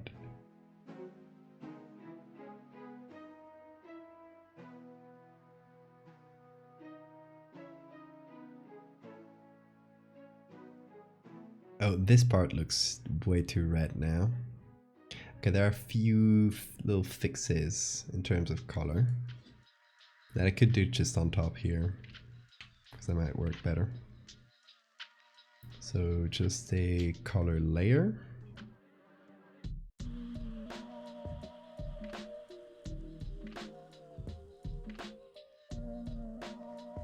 Just a little bit here to make the scratches look a bit more, pop out a bit more from behind the bug. And the only other thing I can think of, we've been going for 4.5 hours. I was thinking, oh, this is going to be a quick edit since we already have the base picture. It wasn't. The only thing is scratching your head in the most literal sense. Yeah, I think I made a lot of people itchy with this stream. I think the only thing left to add might be a little bit more fog in the mirror. A little bit more... What do you call that, fog? Well, a little bit of condensation. Let's see, because I might have some of the other pictures I took might have a bit more. Where are they?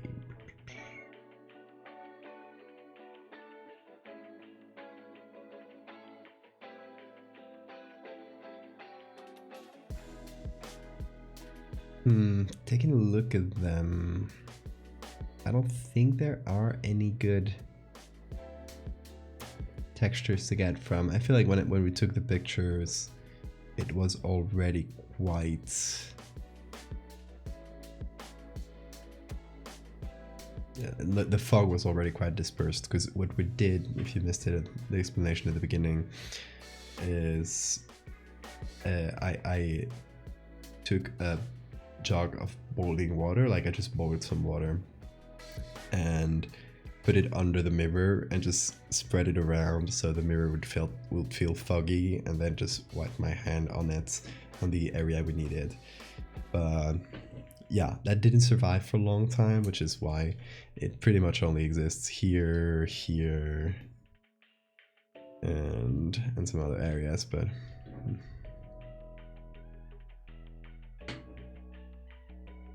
I've had yucca thorns embedded in your skin before. Oh no. Irritation you're depicting is starting to look very similar. Hey, that's good for us then. Thank you. Okay, so maybe we can look for pictures of a foggy mirror and see if we can like transplant some into our picture. Jump into browser.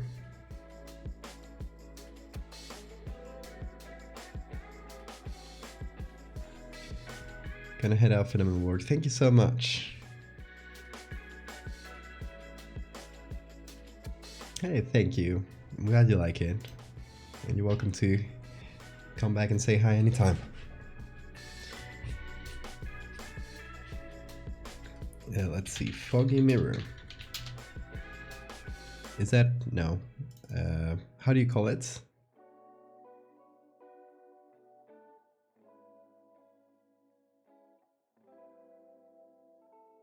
This is foggy, but it's not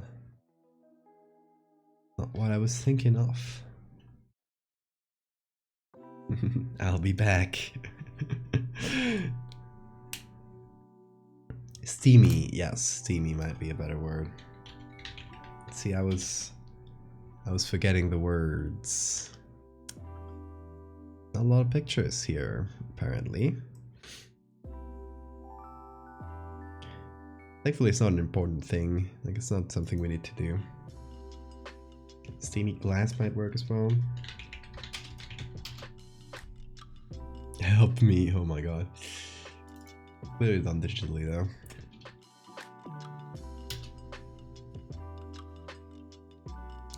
Some on the... okay, it's definitely a good word because the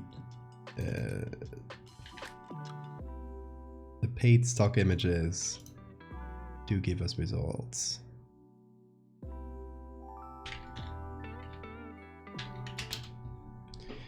Condensation, nothing there. Let's go here. Did we look for steamy mirror? I don't think we did. No.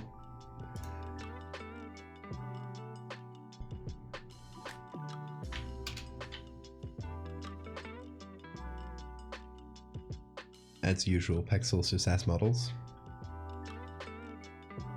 Pixabay is getting in on the horror vibes.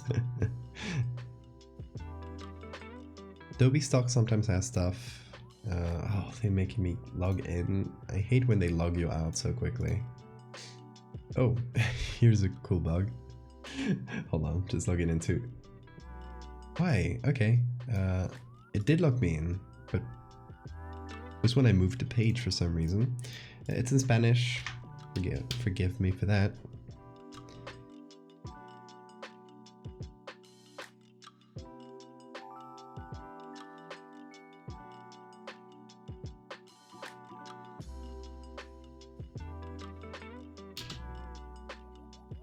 Condensation, there we go.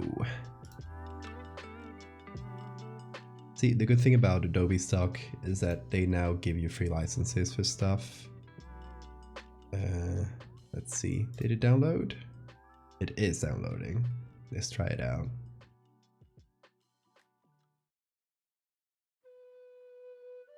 So Adobe Stock basically gives you or has like a free collection that basically works to upsell you on the not free collection, which is very expensive.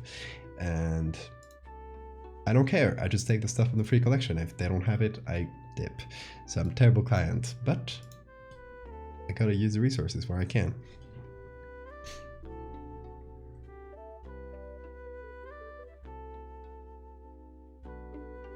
Okay, so we can essentially put that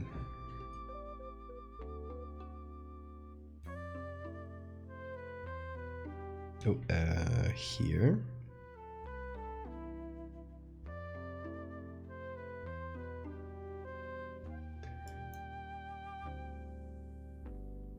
Reduce the opacity.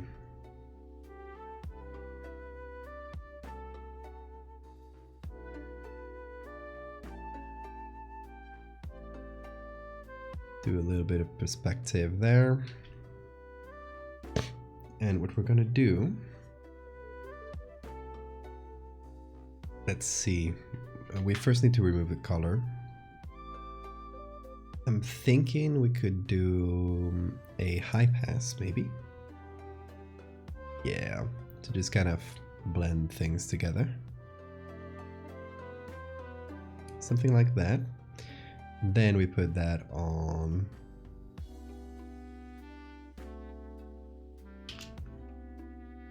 hard light, maybe. Oh, let me see the ones with sensor, just to see. Good.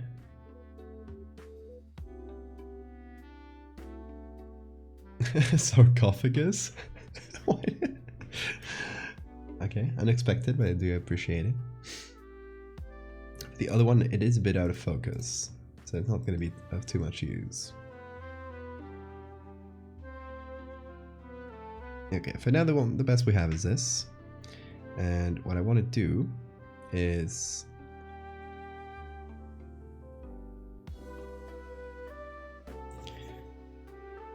just apply it in some places like this. Although I feel like the perspective is not quite there. Yeah, let's kind of fix that up before we do anything else.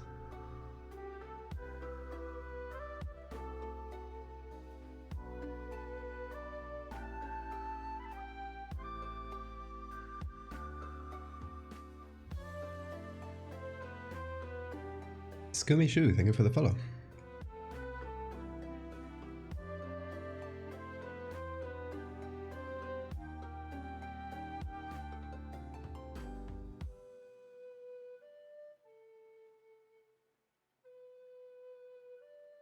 So I don't want to add that much, but a few droplets from condensation might help the vibes.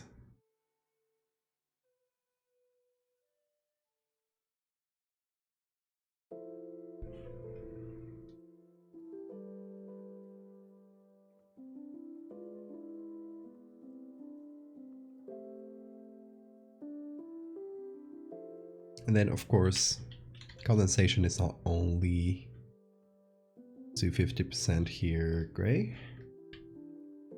Condensation is not only droplets. You also need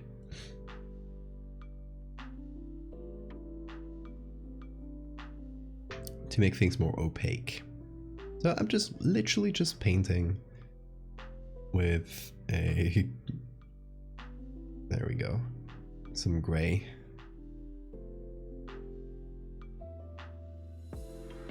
Also, since the head kind of blends in with the background anyway, I feel like that's a good place to put condensation to just blend the head in a little.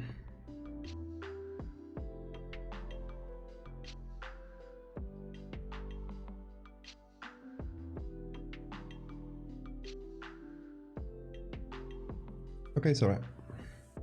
Sounds good.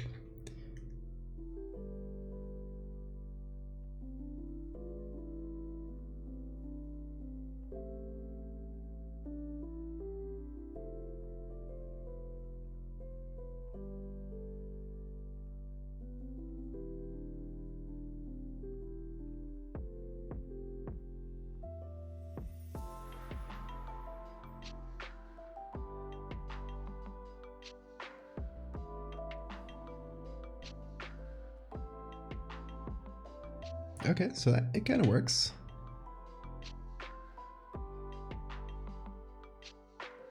I want to see if it works better in overlay. Nah.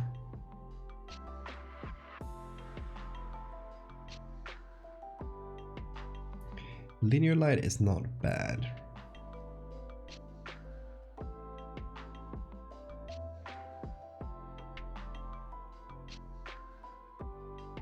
Color dodge is pretty good as well.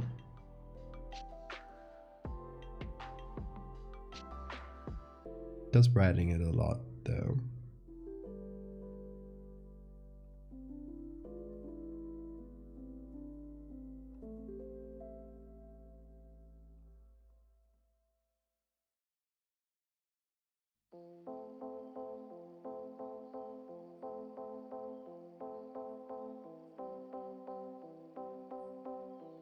Okay, now I'm gonna blur things a bit.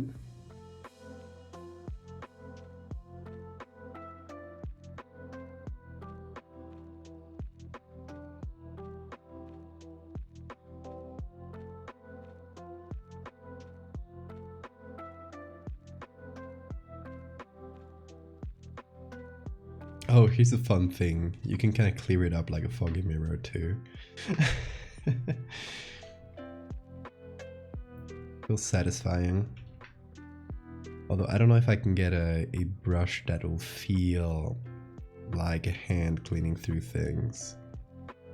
If anything, it should be Got a mixer brush? No.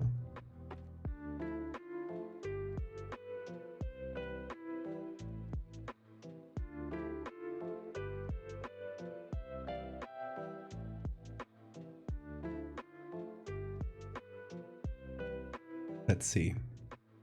This one, rough rectangle. Yeah, that works.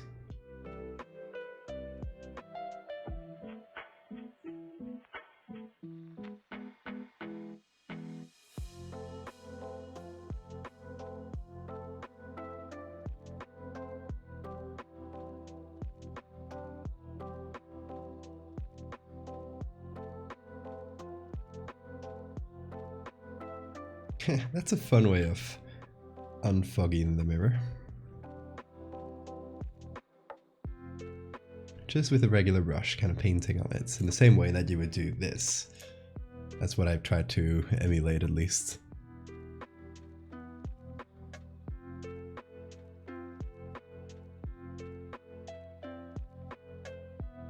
I love the music. The music is this little playlist. Hold on.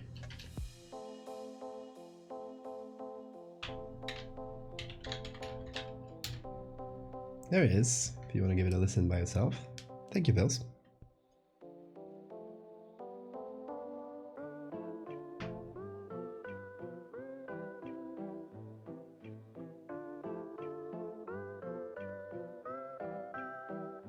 Okay, how do you guys feel about the foggy mirror look? We keep it or leave it? Or no, that's the same thing. I just said the same thing twice. Should we remove it or leave it? I feel like I could move it down a little bit if we do.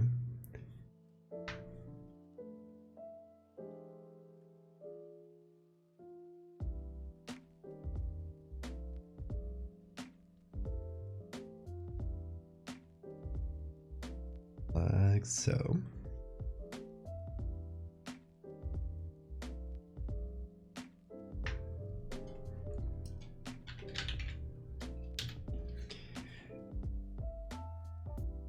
Okay, how steamy should we go? I kind of like both. I feel like it needs a little bit more perspective.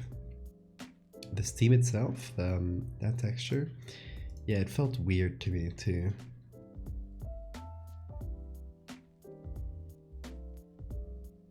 I've been messing with the perspective for a while. It still feels strange.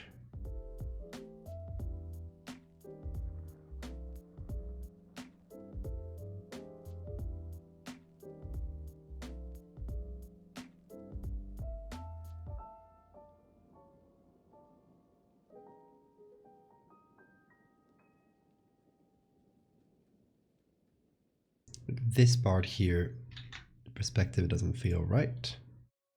Just gonna block that out. There we go. In there like this. The problem is I can't see very well what I'm editing as I'm... Because it just changes like that to its original form, I guess.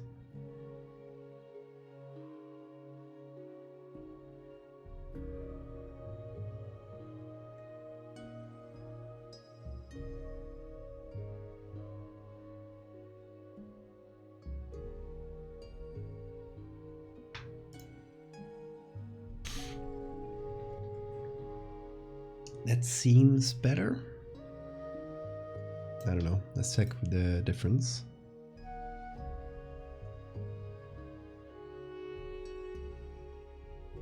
Don't really know, but it does seem a bit better. Hey Sora. What do you think? Steam or no steam?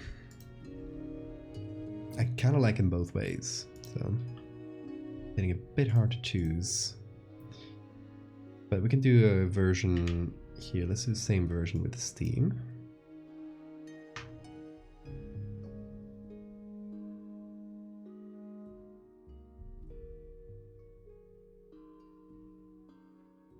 King of Pansexuals, thank you for the follow. Great name.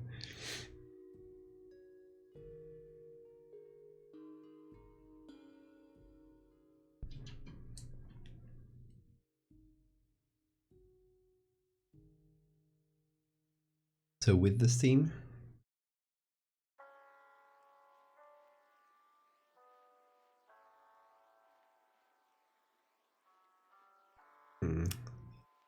but it does feel a bit fake. I don't know what it is. Maybe it needs to be blurry behind it. Maybe that is it.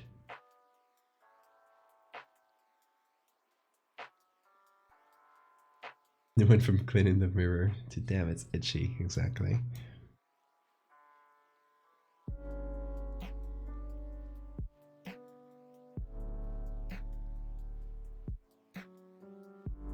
This color correction.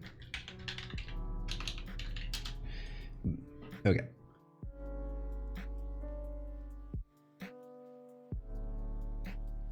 If we do the steamy mirror, I'm thinking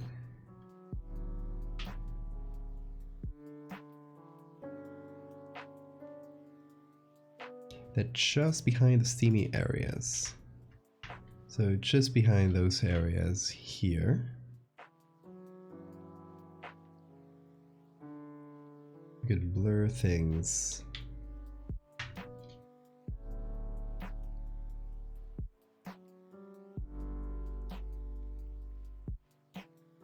Which should help the effect.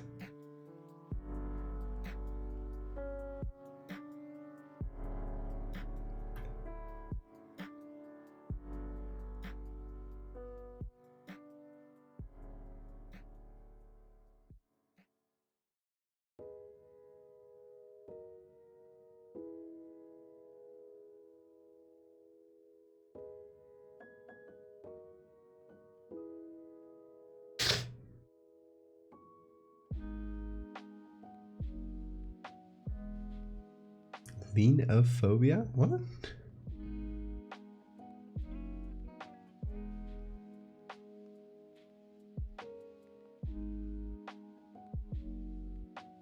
What do you mean?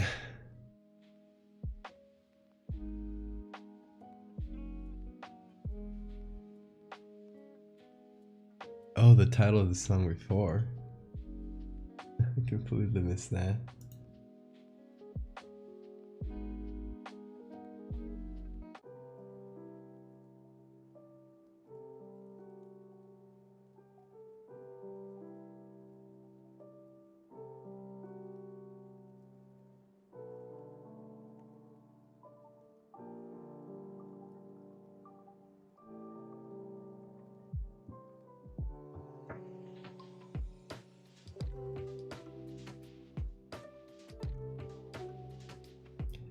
Okay, so what I was thinking, just adding these a little bit, then blurring this way less too.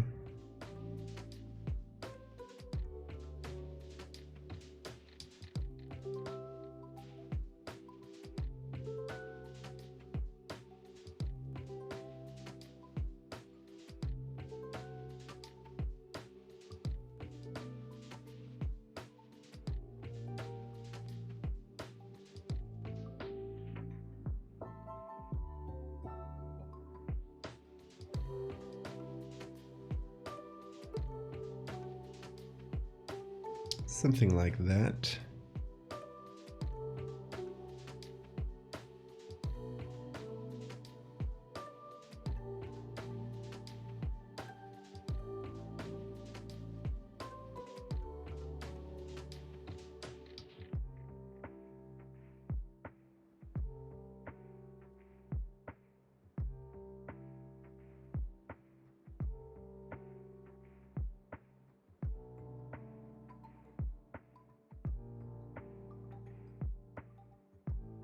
Because that's essentially what happens in this version here. We get some droplets, but it's mostly just condensation. Like it's just like here, like it just becomes blurry and a bit grayer, I guess.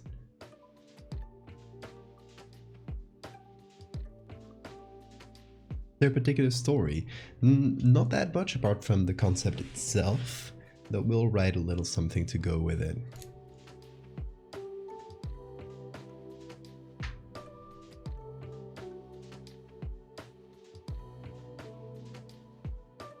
Don't know exactly what tone we'll be using to write in for this one, because I like to switch back and forth in tones. Like sometimes I'll do like a very serious scientifical thing about, you know, this fake disease has been or does this and that, and sometimes I like to do something a bit more of a story. So we'll see.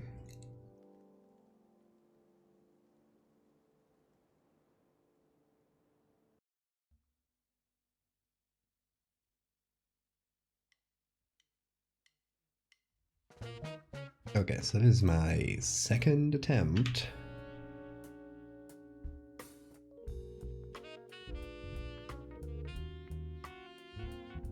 At fog, definitely more subtle. That was a bit much.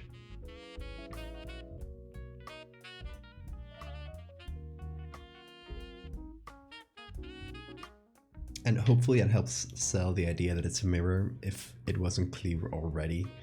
But, you know, in case somebody got didn't really get it, maybe just having that little bit of fog helps. I don't know.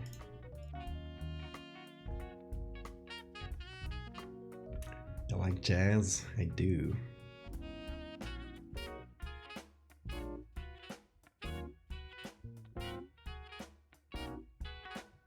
But in any case, I do want to hear what you guys think, if we should keep the fog or remove it. Because I am entirely unconvinced. I could go one way or the other. What I will do is add a bit more vignette there. Not that much, but a little bit.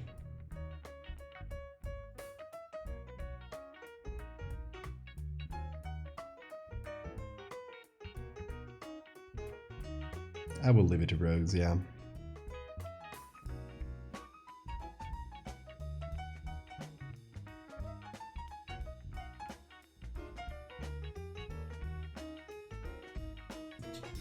Let's flip that.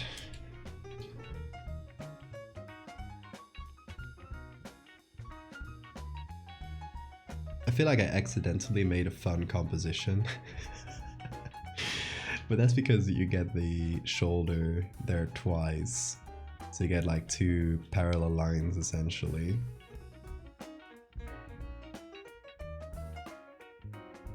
Okay, it makes it fun.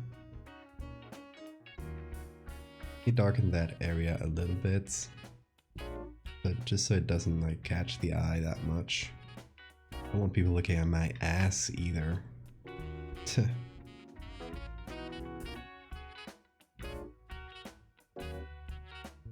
And do some color correction.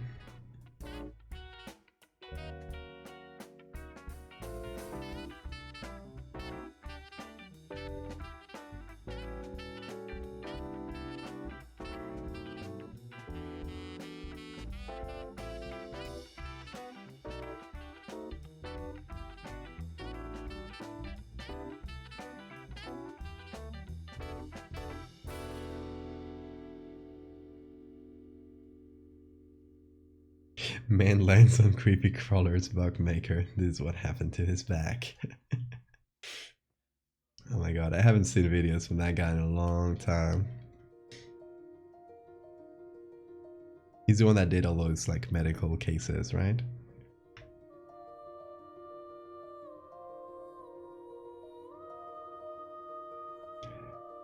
That always get like super, like he gets the strangest cases.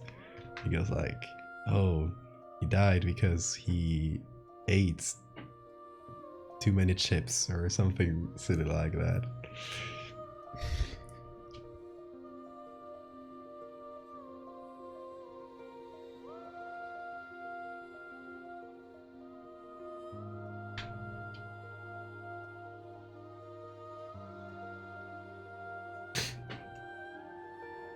Oh, let me work the color correction a little bit more.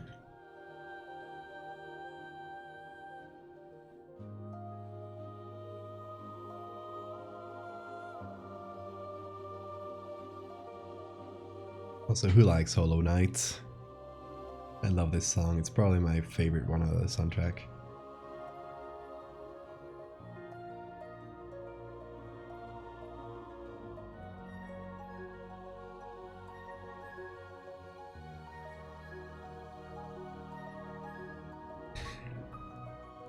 Also, for those that missed it, this here is my signature. It's a bit of a cheeky one, but if you want a little challenge, little game to play, look for this symbol in all of my edits. It's always hidden somewhere. Sometimes it's very obtuse, but it's always there. It's my way to sign things. And you know, instead of putting a big old watermark, I just hide it in there, like here. There it is.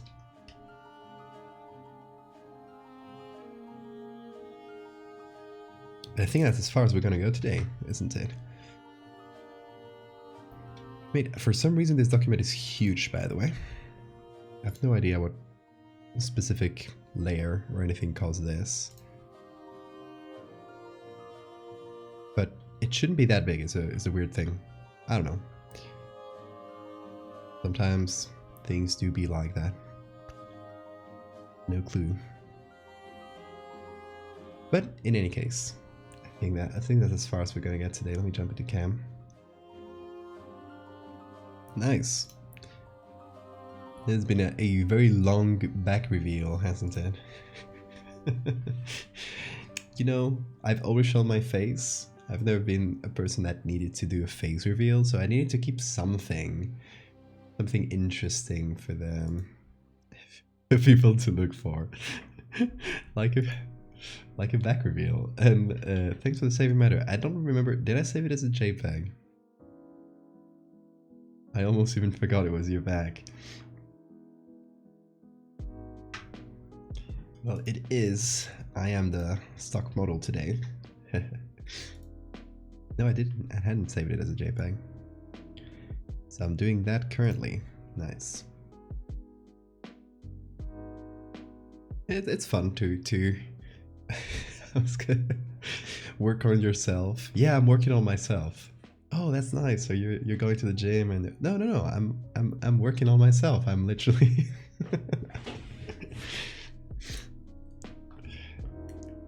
I am literally using my own picture and messing it up.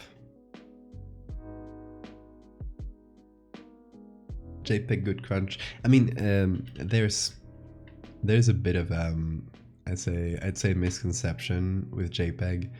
People tend to associate JPEG with very compressed things, but you can save a JPEG with very low compression and it'll still be like, it's a very efficient file type. You can have like barely any noticeable compression, like it's unnoticeable to the human eye, and it's still like twice as small as a PNG.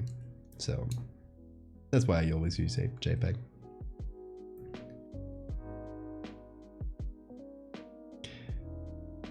Yeah, but the JPEG, if you use it to get crunch on an image, it does work well. Crunch, that old meme crunch, where it's been screen capped and shared and screen capped and shared 1,000 times. So now it's just a massive, terrible little squares, you know? Big old pixels. Yeah, Jordan loves rating me, and that's so cool. He's great. Thank you, Jordan. It's a mess of visible pixels, yes. I love the big old pixels. And a good JPEG compression gives you. And okay, we're talking about JPEG. Jokes aside, we have used JPEG to our advantage. Like, this is just a silly one I did. But this image is pretty much like JPEG'd and sharpened to hell. And that's like part of the vibe, right? You just get like strange artifacts all over the place, and it's fun.